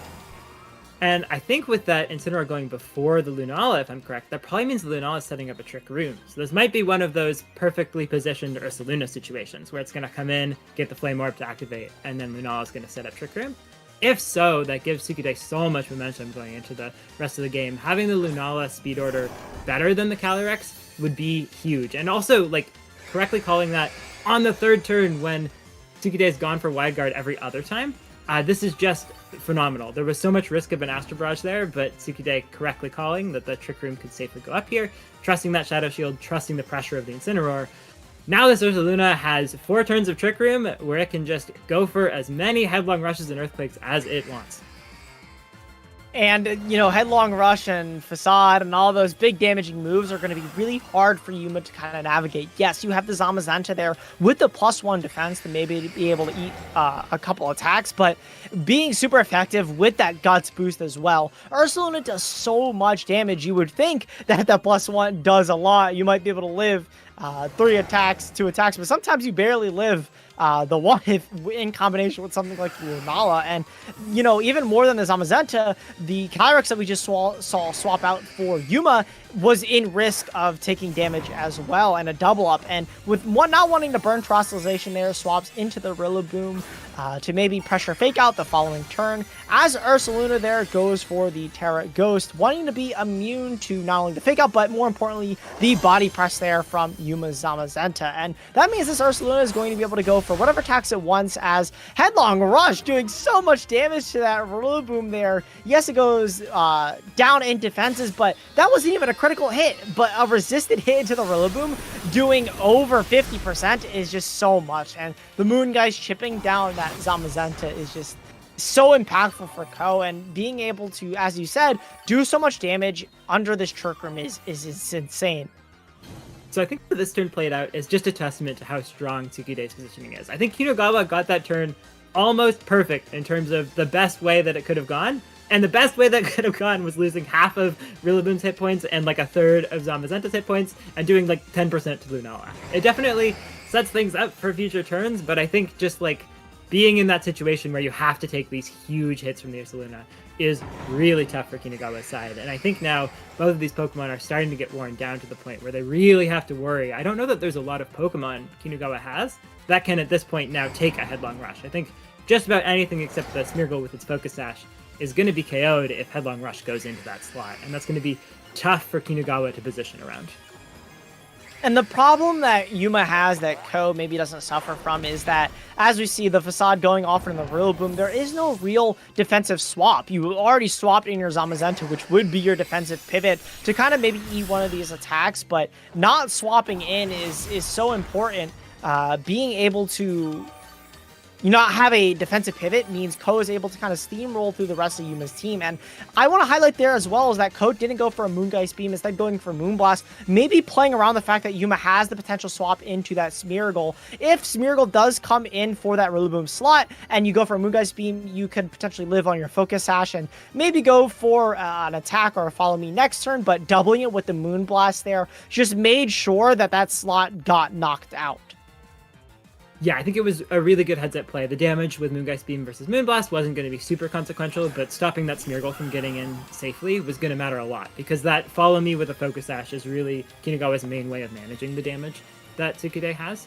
I think I also want to highlight there, I think that was a critical hit Heavy Slam into the -1 defense Ursaluna, and this Ursaluna is still at more than half hit points. Like, it's really tough for Kinugawa to be able to find damage into the Ursaluna right now. It's a really good testament to Tsukude picking the right Pokemon for the job, getting the right position, and setting up that Terrestrialization on the Ursaluna. I think the Calyrex definitely puts out some pressure now, especially with some Terrestrialization options, but the momentum is definitely still very much on Tsukude's side, as we see Kinugawa continuing to try to switch around through this Trick Room. Yeah, and navigating this Trick Room really is the story of this Game 3, as we see a Protect there from the Calyrex really trying to find a way out of this Trick Room, and Ursaluna is going to attack into that slot, and most likely a double up there from Ko, but actually Moonblast there into this Miracle is going to be super impactful. Being able to break that Focus Sash is so important. We talked about how important it was to maybe preserve that, to redirect attack from this Ursaluna. You'll be able to redirect one now, but you won't hang on is the problem, and with something like the Lunala staring you down, a Moongeist Beam could spell the end for this Calyrex Shadow Rider if it doesn't go for a Terrestrialization on this turn. And I believe being the last turn of Trick Room here, Ko was able to really use every single turn of Trick Room to its maximum, and really was able to, you know, maximize on that and do so much damage with the Ursaluna. Yeah, I couldn't agree more. I think this Ursaluna has really done so much damage with just a couple of turns in Trick Room. With that Smeargle losing its Focus Sash, I think that's a really good heads-up play from Tsukude. It really stops the option for just redirecting and attacking with the Calyrex. It puts a lot of pressure to be considering that Terrestrialization on Kinugawa's side, but we're seeing no Terrestrialization and a wide guard to block the Astral Barrage from Tsukude's side of the field.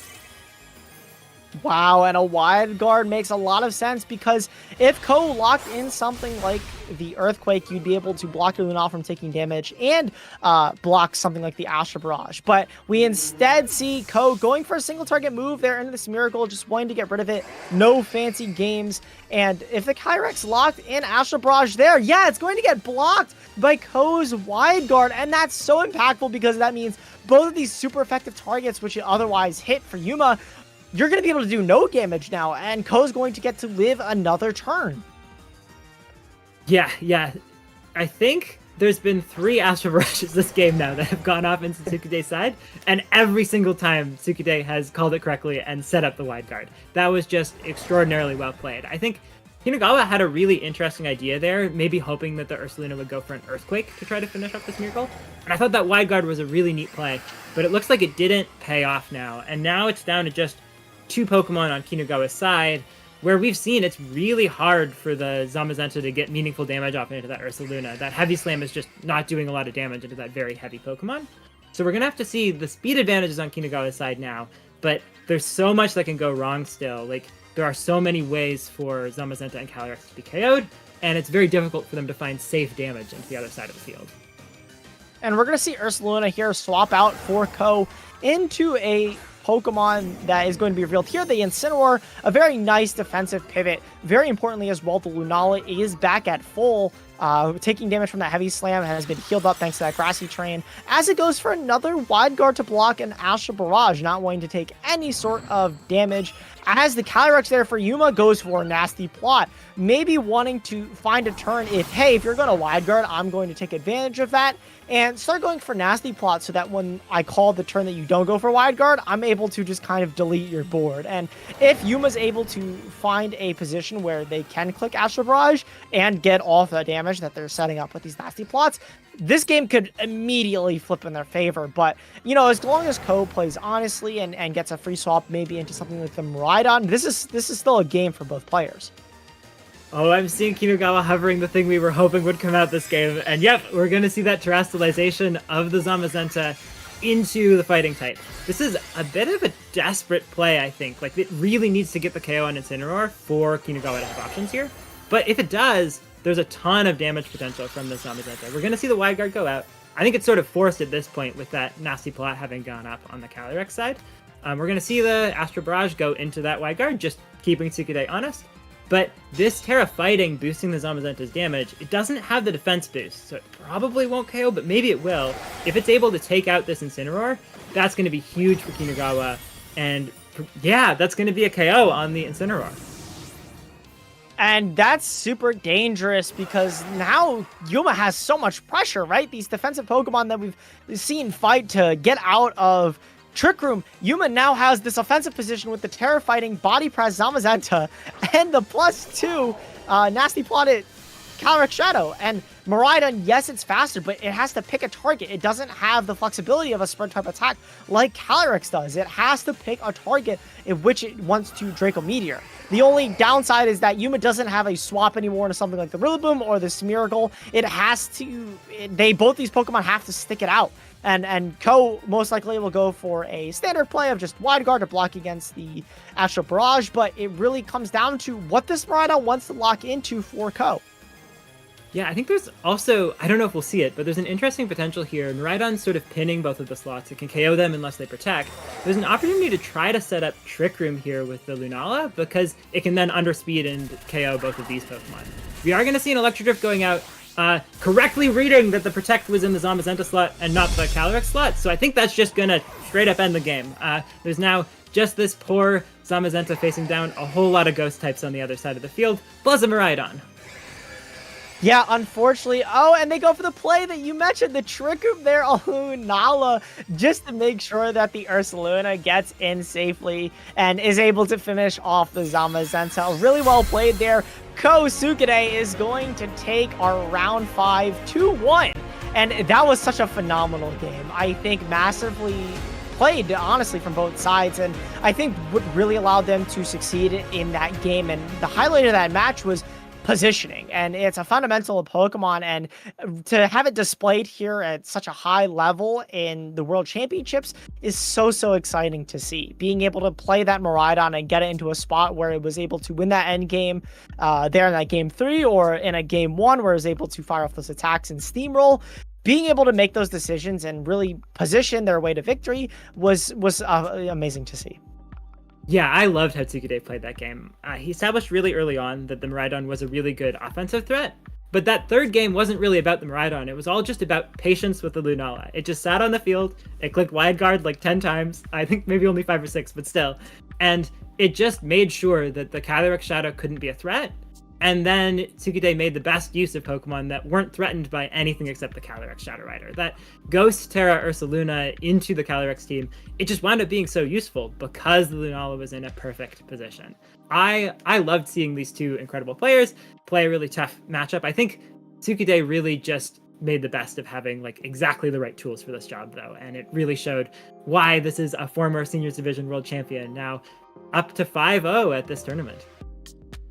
Yeah, and 5-0, hopefully they continue to do well, maybe even go undefeated. You never know. I think another thing about that match was really cool was the flexibility of the Terastallizations, right? We got to see the Terra fighting. Zambas had to go for that body press. Yes, it got the Oko onto the Incineroar. It was very nice. It did so much damage, but unfortunately it wasn't enough to, win out that game. And I think the flexibility of going for the Terra Electric into the Miraidon, or the Terastallization on the Ursaluna even, you had so much flexibility, and I think to keep Lunala unterastallized in the face of a Calyrex Shadow Rider is impressive, honestly. It takes real guts, no pun intended, to do that. Oh yeah, absolutely. This Lunala, for 3 separate games, never terra'd in front of this Calyrex. It just trusted its Wide Guard, and it worked out perfectly. Yeah, I think that might be all we have to say about this particular match, but I'm really excited to be able to showcase 3 more matches for the whole rest of day 1 with you all. So make sure you don't go anywhere. We'll be right back after a break.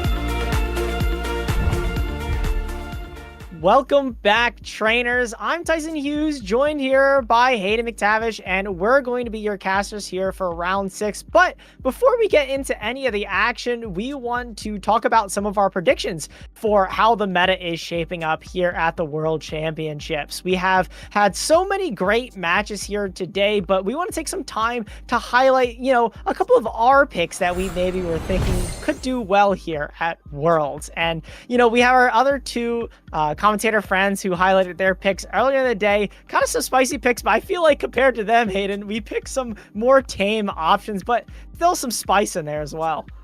Yeah, speak for yourself. I think that your Ditto is actually pretty incredible.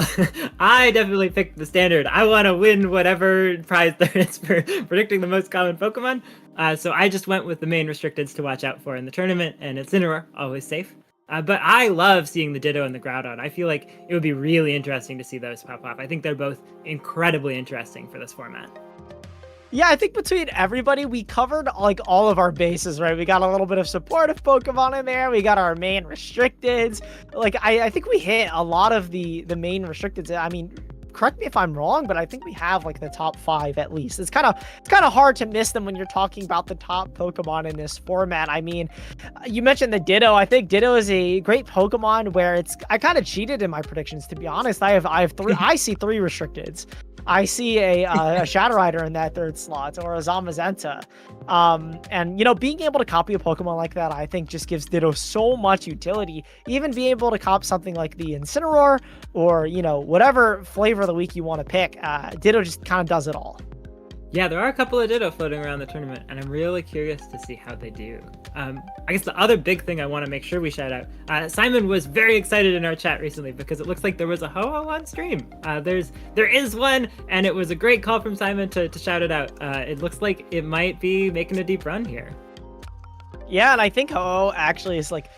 funny enough, it's so interesting because of how bulky it is on the special defense side. Being able to take attacks from Shadow Rider and kind of, I don't want to say shrug them off, but being able to take them and not get immediately O-code is really, really nice, I think, in a format like this. And being able to go for things like Tailwind or even Sacred Fire, fishing for those 50% burns is very nice.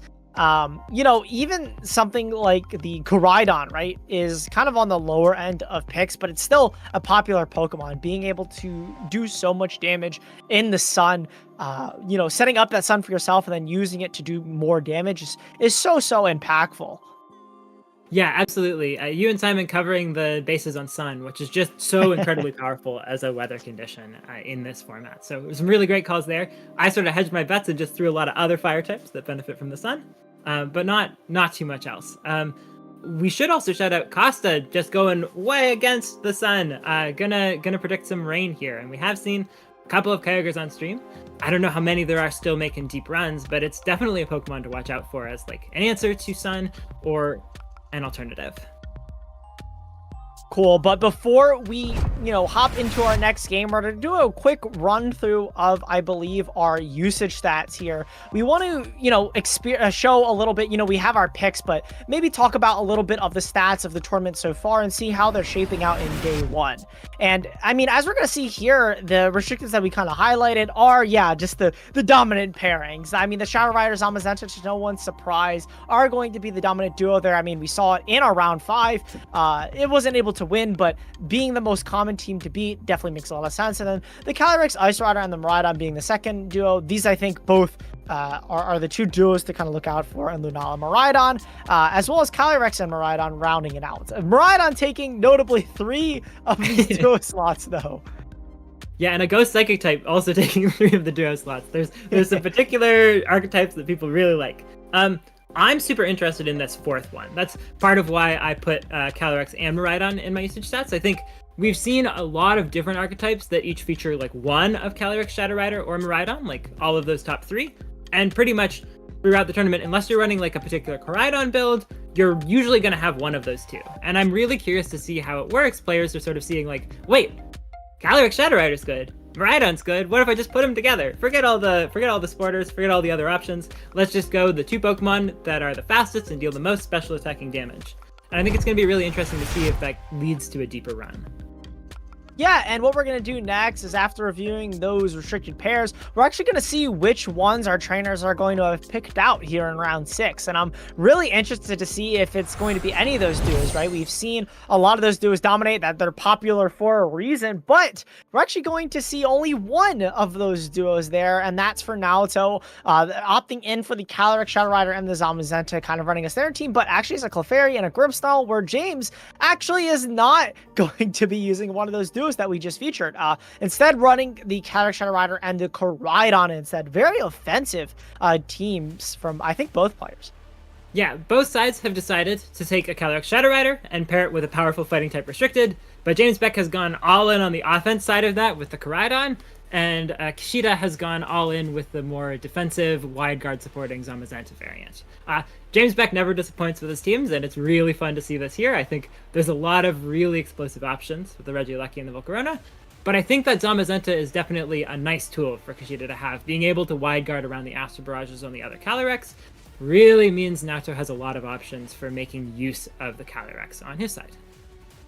And I had to kind of do a double take there. I almost thought this was a Sword and Shield team, right? I haven't seen Regieleki in what feels like forever, and in a restricted format nonetheless, is an insanely strong Pokemon. Moving over into Generation 9, Regieleki actually did get a nerf in its Transistor ability, no longer being the 1.5 multiplier. So that kind of impacted it a lot, as well as not having access to things like Dynamax. Now gets boosted Terastallization as we see James opted for that Terra Electric. You know, with Miraidon on the field, maybe you're kind of getting close to those kinds of damage. And, you know, with Electro Web being the fastest Pokemon in the game, you're able to, you know, control the speed in that kind of way. And if you don't want to play Tornadus or any of the other Tailwinders, having access to the Electro Web there on the Regieleki makes a lot of sense, and having speed control against something like the opposing Shadow Rider is very, very important. And, you know, while James has that, Naoto's opted into a different kind of electric move, being the infamous Thunder Wave there on the Grimmsnarl, being able to go for those Prankster Thunder Waves to kind of gain speed control in that way is very important. The difference between them, though, is Grimmsnarl is going to be unable to lower the speed of James's Calyrex with the Thunder Wave if it does decide to go for a Terra Dark. As we highlighted before, Prankster Pokemon cannot use their Prankster, their status moves, into Dark type Pokemon, which is going to actually come up here, right? If Naoto wants to have that speed control, where James can just kind of click Electro Web and, you know, it's not going to matter too much. Yeah, I do think that this Grimmsnarl has some nice ways to punish the Dark Terra, though. Like, Kishida has clearly thought a lot about different options for dealing with opposing Calyrex, and because James has to pick either a Ghost Psychic type for Calyrex, meaning it's weak to the other Calyrex, or a Dark type, that Dark type is going to be really weak to the Spirit Break. It's going to lower its special attack, it's going to be super effective damage, and the Calyrex Shadow Rider on James's side doesn't really have any options to do good damage into an unterastalized Grimmsnarl. So I think we're actually pretty likely to see that Grimmsnarl from Naoto Kishida's side. I think that having that Spirit Break into the Calyrex, forcing the Terra, but then still punishing it with a super effective attack, like either you get Thunder Waved or you get Spirit Breaked and it's super effective, I think that gives a ton of options. And the onus is really going to be on James to figure out how to still make good use of the Calyrex and the Regieleki speed control when you're vulnerable to a lot of the supporting Pokemon from Kishida's side. And not only do you have Spirit Break, you have things like the Draining Kiss instead of a Psychic move there on Naoto's Calyrex, as well as a Body Press on Zamazenta, you know, good old super effective Body Press as well, if neither of the fairy moves do it for you, if you are Naoto. I also want to talk about, you know, we mentioned counterplay to James's Calyrex, but to Naoto's Calyrex, right, it looks at first that James maybe doesn't have a good way at breaking through, especially with something like the Clefairy, but if you look a little closer, I want to highlight that James's Incineroar actually has Roar. So if you are able to kind of get around this Clefairy and get a Roar onto the Calyrex, any of those Nasty Plot boosts or even a Dauntless Shield boost on Naoto Zamazenta, if the Incineroar is able to get a Roar off into that slot, that Pokemon is forced to swap out and into a different slot, which could maybe create some awkward positions there for Naoto. And James, with, you know, his own Calyrex, could take advantage of that and very quickly steamroll the game. So I think this is going to be another position heavy game where both players are going to want to figure out where their Calyrex is, when they can set up those nasty plots, and when they can go for attacks to maybe, you know, go for those game-winning plays. Yeah, absolutely. I think the onus is on which player can play their Calyrex Shadow Rider a little bit better. I am curious to see how those supporting cast Pokemon play out. We've talked about the Clefairy, the Grimmsnarl, the Zamazenta. So many options Naoto Kishida has to be able to handle that Calyrex Shadow Rider. But maybe James has a few tricks up his sleeve as well. That Roar on the Incineroar. I think also we haven't gotten to talk through that Volcarona just yet, but it has a lot of really cool options for handling things like the Zamazenta because it resists that body press and threatens that powerful fiery dance back. So I think James has a few tools, and we're going to have to see how well he can make use of those in contrast to all of the really clearly anti-Calyrex tools that Kishida has. Yeah, and I think both players kind of taking this Calyrex team and really amplifying it and making it work to maybe their play styles, where a lot of the Pokemon maybe function similarly but kind of fit the team in their own unique way. Like you mentioned, the Volcarona being a great supportive piece to that Calyrex Shadow Rider being able to fire off those fire dances into opposing teams and kind of working through those Incineroar and Rillaboom cores. Either you get flame bodied on the Rillaboom, you're able to do super effective damage to it, or you're able to redirect the Incineroar if they're not safety goggles. While Naoto has kind of opted into this Clefairy mode and into that Incineroar and Rillaboom, where you have the Follow Me and the Friend Guard to kind of give you that extra edge against the Calyrex Shadow Riders, where they do so much damage to you. Just being able to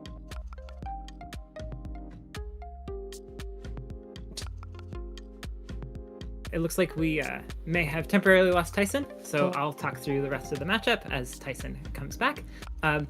Yeah, I think there's a lot of really interesting choices here around the Clefairy being able to reposition a ton for, like, James getting a clear hit off on this Calyrex could be really, really difficult. I think that the Regieleki on James's side, 100% of the Regielekis in the field, by the way, does still give some nice opportunities to do some damage into something like the Clefairy or the Grimmsnarl.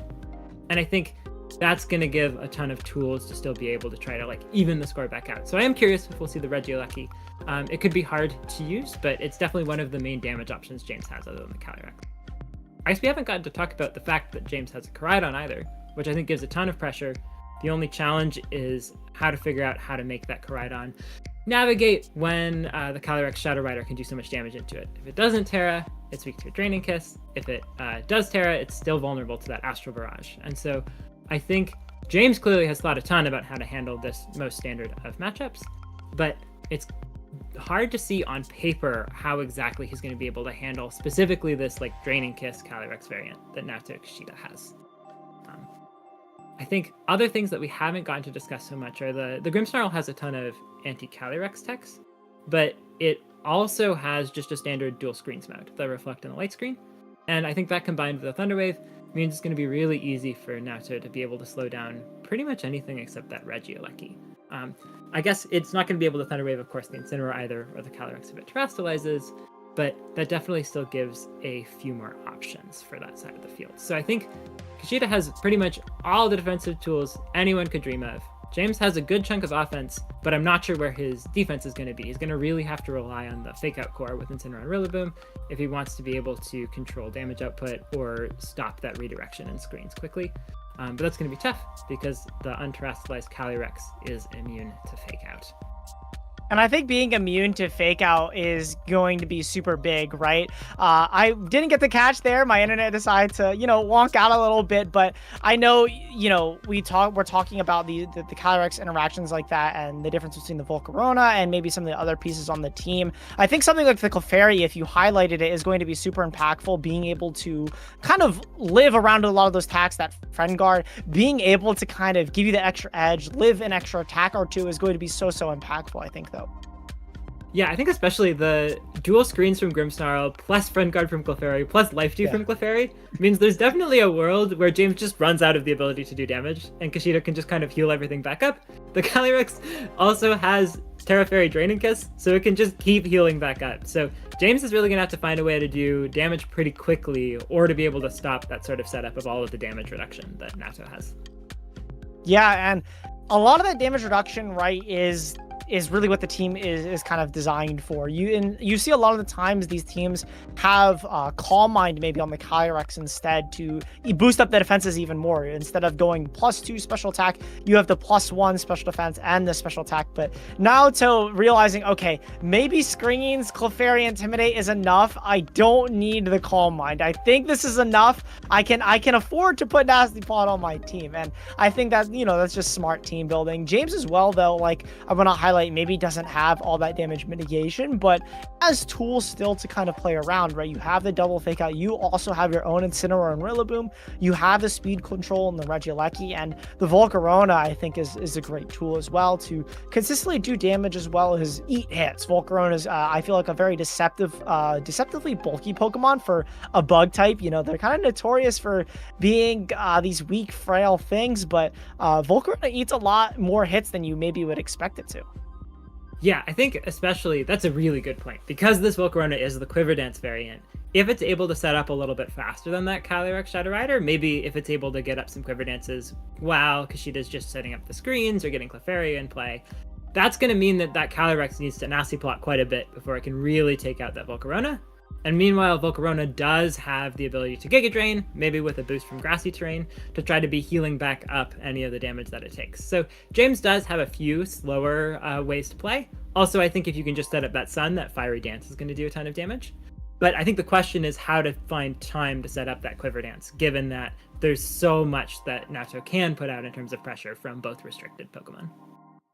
I think where James has the edge as well is maybe in just a team preview, at least from my perspective, is where you have these bulky Pokemon, and instead of the damage mitigation in something like the Friend Guard or screens, instead just opting for the natural bulk on your Pokemon and Quiver Dance to amplify that as well. You mentioned the Koraidon, setting out the Sun to boost the Volcarona and the Rillaboom. Maybe honestly the Volcarona, to me, the more we talk about it, it seems more of the MVP of this match than maybe the Calyrex. You're able to boost it up with the Sun, the Grassy Terrain on the Giga Drain. You're able to boost up this Volcarona way more than the Calyrex can, and I think a Quiver Dance is going to be a lot easier to kind of position against Fake Out, right? You have to worry about the Flame Body if you're Rillaboom, than something like the Shadow Rider. And the benefit of Volcarona is that you're not immediately weak to Astral Barrage. So being able to set that up, I think, might be a little bit easier for James. I mean, I'm willing to be proven wrong, but at least in initial, the more we talk about it, this Volcarona maybe is the MVP of this game. Yeah, it seems like the options that James has really are revolving around Volcarona, and then maybe that Incineroar for Roars and Calyrex, and maybe if the Koraidon burns a Terastallization. So 3 fire types in the Sun might be James Beck's plan. We'll have to see if he winds up going with that, if he plays more into the Regieleki and the Rillaboom. But I think, yeah, as you mentioned, the Volcarona I think it's the reason why Volcarona has been gaining popularity, because it has some options into this Calyrex Zamazenta duo. And James clearly has built some useful support tools into his team to be able to make use of a Volcarona, and a matchup that I think otherwise would be pretty tough. So we'll see if that's actually how things play out. Oftentimes, just a little slight tweak from an opponent's team means that a Pokemon you were planning to use doesn't work perfectly, like the Grimmsnarl does have some options to mitigate the Volcarona's output.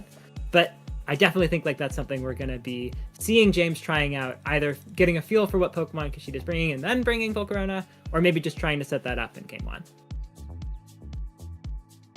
And I think the way we've been talking about Volcarona feels like almost a third restricted on this team here with how much support it's able to give to the team and receive. But we didn't get to mention really the Zamazenta there on the other side, where do we think the Zamazenta is even getting to come, right? You are facing down this third restricted that is Volcarona, right? Those flame bodies could hurt. But I think what Zamazenta brings as well is a different form of mitigation, where the Friend Guard or Light Screen maybe doesn't bring to the table. Just straight up going for a Wide Guard instead of taking a turn to set up or swapping in Clefairy, you instead could just go for the Wide Guard or maybe just body presses once the Volcarona is cleaned. And even into something like the Koraidon or a Terastallized Calyrex Shadow Rider, the body presses can still hurt. And, if you are James, you don't have the straight up Friend Guard to block those damages. You just kind of have to take them and hope your Pokemon are EV'd to eat them. Yeah, absolutely. Zamazenta definitely has some opportunities to do some pretty good damage into anything not named Volcarona. And the Wide Guard is really a useful tool to be able to mitigate the damage from James's Calyrex. But yeah, as you've mentioned, if James is able to set up the triple fire types that he has properly, then it definitely is in a bit of a tough spot. It could terrestrialize into the water type and avoid some of that fire damage, but then it's vulnerable to the Rillaboom, to the Regieleki, to the Giga Drain from the Volcarona, and it's also burning up that terrestrialization that I think for this matchup really ought to be going onto the Calyrex to set up those powerful draining kisses. So it's definitely got some options to be useful, but it's not the, oh, of course you bring your restricted choice that it sometimes is in matchups. Like, there's definitely a world where Kushida switches things up a little bit. But at least we can both agree that the Shadow Rider is most definitely coming for both these trainers here. It seems kind of like Yeah. the cornerstone of what this entire matchup is built around. You know, who's able to get their nasty plots off first, who's able to get those big Astral Barrages, force the terrestrialization out from the other side, and then the other pieces like the Volcarona or the Clefairy or the Grimmsnarl will come after of, you know, firing off those Spirit Breaks or, you know, going for those fiery dances and things like that. Kind of mixing in those game plans is really where that's going to come to. But we both know that each player is going to be bringing the Shadow Rider most likely to kind of set up those positions in the first place. And it's really interesting because without it, you don't know if you don't know how to build the rest of your game plan, right? But knowing that Shadow Rider is coming formulates the rest of your game. And I know it's a little bit confusing, but it's why Shadow Rider has been so dominant throughout the seasons and why it's such an amazing restricted is it forces you to create these game plans around it. It forces you to team build around it. And really all eyes are on the horse. Yeah, absolutely. I think this has been the story, or one of the main stories of the format. Calyrex Shadow Rider is a wonderful Pokemon that unfortunately is a very strong counter to itself. So everyone who wants to use Calyrex has to think about, okay, I've got a Calyrex Shadow Rider. I know it's a really good Pokemon, but what do I do when my opponent also has a Calyrex Shadow Rider? There's all these terrestrialization options to be able to avoid being weak to the Astral Barrage. There's this ability to have Wide Guard, but even still, you then have to deal with the problem that you're trying to build your team around their Calyrex, but you also then have to make sure your Calyrex will still work as part of your answer to their Calyrex. Like, it's such a powerful answer if you're able to get that Astral Barrage off, but your opponent is going to be working as hard as they can to make your Calyrex not quite so useful. And so it's a really interesting question of like how you use a Pokemon to beat that Pokemon, that like mirror of restricted usage. And it's why we've been seeing so many cool innovations like the Volcarona to handle a common Zamazenta partner. The Zamazenta itself having Wide Guard is so useful. This Grimmsnarl too, I'm sure Nato has added, especially because it's useful against Calyrex Shadow Riders. So really interesting to see how these two players have designed for this matchup and how that winds up playing out. And not only do you have to design your team around other Calyrex Shadow Rider, but you have to design it around the other restricteds in the meta, right? As we saw from those restricted pairings, they weren't the only ones in the meta. You know, even James, for example, doesn't have one of those top 4 picks, instead opting for the Koraidon. You have to be able to build your team around the other restricteds because there are those players that will say, okay, Calyrex Shadow Rider and Zamazenta, I can assume that I am playing 6 out of 8 of them at my World Champions run, and I'm going to build my team to exclusively beat that. And, you know, you have to, as the Shadow Rider player, you have to build your team with that in mind as well as the mirror. And I feel like because of that, we've been able to see so much innovation. If you don't have a meta team like this or a big team like this, a lot of players, you know, vouch or strive for creativity, you could say, where they want all these crazy different Pokemon and restricteds and things like that. But I think having like a main team like this, the Shadow Riders on Mazenta, actually breeds more innovation, right? Because it allows players to really think and how can we beat this and still have matchups into all the other people trying to counter it as well. Yeah, absolutely. I think especially for the World Championships in these 1 or 2 restricted Pokemon formats, there's just so much potential for knowing sort of universally all the players have a sense that there's a particular duo of Pokemon that's to watch, or a particular 2 or 3 duos to really think about, like Miraidon plus Calyrex Ice, Calyrex Shadow plus Zamazenta, Lunala plus Miraidon. Those are like the big 3 to think about. That really does give you the opportunity to then think about, okay, if I have any opportunity to like pull out the stops, innovate something new and creative and clever, then I've got an option to be able to use that team to be able to make a ton of progress. Like any sort of innovation, especially at the World Championships, like now's the time to pull it out. It's really going to have a huge effect, and you can only really make calls like that when the metagame has really sort of solidified around a particular set of Pokemon that you know you're going to face. You can be as clever as you want about how to answer something that you aren't going to see very often and it won't win you the World Championships. But knowing now that people are really converging on like Calyrex Shadow Rider, Lunala, Miraidon, though that really gives you the potential to then think about some new innovation, like we're seeing with James's Regieleki and Volcarona, like we've been seeing with a bunch of other players at the tournament, and I think like we're seeing with this Grimmsnarl from Naoto. And I think the best thing about Worlds as well is that we get to see all those refined game plans kind of come into light, seeing all that hard work the players have put into not only their teams, but their practice, being able to see those lines that they maybe have refined time and time again. We know trainers have spent weeks, if not months, preparing their teams for the World Championships to kind of get them ready to prepare and know the matchups. And, with other, local grassroots tournaments and things of that nature happening as well, the meta is constantly shifting, especially in this era of Scarlet and Violet, where online tournaments and, regionals from the official circuit as well are in full swing. We have one what seems like almost every week, or every other week, I should say. But even then, there's almost no breaks, right? Players have to be constantly on top of the meta and where it's adapting, how it's going. That might alter your spreads, your matchups. It all can change in a snap of a finger. So being able to lock a team and kind of commit to it and design it to be good still at the World Championships really is a testament of skill in its own, and then being able to play it and keep it at that level of the world's caliber that we expect to see here is really impressive. So huge congratulations to all the players that have made it this far, even James and Naoto, but all the players here at the World Championships who have not only made it but continue to do well and show why they deserve to be here.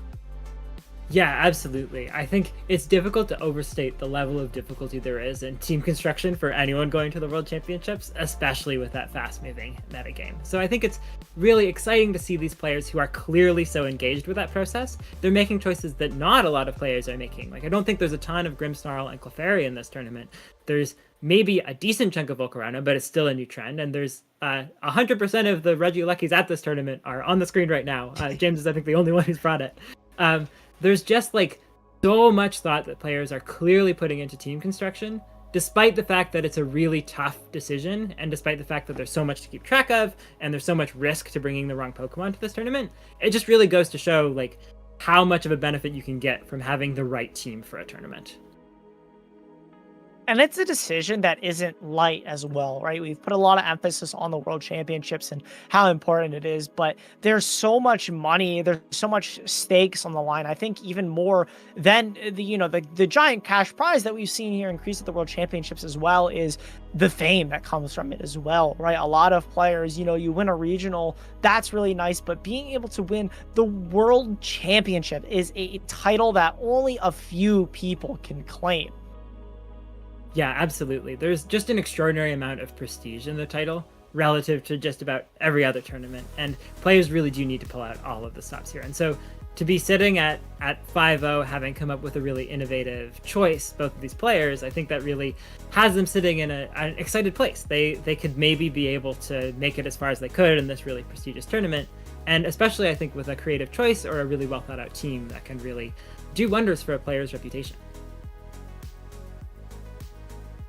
Yeah, and we're deep into the tournament as well. This isn't round 2, round 3. We're really starting to see a lot of the people who are pushing to win Worlds are really rising to the top here as we round out our day. These are the final rounds. If you want to go undefeated, if you want to make a name for yourself before, the grueling day 2, because let's not forget, this is day 1. We still have a day 2 before Championship Sunday. We still have to sort through which players are going to make it through. And if you want to solidify your lead, you're going to really, really have to lock in, is the simplest way to put it, and try your best to win out these last 2 rounds. And that's just the top players as well. The players who may be already X2 or X1 are still in the game, but they have to try even harder than the top players to qualify and make it into that day 2.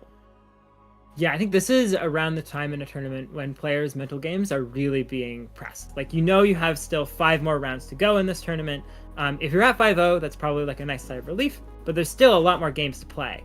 And then, yeah, as you mentioned, if you're down to X2 now, you have the opportunity to still win the World Championships, but the margin for error is just so much tighter playing against all these incredibly powerful players that you really have to be able to keep going with a ton of stamina and fortitude to be able to navigate like all of the risks in this game. Even with a really well played game, things can always go wrong and throw off your game plan. And being able to make it through many more best of threes without dropping further games is such a challenge for players. I mean, even in this matchup, I didn't want to say it, but we have so much time here that even in this matchup, right, with the Clefairy and the Grimmsnarl, you have things like critical hits that could happen and break through all those defenses. And you know, things like that, players can say make or break their run, but for the most part, I think the luck kind of evens out, right? There's no one player that has to... you know, maybe there is, but there's a lot of the time you're able to work through luck. A truly skilled player is able to work through all of that and, you know, make the best game plan they can, playing around those critical hits, making plans that maybe revolve, okay, if I get critical hit this turn or if I get flinched, what's next?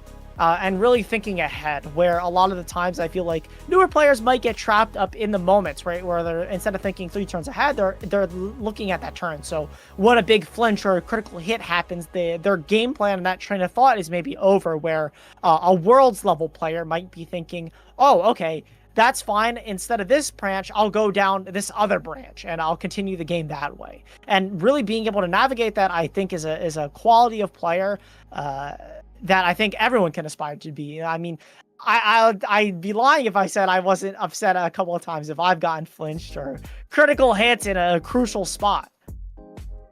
Yeah, I think that's that adaptability that players have to suddenly pivot on a dime and go for a different game plan after being unlucky, instead of being like just frustrated and sort of giving up. I think that's one of the things that makes the World Championship so special to me. There are so many ways that something can go wrong for a player, whether it's like being fully paralyzed, having a critical hit, or even just missing a prediction. Like if someone really gets like a soul read into what you're going to do, maybe that doesn't make the play that a player made bad, but it means that they're suddenly in a really bad position as a result of how that played out. And it's really inspiring to see the tenacity that these players have whenever something goes wrong, that's not the end of the story, even in a single game. So being able to look at just the position that you're in, adjust, and try to go for whatever your win condition still is after something goes wrong gives you some options. Yeah, and, you know, we talked this entire time about the matchup, but unfortunately with the feed being cut there, you know, being this is a remote broadcast and all, we were unfortunately able to get the games. We did conclude that the game was a 2-1 victory there for James, and James being able to win. We didn't get to see it, but I can only assume, I guess we didn't see it, but Volcarona was definitely the MVP. That's all I'll say. I am imagining in my head, we get to say, because we didn't see the game, that Volcarona was probably the MVP. I mean, it's like what is it? The box where it's like you don't know what's inside of it until you see it, and it's like the Volcarona. Yeah, like we didn't see it, we don't know, but like yeah, shoulders Volcarona. Exactly. No, you said it best. But James Beck there is going to take the victory there, 2-1. I really wish we got to see it, but we can only hope that the Volcarona was the win, the victory there. Yeah, and if you're at all disappointed seeing the stream that we didn't get to showcase this, well, we are too, but there will be highlights showcased on the main stream. So you're welcome to check that out. We'll be able to showcase sort of what the Volcarona was able to do to win James the game is our prediction, or whatever it is that actually happened in the game. And if you've listened this long, then you'll have a whole lot of context for what might have been going on in these players' heads as they jump into that match. And I mean, I think we did a great job of breaking down the game. So anyone watching here, go hop onto the main stream, watch those highlights, see if we got our analysis correct. Tell us if we're wrong. But we'll be back, and hopefully for some gameplay in round 7. So that's going to conclude us from here in round 6. Thank you all for watching. Go check out the main stream, and we'll be back for more action in just a little bit.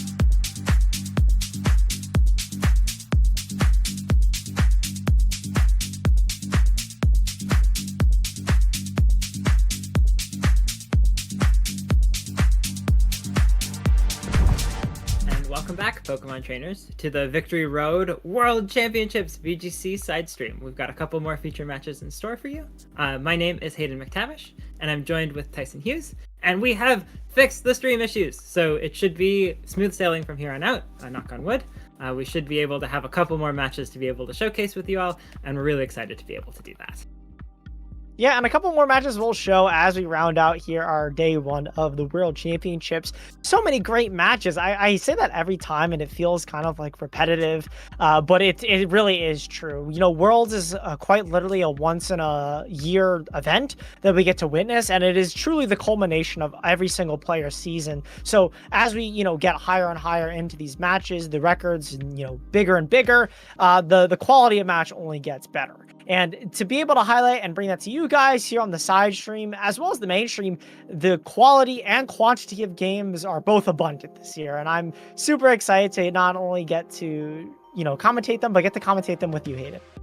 Yeah, absolutely. One of the saddest things each year at the World Championships is just how many brilliant games go unrecorded, unwatched. And it's really nice to be able to help with the side stream, get all of these feature matches so that everyone can see all of this culmination of talent that each of the players are bringing to the field.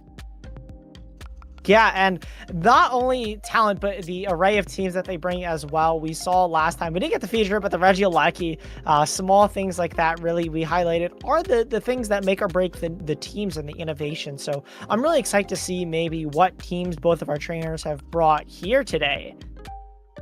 Yeah, we have a couple of players we're really excited to be able to feature. We'll get into their teams in a little bit once we've got that graphic ready.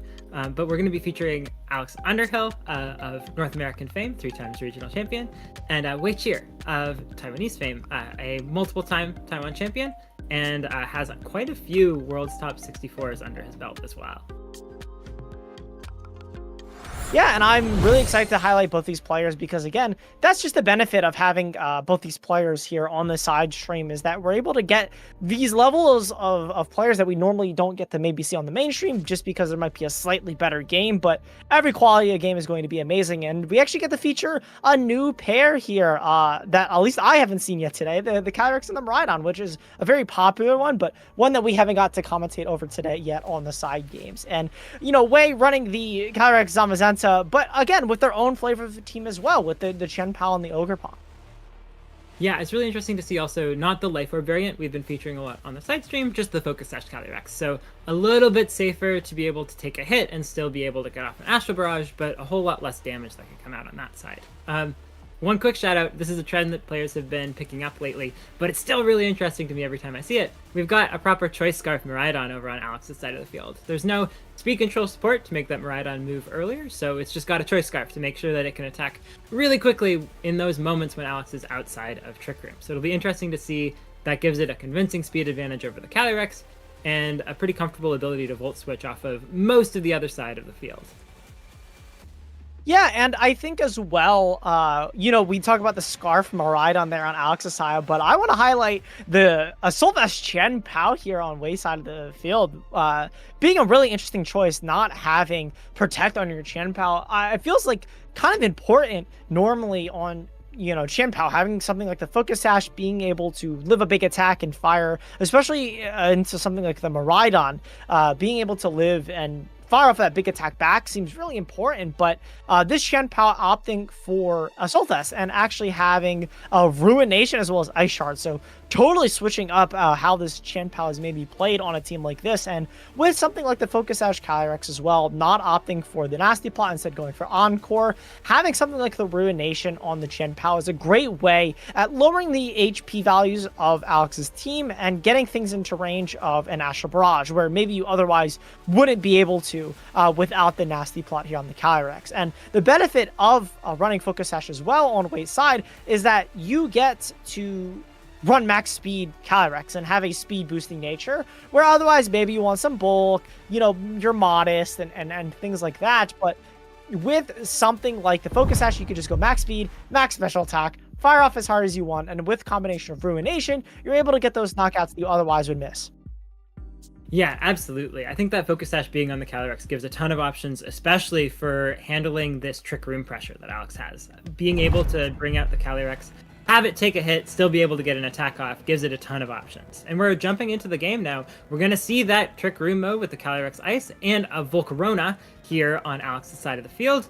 And we're going to see it facing down a powerful restricted in this Zamazenta, as well as a Pokemon that is, Ogerpon Cornerstone hiding in the corner there, able to get off a lot of damage and pressure that Follow Me.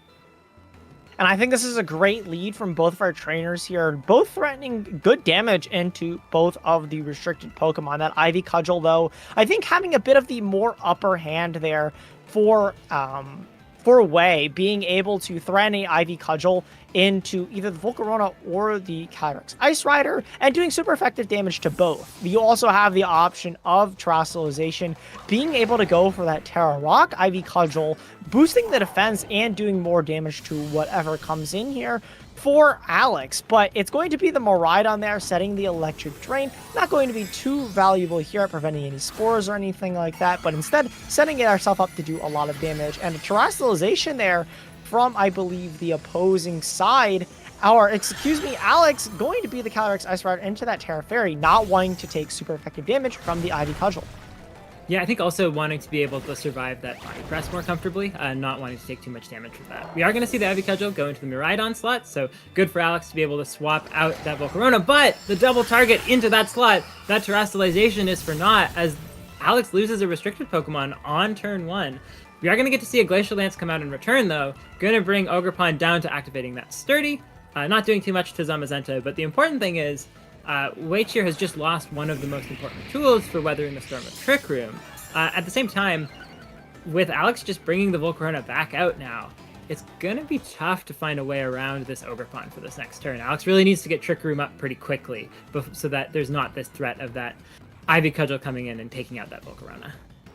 And notably here, we didn't really get to mention it much, but the Electric Seed on Volcarona, yes, your Miraidon is gone, but the bright side is that you get to bring it in and get that +1 to your defense thanks to the Electric Seed. So Miraidon is gone down, but Volcarona comes in and hopefully is able to eat an Ivy Cudgel with its newfound defense boost. But actually goes for Protect, not wanting to risk the critical hit that Ivy Cudgel has an increased hit rate of. The Wide Guard, though, from the Zamazenta there on Wei's side of the field, maybe blocking another Glacial Lance, and the Ivy Cudgel really not wanting to deal with this Volcarona. Wei targeting it down yet again as Alex's Calyrex goes for Trick Room, and this is a really good turn, I think, for Alex if there is a chance to swing momentum back in his favor.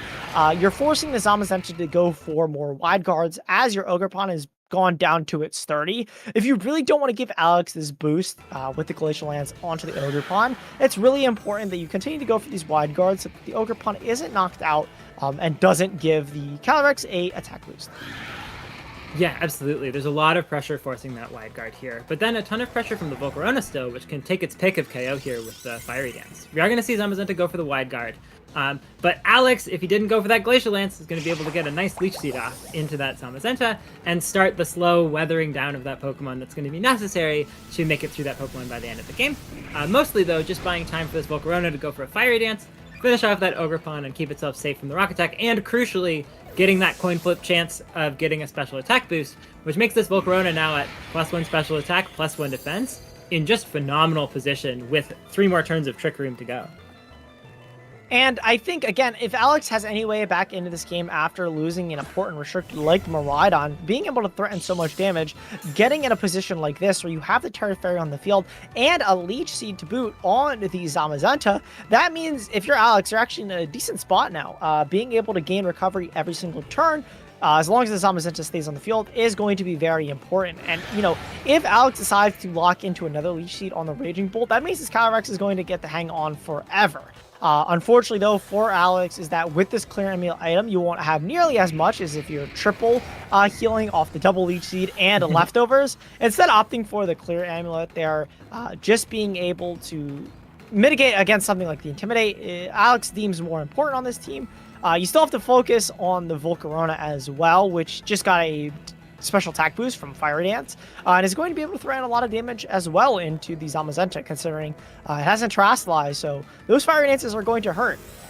Yeah, Volcarona's in a great position, but the challenge is this Raging Bolt putting down so much pressure as well, as it's going to go ahead and Terrestrialize into the Electric type, with the booster energy boost, with the electric terrain boost. This Raging Bolt is set up to do a ton of damage with Thunderbolt, and I think the onus is on Alex to guess whether that attack is going into the Volcarona, requiring it to protect itself, or if it's going to go into that other slot. We're going to see Zamazenta just stuck using that wide guard to make sure that Raging Bolt stays safe from the Glacial Lance.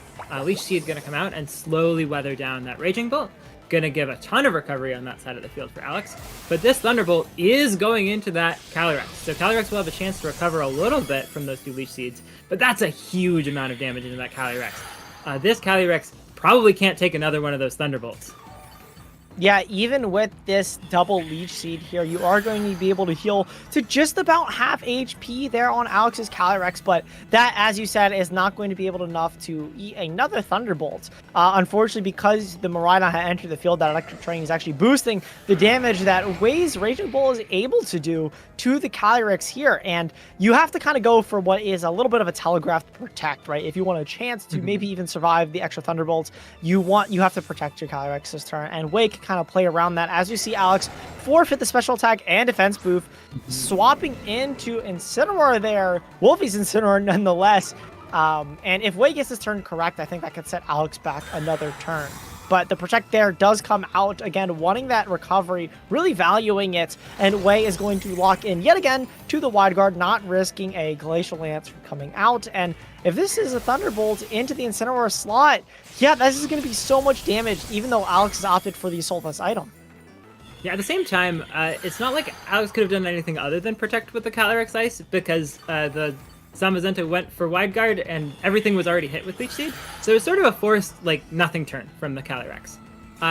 It is unfortunate to get the Incineroar in taking some damage, but I think Alex has got to be pretty happy not to have taken a body press on the switch in. And now there's still one more turn of Trick Room with Electric Terrain gone, and the Incineroar has some nice fake out pressure to block that wide guard. So there's a little bit of opportunity to at least pressure a little bit more Leech Seed recovery by forcing a defensive play from Waichir's side. Alex has a couple of tools to still try to position back into a good spot, but that Raging Bolt is definitely still putting down so much pressure, and it's gotten the guess right every single time on those protects, which has really set Alex back a bit in terms of the hit point total on each of his Pokemon.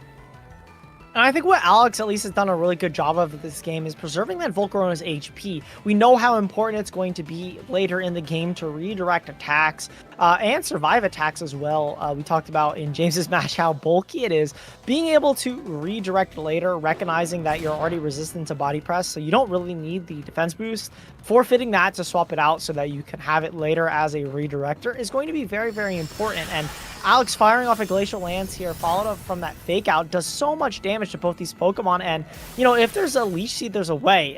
These Pokemon are going to be whittled down bit by bit. The Thunderbolt does come out, but thanks to Leech Seed, the Calyrex is going to be able to survive, and it's going to continue to heal as both of the Pokemon on Way's side are chipped down from the Leech Seed. And with Trick Room up as well, this Incineroar could go for an attack into the Raging Bolt to finish it off. And now Way has a decision to make if they want to go for a Thunderclap or just another Thunderbolt and Wide Guard.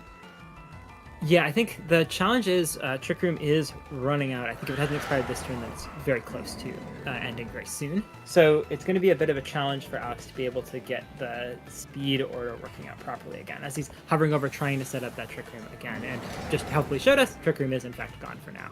I think that there's some interesting options if the Volcarona can get in safely, because presumably it outspeeds the Raging Bolt, and maybe it gives some other options for just finishing that off. But it's definitely a bit of an awkward spot Alex has found his way into. He's gotten through most of Raging Bolt's hit points, but not all of it. And we're going to see Waichir switching out, so there's not quite so much Leech Seed recovery coming Calyrex's way now.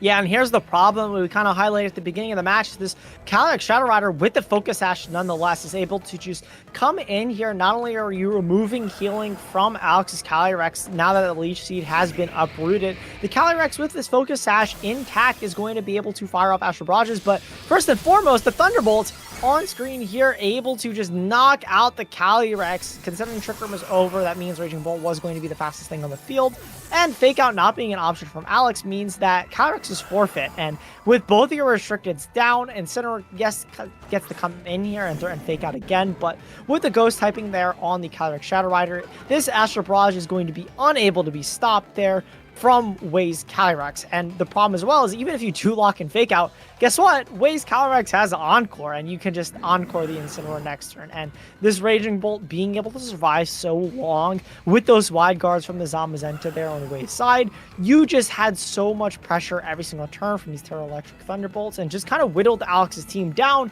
to where now you're in this position and where Astral Barrage just kind of cleans up the game. So this is still going to be an interesting turn. A lot's going to ride on how much the Astral Barrage does. If Incineroar survives, then it is going to be able to Leech Seed recover off of that Raging Bolt, which is going to mean that the Raging Bolt faints. And Volcarona is setting up a Quiver Dance, so it's not going to be KO'd by the next Astral Barrage. And depending on how it and Calyrex were trained, maybe it will be faster. Probably not, but there's a chance. So we are down at least to a 2-2 situation here. With a number of boosts on the Volcarona, it's going to have a chance to get at least one attack off. I'm not sure how it's going to get through both the Zamazenta and the Calyrex, but if Alex needed anything to go right, it was definitely this turn. I imagine things are still looking pretty rough, but if he's able to critical hit a Giga Drain and recover a bunch of hit points, or finish off the Zamazenta and somehow be faster than the Calyrex, there's at least some information Alex is going to get here about how reliable a Quiver Dance win condition might be for the game. Yeah, very notably with how that damage looked is I think the Incineroar might be able to live another Astral Barrage here, but then it's then what, right? Because you can only redirect or attack, right? So the Zamazenta can freely body press this Incineroar to finish it off.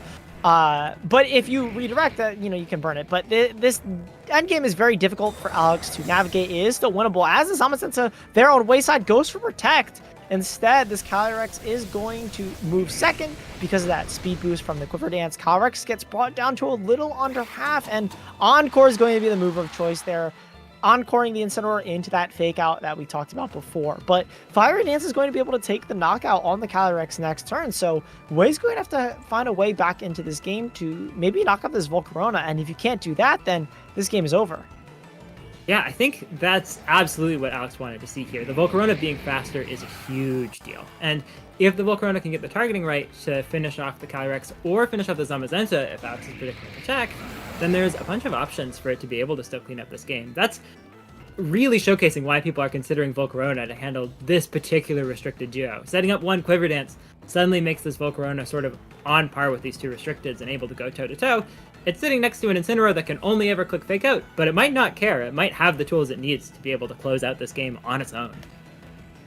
Yeah, and I think Alex doing a really good job at being able to set up those Leech Seeds to kind of whittle down the Pokemon into that range. I think having the foresight that knowing the Fake Out in combination with the Leech Seed would be enough to bring down the Raging Bolt and kind of whittle down that threat, as well as, setting up this Volcarona, finding that perfect turn, like we said before, preserving the HP on that Volcarona so that you could find this key turn to live the attacks, set up that Quiver Dance, and win the endgame against the chip down Pokemon.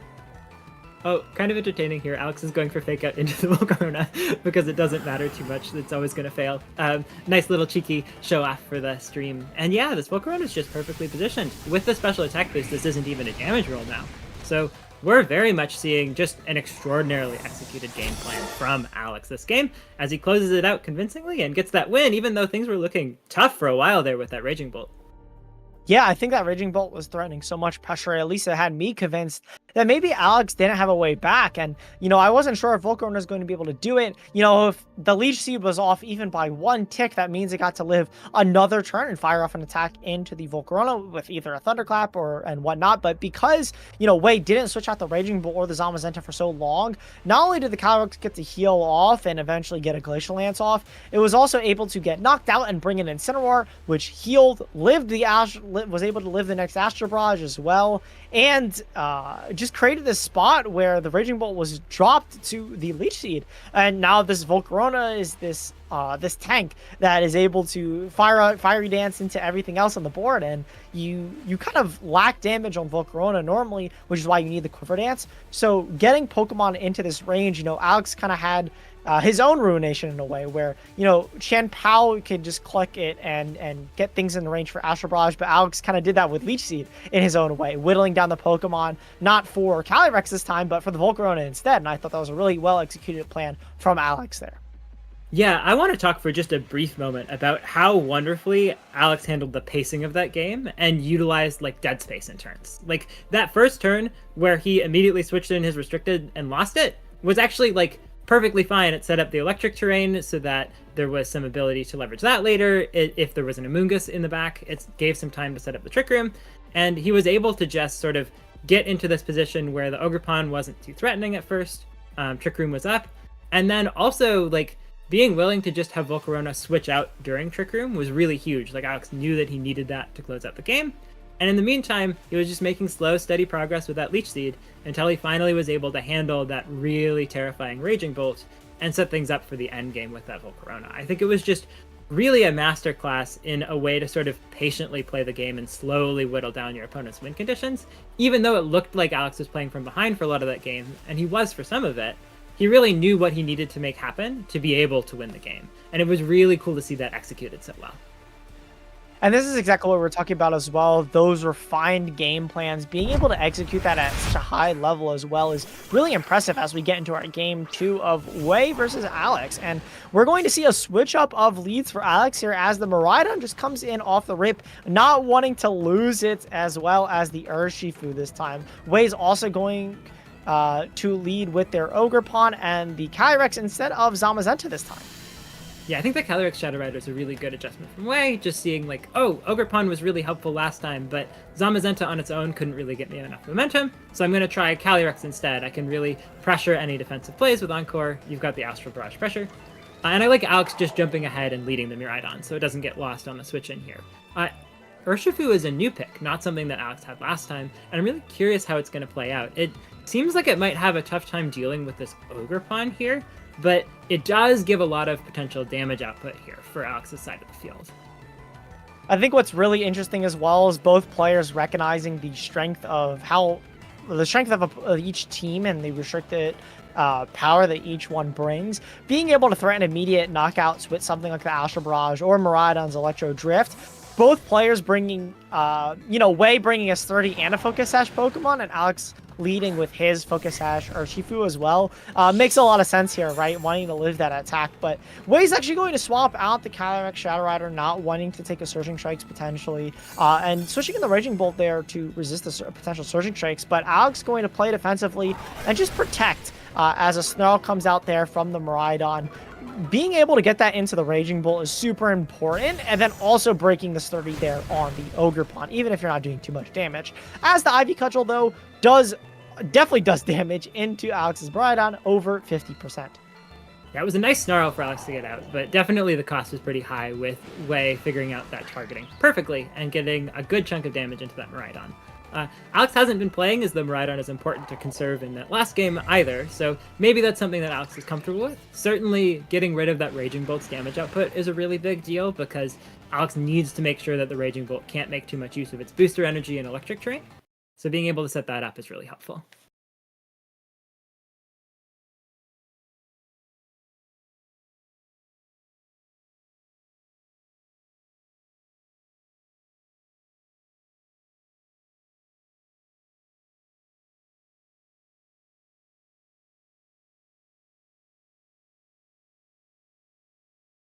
I am back now. Apologies. It looks like we've had some internet difficulties. Are we live now?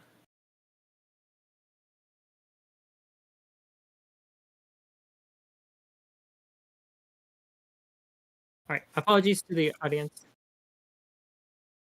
Okay, sounds good. We're both back here.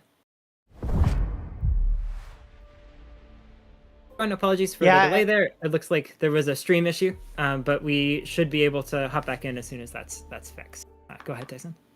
But that was a really interesting turn, right? Like, I mean, I guess the explosive power from that turn one and just how much damage was coming out was just really dangerous from both players. That maybe caused the connection issue. I'm not sure. Maybe a lot of Miraidon's electric train caused the short circuit there over in Anaheim. But unfortunately there, I think Alex maybe still got the better end of that trade, being able to Snarl. Even if the Calyrex Shadow Rider stays in, you get a Snarl into that, or if Raging Bolt comes in. I guess the worst case scenario is maybe if Zamazenta comes in and you're only really breaking this 30 there, but I think was overall very impactful for Alex. I think it was definitely going to be on a way for them to kind of have to navigate through the rest of the game.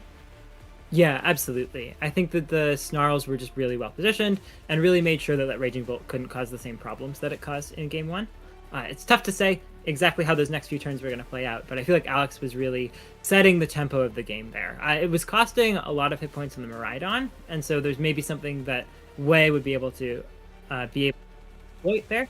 And it looks like we're going to be able to jump in and see where we are pretty soon as we watch this Moltres fly down as we jump into seeing the Zamazenta and the Calyrex out versus a bunch of fire types on Alex's side. It looks like a lot of switching has happened here. Yeah, and there's the Zamazenta, exactly what we talked about before. Being able to resist against something like the Snarl is super important, but this is a totally different board position than what we saw last. And this Volcarona now is in a position where maybe it's not as free to set up that Quiver Dance. If you do, it is going to have to take an Astral Barrage and a follow-up attack from a Zamazenta, which you don't necessarily want to take. Yes, you resist it, but it still does a lot of damage. And recognizing, I think, Wei, if you recognize that how much damage the Volcarona potentially can do, you recognize that this game maybe you want to whittle it down a little sooner so that it doesn't become the menace that it was in game 1. I will say, though, that without the Leech Seed, that both these Pokemon on Wei's side are looking very healthy. We are going to see a Terrassalization, though, to try to find a way back in this game, as the Shadow Rider there for Wei is going to turn it into Ghost to threaten even more damage into something like the Volcarona. And again, if this is a double up into that slot, that could be very dangerous. We're going to see that Astral Barrage come out. Really big question how much damage this does to the Volcarona, if it can stop that Quiver Dance game plan from last time. That's going to be down to 74 hit points on the Volcarona, a good 2/3 damage. It's going to be able to get off that Quiver Dance, though, showcasing how slow that Zamazenta is on the other side. And it might even be able to take another one of those now that has the special defense boost, as Body Press goes out to finish off the Incineroar. So Volcarona is now set up to be faster than everything on the other side of the field. It's taken a little more damage than it did last time, which is significant, but crucially, with Alex being able to bring in this Scarf Miraidon, which apparently he did conserve, which is really useful, there is an opportunity now to just go for Snarls and make that Calyrex's damage irrelevant, or if you're worried about the Wide Guard, to just double target that Calyrex and take it out. Yeah, and I think with the Terra Ghost, you're able to get a knockout here on the Volcarona potentially. The really important thing as well is that the Volcarona is faster, so you're actually able to get an attack. Because the Incineroar did get knocked out there for Alex, you weren't able to break the Focus Sash last turn. But with the Scarf Miraidon here and the Volcarona being +1, you outspeed both these Pokemon.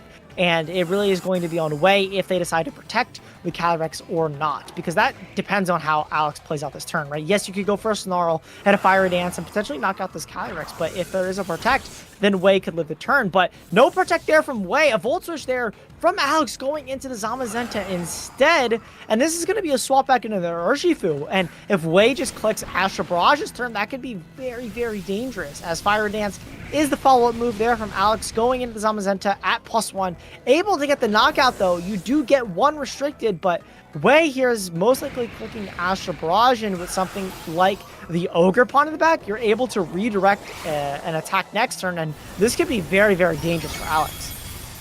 And we are going to see that KOing the Volcarona, like you mentioned. That Terrassalization really putting in work for Wei, moving that 3-hit KO into a 2-hit KO, even with the Quiver Dance boost, because Alex didn't go for that Snarl. That's going to give Calyrex a Grim Neigh boost, and I think with its Focus Sash still intact, things are going to be looking pretty tough for Alex. There's an option to still Aqua Jet and target it down with the Miraidon, but there's a ton of opportunity for whatever Wei brings into the other slot to just keep accelerating that pressure, or even just having a Follow Me user next to this +1 Calyrex with a Focus Sash intact. I think is going to make things pretty tough for Alex to get back into this game, and we'll likely be seeing a third game. Yeah, unfortunately there, Snarl not going to be doing enough, especially the fact that Calyrex has Terrassalized there for Wei. Means that Snarl isn't going to be 4 times weak, or Snarl isn't going to be 4 times super effective against Wei's Calyrex. Instead, only going to be, just 2 times super effective, which isn't enough to beat down a restricted like Shadow Rider. A detect there from the Urshifu, though, recognizing that if there is a way, you need to preserve this so you can go for an Aqua Jet next turn.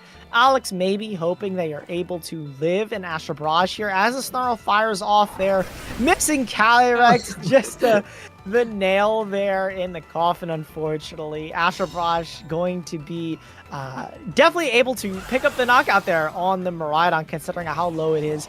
This Wei's Calyrex is at +1 with the Terra Ghost, able to just finish off the Miraidon there, and I think this is going to be, as you said, game 2 for Wei.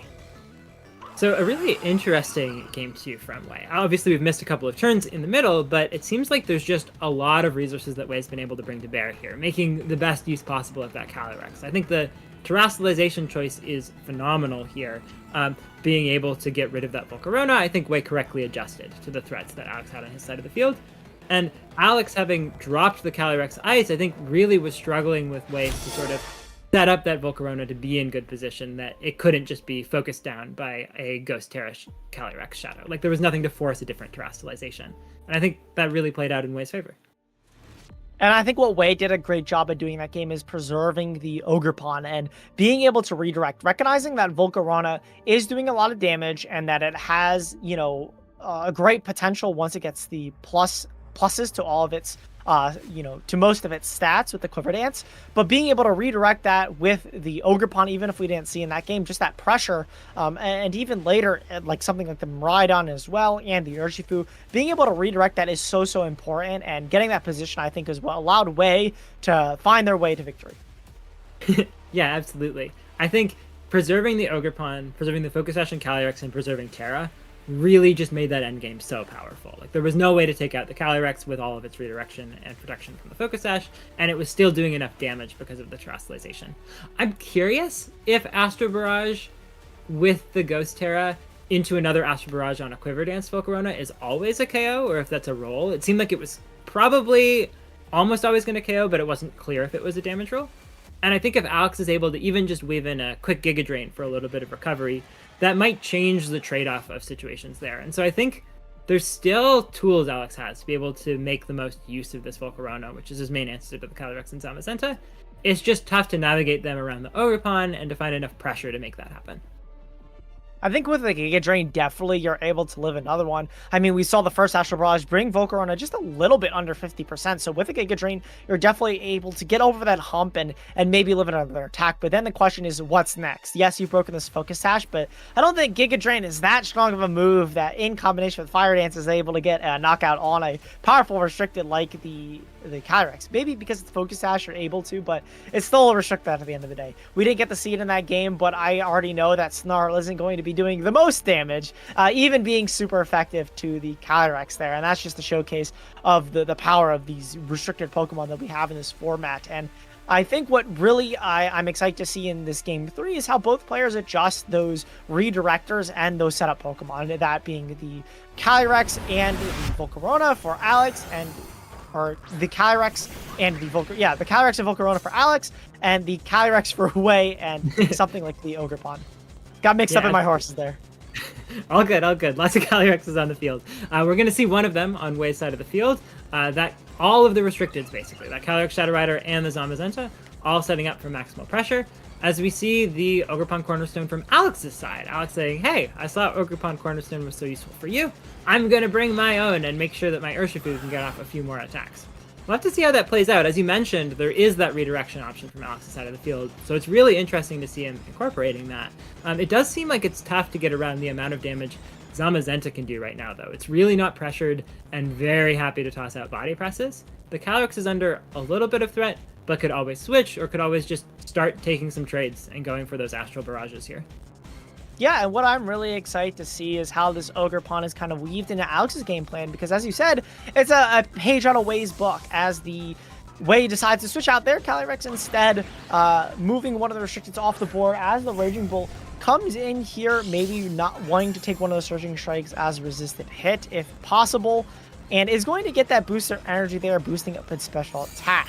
The Urshifu, though, on Alex's side is going to go for Detect, not wanting to take a Body Press and preserve that Focus Sash. This Ivy Cudgel, the move of choice there to break Wei's Focus Sash, doing 50% to that Raging Bolt, and that's sizable damage as Wei's Body Press is failed to go off into the Protect on Alex's Urshifu. And I think if you're Alex, that is a beautiful turn one. Not only have you preserved the Focus Sash on Urshifu, but you preserved the Sturdy on Ogre Pawn, which I think is also important here, right? Yes, we talked about the Follow Me, but the Sturdy is honestly the key reason you want to run this Cornerstone Ogre Pawn variant, and being able to threaten a potential knockout there in the Raging Bolt if that roll is in your favor. An Ivy Cudgel threatening into that slot, I don't think Wei has a good swap into that slot, and you know, even if it is a Cornerstone resisting it, you're breaking the Sturdy, and this is a really good potential turn 2 for Alex if you're able to make it work.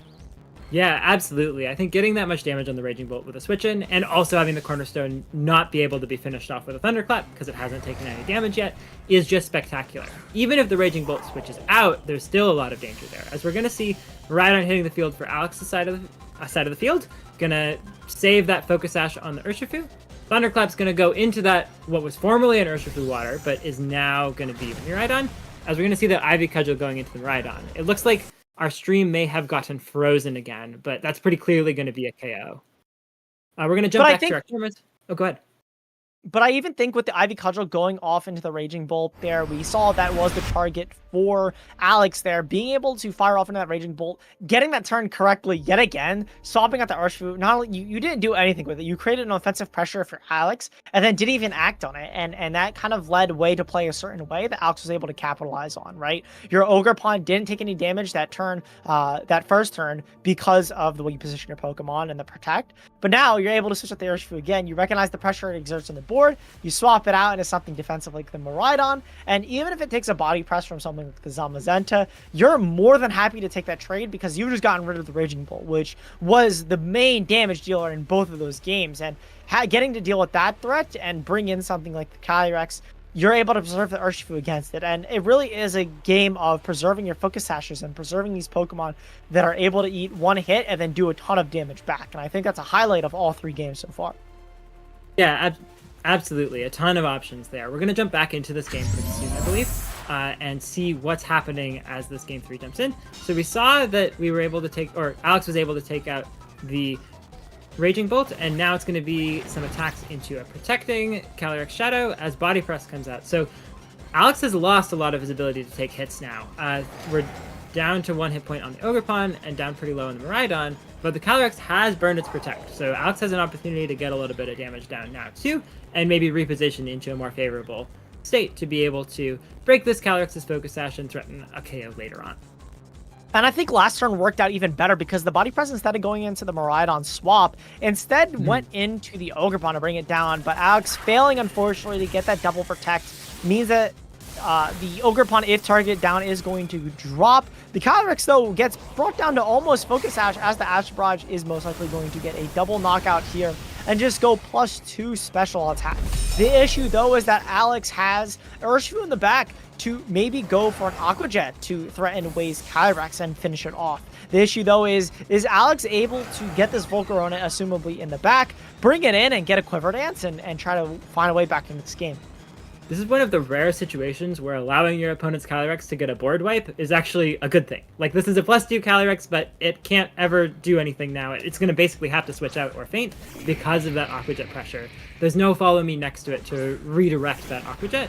And yeah, this is a free turn, as you mentioned, Tyson, for Volcarona to activate its Electric Seed, get a defense boost, and now it's going to be able to go for a Quiver Dance, and all it's going to have to take for its troubles is a Body Press into the Volcarona, which Wei might not even go for because it's just not going to be very much damage. So this is really well positioned if that Volcarona is able to get through that last Pokemon for Alex to be in a great spot. The challenge is, if it's that Ogerpon Cornerstone on Wei's side of the field, we're going to have to see what that Volcarona can do to be able to get through an Ogerpon. That might be a pretty challenging thing, and it might force some terrestrialization plays from Alex later on in the game.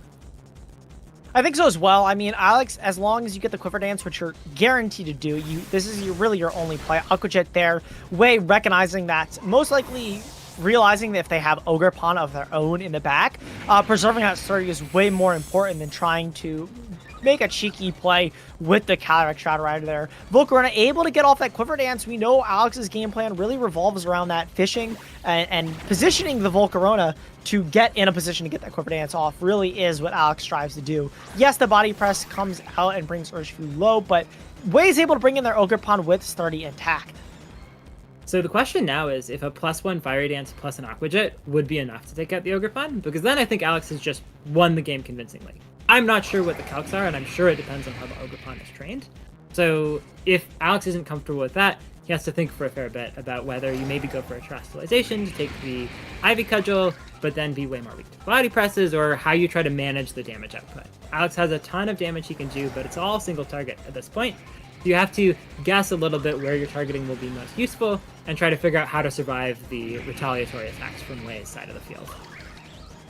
Yeah, absolutely. And we can't forget, terrestrialization here for both of our trainers still available. Alex is going to terrestrialize the Urshifu, valuing that a lot more, that stellar terrestrialization, meaning both the close combat and the surging strikes are going to be able to be boosted, albeit once, or this Aqua Jet in this instance, going off into the Ogre Pond there, doing a decent amount. If the Fire Dance is able to knock out, this could just be the game for Alex, and it is a critical hit to boot as well, just to secure the knockout there. Wei is down to their last Pokemon, the Zamazenta, and it's going to go for a body press there, trying to do a little bit of damage, but with the Electric Seed is going to do nothing.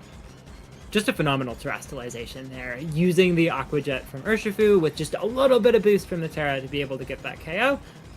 A little bit of risk, I think, because if the Ogerpon had terrestrialized, it wouldn't have been weak to fire anymore, but that was a pretty high risk play for Wei to have gone for. And you would be weak to the Aqua Jet, so I suppose that's where Alex is sort of covering all of his bases with that.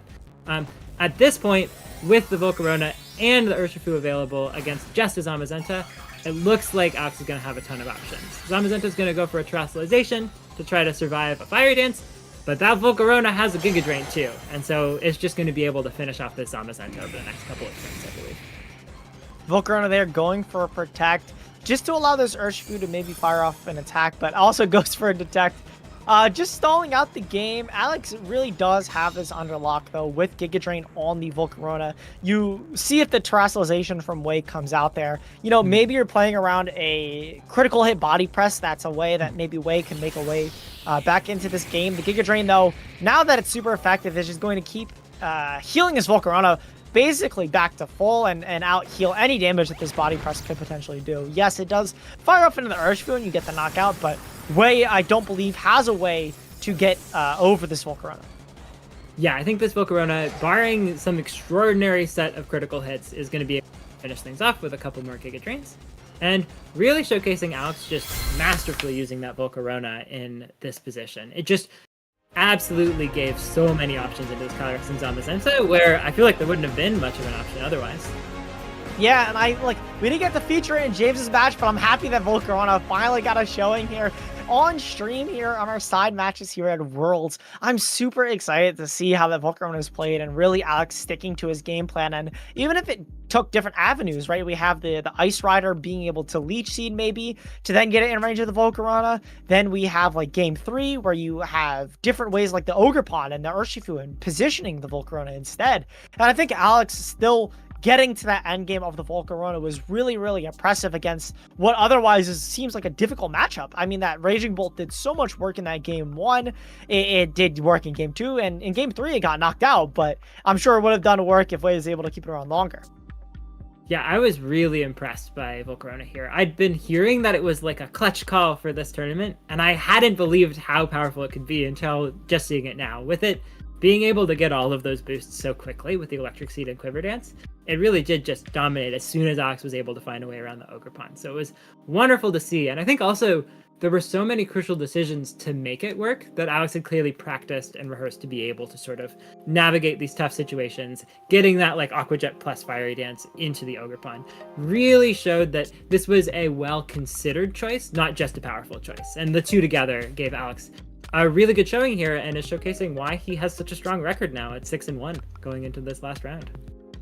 Absolutely, and I think you said it best, is that combination of the powerful options really created this amazing game plan that we got to witness here. And I'm super excited to get to cover more games as we wrap up our round 7 here. Alex going to be taking the win against Wei 2-1, but that's not it. We have one more round of Swiss for you guys. We're going to cut to a quick break real quick, but we'll be back soon. Go check out the main stream, but when we're back, we're going to round up the day with round 8. See you soon.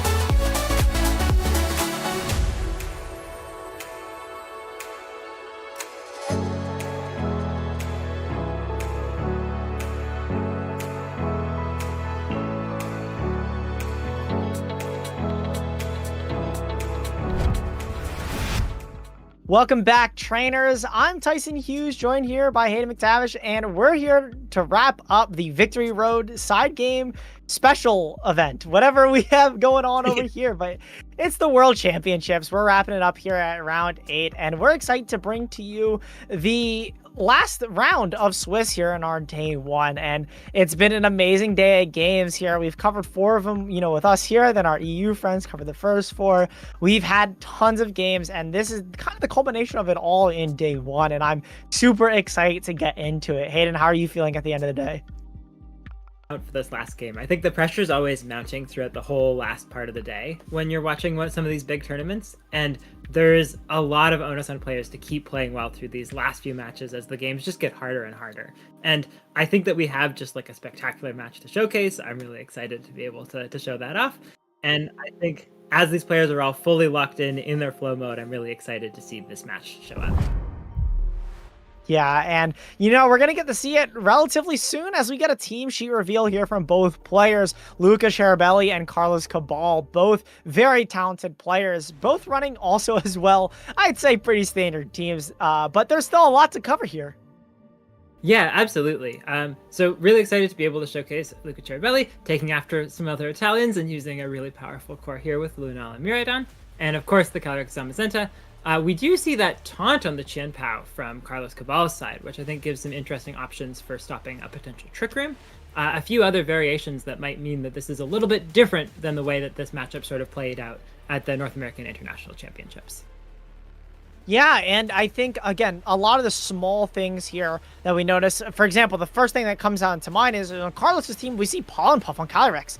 Normally you have the Astral Barrage or Psychic, or even something like the Giga Drain or, Draining Kiss, but Pollen Puff is something new. Yeah, I think there's a bunch of little changes on Carlos's team. There's the Pollen Puff, there's the Taunt, there's Helping Hand on the Ogre Pawn, which means that Astral Barrage can come out and do a lot of damage with the Life Orb too. Whimsicott has Fake Tears to set up a bunch of immediate pressure. Just a ton of little variations that are probably why Carlos is sitting at this comfortable 6-1 in the World Championships. With a whole lot of text that might be really useful in this matchup. Yeah, and I think being able to navigate your way around both of their psychic ghost types is going to be a little bit difficult. Each team having their own way around it. Carlos having a Qian Pao, not having something like the Throat Chop though to immediately threaten the Lunala. You have to kind of, with a Sucker Punch, you have to hope the Lunala goes for an attack to hit into it. Lunala also having the Electric Seed there is going to be boosted against physical attacks, which could be pretty dangerous, which could also be good against Zamazenta, if you do decide to Terastallize as Lunala. Yeah, I think my expectation is that Lunala will probably want to be a Fairy type for most of these matchups. It's just nice to not have to click Wide Guard versus the Calyrex Shadow Rider. But you're right, it sort of has an option to maybe not Terastallize because this Qian Pao can't really force any Dark type attacks until after it's gone for a taunt. So there's some interesting questions here about the best way to position Lunala in this game. But yeah, as you mentioned, the Electric Seed means it's really not threatened by a couple of the Pokemon on Carlos' side of the field. Carlos is really going to have to rely on maybe getting an Astral Barrage around the Wide Guard, maybe using that taunt, or just the old-fashioned way with a whole lot of damage from Raging Bolt to be able to take out that Lunala. Yeah, and I think as well, we saw earlier, even something like the Ursaluna is a big damaging threat, especially into Carlos' team, where there isn't really a resist, besides like the Zamazenta, maybe to the Facade. But other besides that, you really have to rely on something like Terra Ghost. So you really have to rely on something like Terra Ghost to maybe get around that, but that's not really something you want to Terastallize in this matchup. Ursaluna seems like if you can get in position, if you're Luca, could do so much damage into Carlos' team. Yeah, definitely. We saw a stream match earlier that was showcasing Akatsuki Day really making use of that Lunala plus Ursaluna mode to be able to steamroll through a Calyrex Zamazenta team. I think there's a few tools Carlos has, even if he gets into that really tough situation. There's Follow Me on the Ogre Punch, maybe redirect some headlong rushes. There's still the opportunity to maybe Sucker Punch around a Ghost type Ursaluna, but things are definitely it's definitely ideal for Carlos to keep Trick Room from ever going up, and I think that might be the game plan we're seeing. Just trying to pressure a lot of damage into the Lunala right away with Fake Tears from Whimsicott, trying to get a taunt off with the Qian Pao. But of course, if you focus too much on that Lunala, you're really opening things up for Luca to make use of his very comfortable Choice Specs Miraidon set that he won the World Championships with last year. Yeah, absolutely. And I mean, I think you mentioned a little bit, we've been back and forth about it, but something like the taunt on the Chen Pal is going to be very important. And even something like, I think the encore on Whimsicott is going to be very good, right? Because if Lunala does go for a move, you can encore it as well. Taunt isn't the only way you have to get around these status moves. The only thing you can't encore on this team is the Incineroar into like something like Fake Out. But being able to encore and taunt, having that flexibility really gives Carlos different tools in this matchup to kind of get around the devastating thing that is Trick Room. Yeah, see if Encore comes into play. Even just as a minor thing, like if Whimsicott is on the field when Lunala sets Trick Room, Lunala probably has to switch out and lose its Electric Seed boost. That's like a nice little pressuring option that Carlos will have. And I think also you could even just Encore Lunala into Wide Guard to stop it from going for Trick Room if it's trying to avoid the Calyrex damage. So there's a whole lot of like little subtle options that Carlos has on his side of the field that might be able to turn this matchup a little bit on its head. And I'm really curious to see how many of them come into play directly versus just being something extra for Luca to think about on the team sheet. Yeah, and I think as well, like both of these being established teams, this is kind of the story of today is how can you change an established team to where it's not like some crazy tech, but still give you a upper hand maybe in either the mirror or into their matchups that you might be struggling with. And I think I'm really interested to see how Carlos's adjustments in like Pollen Puff or in like the taunt can really give them the upper hand in maybe this matchup.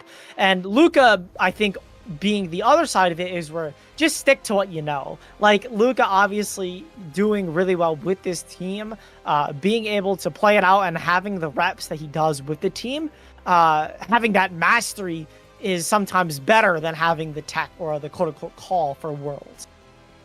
Yeah, absolutely. I think Worlds is the place where you want to be most familiar with your team because you're most likely to encounter brilliant players putting you in positions you're just not that comfortable with. And I think if there's anyone I trust to be able to play out of a bad situation with a Choice Specs Miraidon team that he's really familiar with, it would definitely be Luca Cherubelli. So I think being able to just go into this matchup knowing that there's a few tricks, but knowing that, hey, I trust my team, I know how to go into this, is definitely the game plan for Luca's side of the field.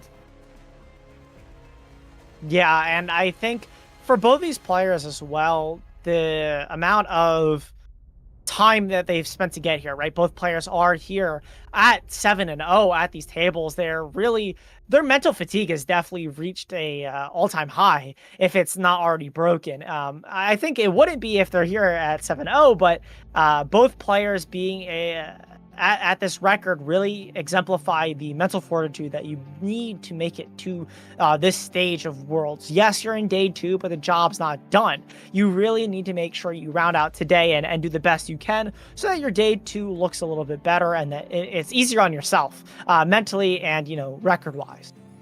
Yeah, this is such a huge deal for both of these players sitting in this tournament at 6-1.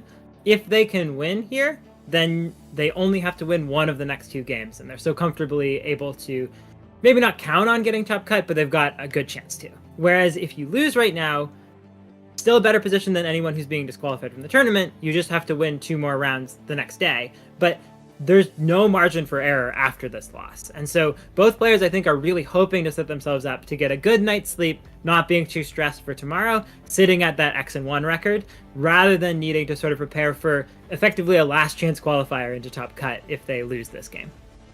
Yeah, absolutely. And I think as well, being able to have that is also like a sigh of release. Like, yes, we're talking about the anxiety that maybe comes from it and having this record and having to keep that up. But being also at this record is an accomplishment. You should celebrate a little bit. Even getting to 6-0 earlier is an accomplishment in of itself. Getting any wins, I feel like, at the World Championships is an accomplishment. Considering the level of play that you're dealing with and the consistency to keep it this entire time is no small feat at all.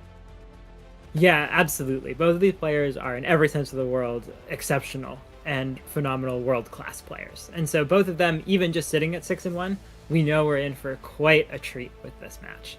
I'm really excited to see how they choose to play this matchup.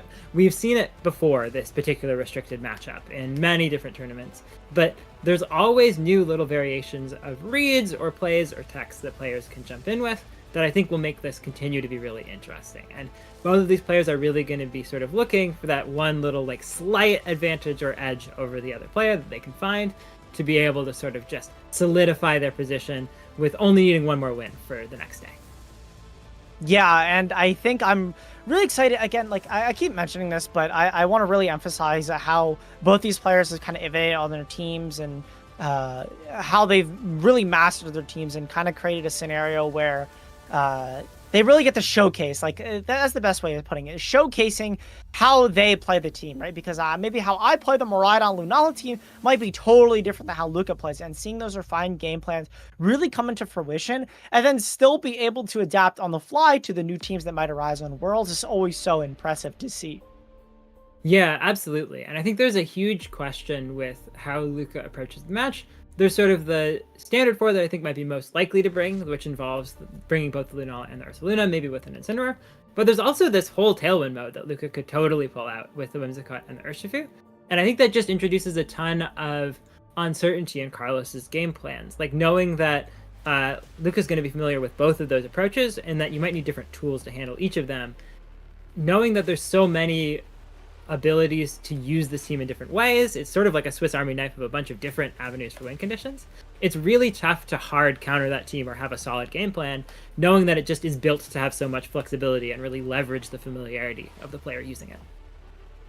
And I think you put it best, having those array of tools, that Swiss Army knife, as you referred to it as, having that many tools in a matchup, and not only in terms of Pokemon, but in terms of mental as well. Like knowing your team so well that you can spend that extra brain power, recognizing maybe how your opponent wants to approach the game plan really does go miles. And having that small advantage over Carlos is what maybe, Luca might need in a matchup like this, or in, this stage of the World Championships. But also, to Carlos's favor, having the small things like Taunt, maybe Luca didn't prepare for that. Maybe Luca wasn't prepared for Pollen Puff Calyrex. I know I wouldn't. Having those small things and the extra move that might create a new line that Luca has to consider might be brain power that Luca has to spend now in this match where, he otherwise wouldn't have. And that might to be Carlos's advantage. So it really can go either way, right? It's kind of like, I believe there's like a mental state where, if there's 3 flavors of ice cream, right, it's very easy to pick from those rather than if there's 18, right? So that one extra move or that one extra flavor of ice cream kind of creates a predicament where Luca has more brain power that he has to spend. Yeah, absolutely. A ton of what decides these matches is just who's able to use the 45 seconds per turn more efficiently. And I think there is absolutely this double-edged sword of when you're really practiced with a standard team, there's so much more you can do in those 45 seconds. But some of that work might not apply as well as soon as somebody changes a few things. They have Pollen Puff, they have Taunt, they have Fake Tears on the Whimsicott. And so it's going to be interesting to see whether Luca's able to leverage mainly the positives, or if those little slight adjustments wind up really requiring a lot more brain power from that side. But we're going to finally hop into game here of Luca Scarabelli versus Carlos Cabal, as Luca leads off with the Miraidon and the Whimsicott, setting up a Tailwind there, it looks like, to get the speed advantage against the Miraidon from Carlos's end, as the Ogerpon there goes for a helping hand, wanting to boost up that potential Astral Barrage, as Whimsicott actually, instead of the Tailwind, goes to the Light Screen, valuing that damage mitigation instead of the speed control, as Astral Barrage coming off from Carlos's Calyrex does so much damage there to the Whimsicott and Calyrex, even still. Yeah, so that Light Screen really keeping that Calyrex up from otherwise, that Miraidon up, I should say, from otherwise being just completely KO'd by the Astral Barrage. But a nice KO from Luca that comes out here, getting rid of that Ogerpon at pretty heavy cost to the Miraidon, but with the option to now set up Tailwind for the future. So a nice just trade of damage, getting rid of an important defensive tool on Carlos losing that Ogerpon, but so much damage on the Miraidon that it should be pretty easy to pick off later if Carlos is able to get even one more attack. Yeah, and I think having the Life Orb here just lets you do so much damage, and Raging Bolt being the perfect third pick here for Carlos, swapping in both of these Pokemon are, in risk of getting knocked out by an Astral Barrage, and with Raging Bolt, nothing from Luca's side is really going to be able to swap in either. Maybe if you bring in the Ursaluna and are immune, but to both attacks actually, but besides that, you don't really have a good swap here, and with Terastallization on Carlos' side as well, you can amplify that damage even more, and this could very quickly steamroll in Carlos' favor. So Carlos is definitely coming out with all the stops in terms of damage, but hasn't taken KOs yet. And I think Luca's done a really good job of making sure that like a Pokemon at 1 hit point can do just as much as a Pokemon at full. And so just timing that light screen to keep the Miraidon up, timing this Tailwind now to maybe be able to get off one more attack, gives a lot of options. Well, we are going to see a Terrestrialization here from the Raging Bolt, going to become an electric type, potentially really powering up a Thunderclap or Thunderbolt option. If Carlos wanted to take a KO, this sure is the way to do it. And part of me thinks that Carlos maybe is clicking something like Thunderclap, but no, it's not. Draco Meteor going to be the move of choice. Not able to pick up the KO on Calyrex most notably, and this Astro Barrage now is going to be able to get a double knockout into Luca's Pokemon. And that's absolutely huge because you didn't get rid of the Calyrex, and now you've lost 2 Pokemon for it. Yes, you have Light Screen set up, and yes, you have you have Tailwind up and Light Screen, but Carlos just got 2 of your Pokemon, one of them being a restricted, and this Raging Bolt's at full HP. This is super scary if you're in Luca's position, but definitely not unplayable depending on what's in the back. Yeah, it's a really big gamble that Luca's taking just on the board state, saying, if I have Light Screen up, if I have Tailwind up, I know that I can finish this game. Luca also still has Terrestrialization, which might be really important for trying to make it through this Raging Bolt. As we see that Electric Seed activating, not super relevant now, but maybe relevant if there's a Zamazenta in the back. Luca definitely down in terms of Pokemon count here, but I think with the Tailwind and the Light Screen, depending on how much that Thunderclap does into a Terrestrialized Urshifu, I think Luca's in prime position to immediately convert back some KOs here. Yeah, and I mean, we see a Terrestrialization here on Luca. In an attempt to respond to Carlos's, Terra Ghost there is going to make your Choice Bandit Urshifu not take super effective damage from this Thunderclap, which otherwise would just straight up knock it out as a one-hit KO. Close combat there, not able to knock out the Raging Bolt either. Carlos's Pokemon just, built to live these attacks, and it's super nice as the Moongeist Beam there is able to finish off the Calyrex Shadow, thanks to that Tailwind, outspeeding it. But the problem now is that this Raging Bolt is going to get to fire off an attack, assumably that Thunderbolt there. And if this is into the Urshifu, even with Terra Ghost, I'd be surprised if it does live the turn, as it does not, thanks to that Electric Terrain, the Booster Energy, and the Terrestrialization. Regardless of the Terra, Luca's Urshifu is going to finally go down, and Carlos is going to still maintain a lead. So a lead definitely maintained here. Getting that KO is really crucial, but with Zamazenta as the last Pokemon on Carlos' side of the field, and Lunala still comfortably as a Ghost type, I don't know where the damage is going to come from Carlos to close this out. The Raging Bolt can try to get one more good Electric type attack off. It's going to protect this turn, but the Lunala calls that and gets a Moongeist Beam. It's going to be just really tough unless this Raging Bolt can get off a spectacular attack into Lunala to be able to actually finish off this game. Shadow Shield's broken now. So there's an option to try to get off Booster Energy, Electric Terrain, Thunderclap. But short of that getting close to a KO, I'm not sure. It's an open question. Carlos is really relying on what this Raging Bolt can do through Light Screen with that Thunderclap. Is it going to KO? Not even. It's not going to KO, but it's going to do a lot of damage still. I think Carlos making the correct decision there. Taking advantage of the Electric Terrain. You lose so much power anyways, but make it up for it in the terrain, that it's fine. And yeah, that Heavy Slam does so much damage, as well as regardless of how this turn plays out, Carlos always attacking with both Pokemon there makes too much sense, because now the Lunala is in range of both of attacks, either the Heavy Slam or the Thunderclap there. So that's going to be game 1 for Carlos in a very convincing manner. That was a very quick game as well. For as much hype as we talked about the analysis as well, just leading into that game 1, I think it's still worth mentioning that analysis, because none of those turns and none of those quick plays happen without any of that thought process, right? Like, without thinking of, oh, I know this is going to do this much damage, or I know this is how normally people play. Carlos can never make those plays. So positioning the Pokemon the way that Carlos did was really impressive still, and even though it was a quick loss for Luca, I think was still really well played by him as well.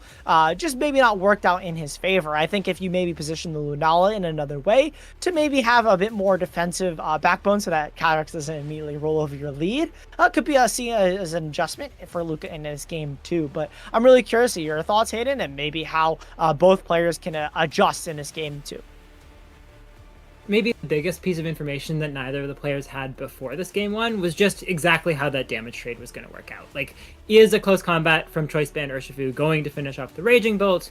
How much damage is the Raging Bolt going to do back in return? Can Lunala finish off Zamazenta with enough Moongeist beams?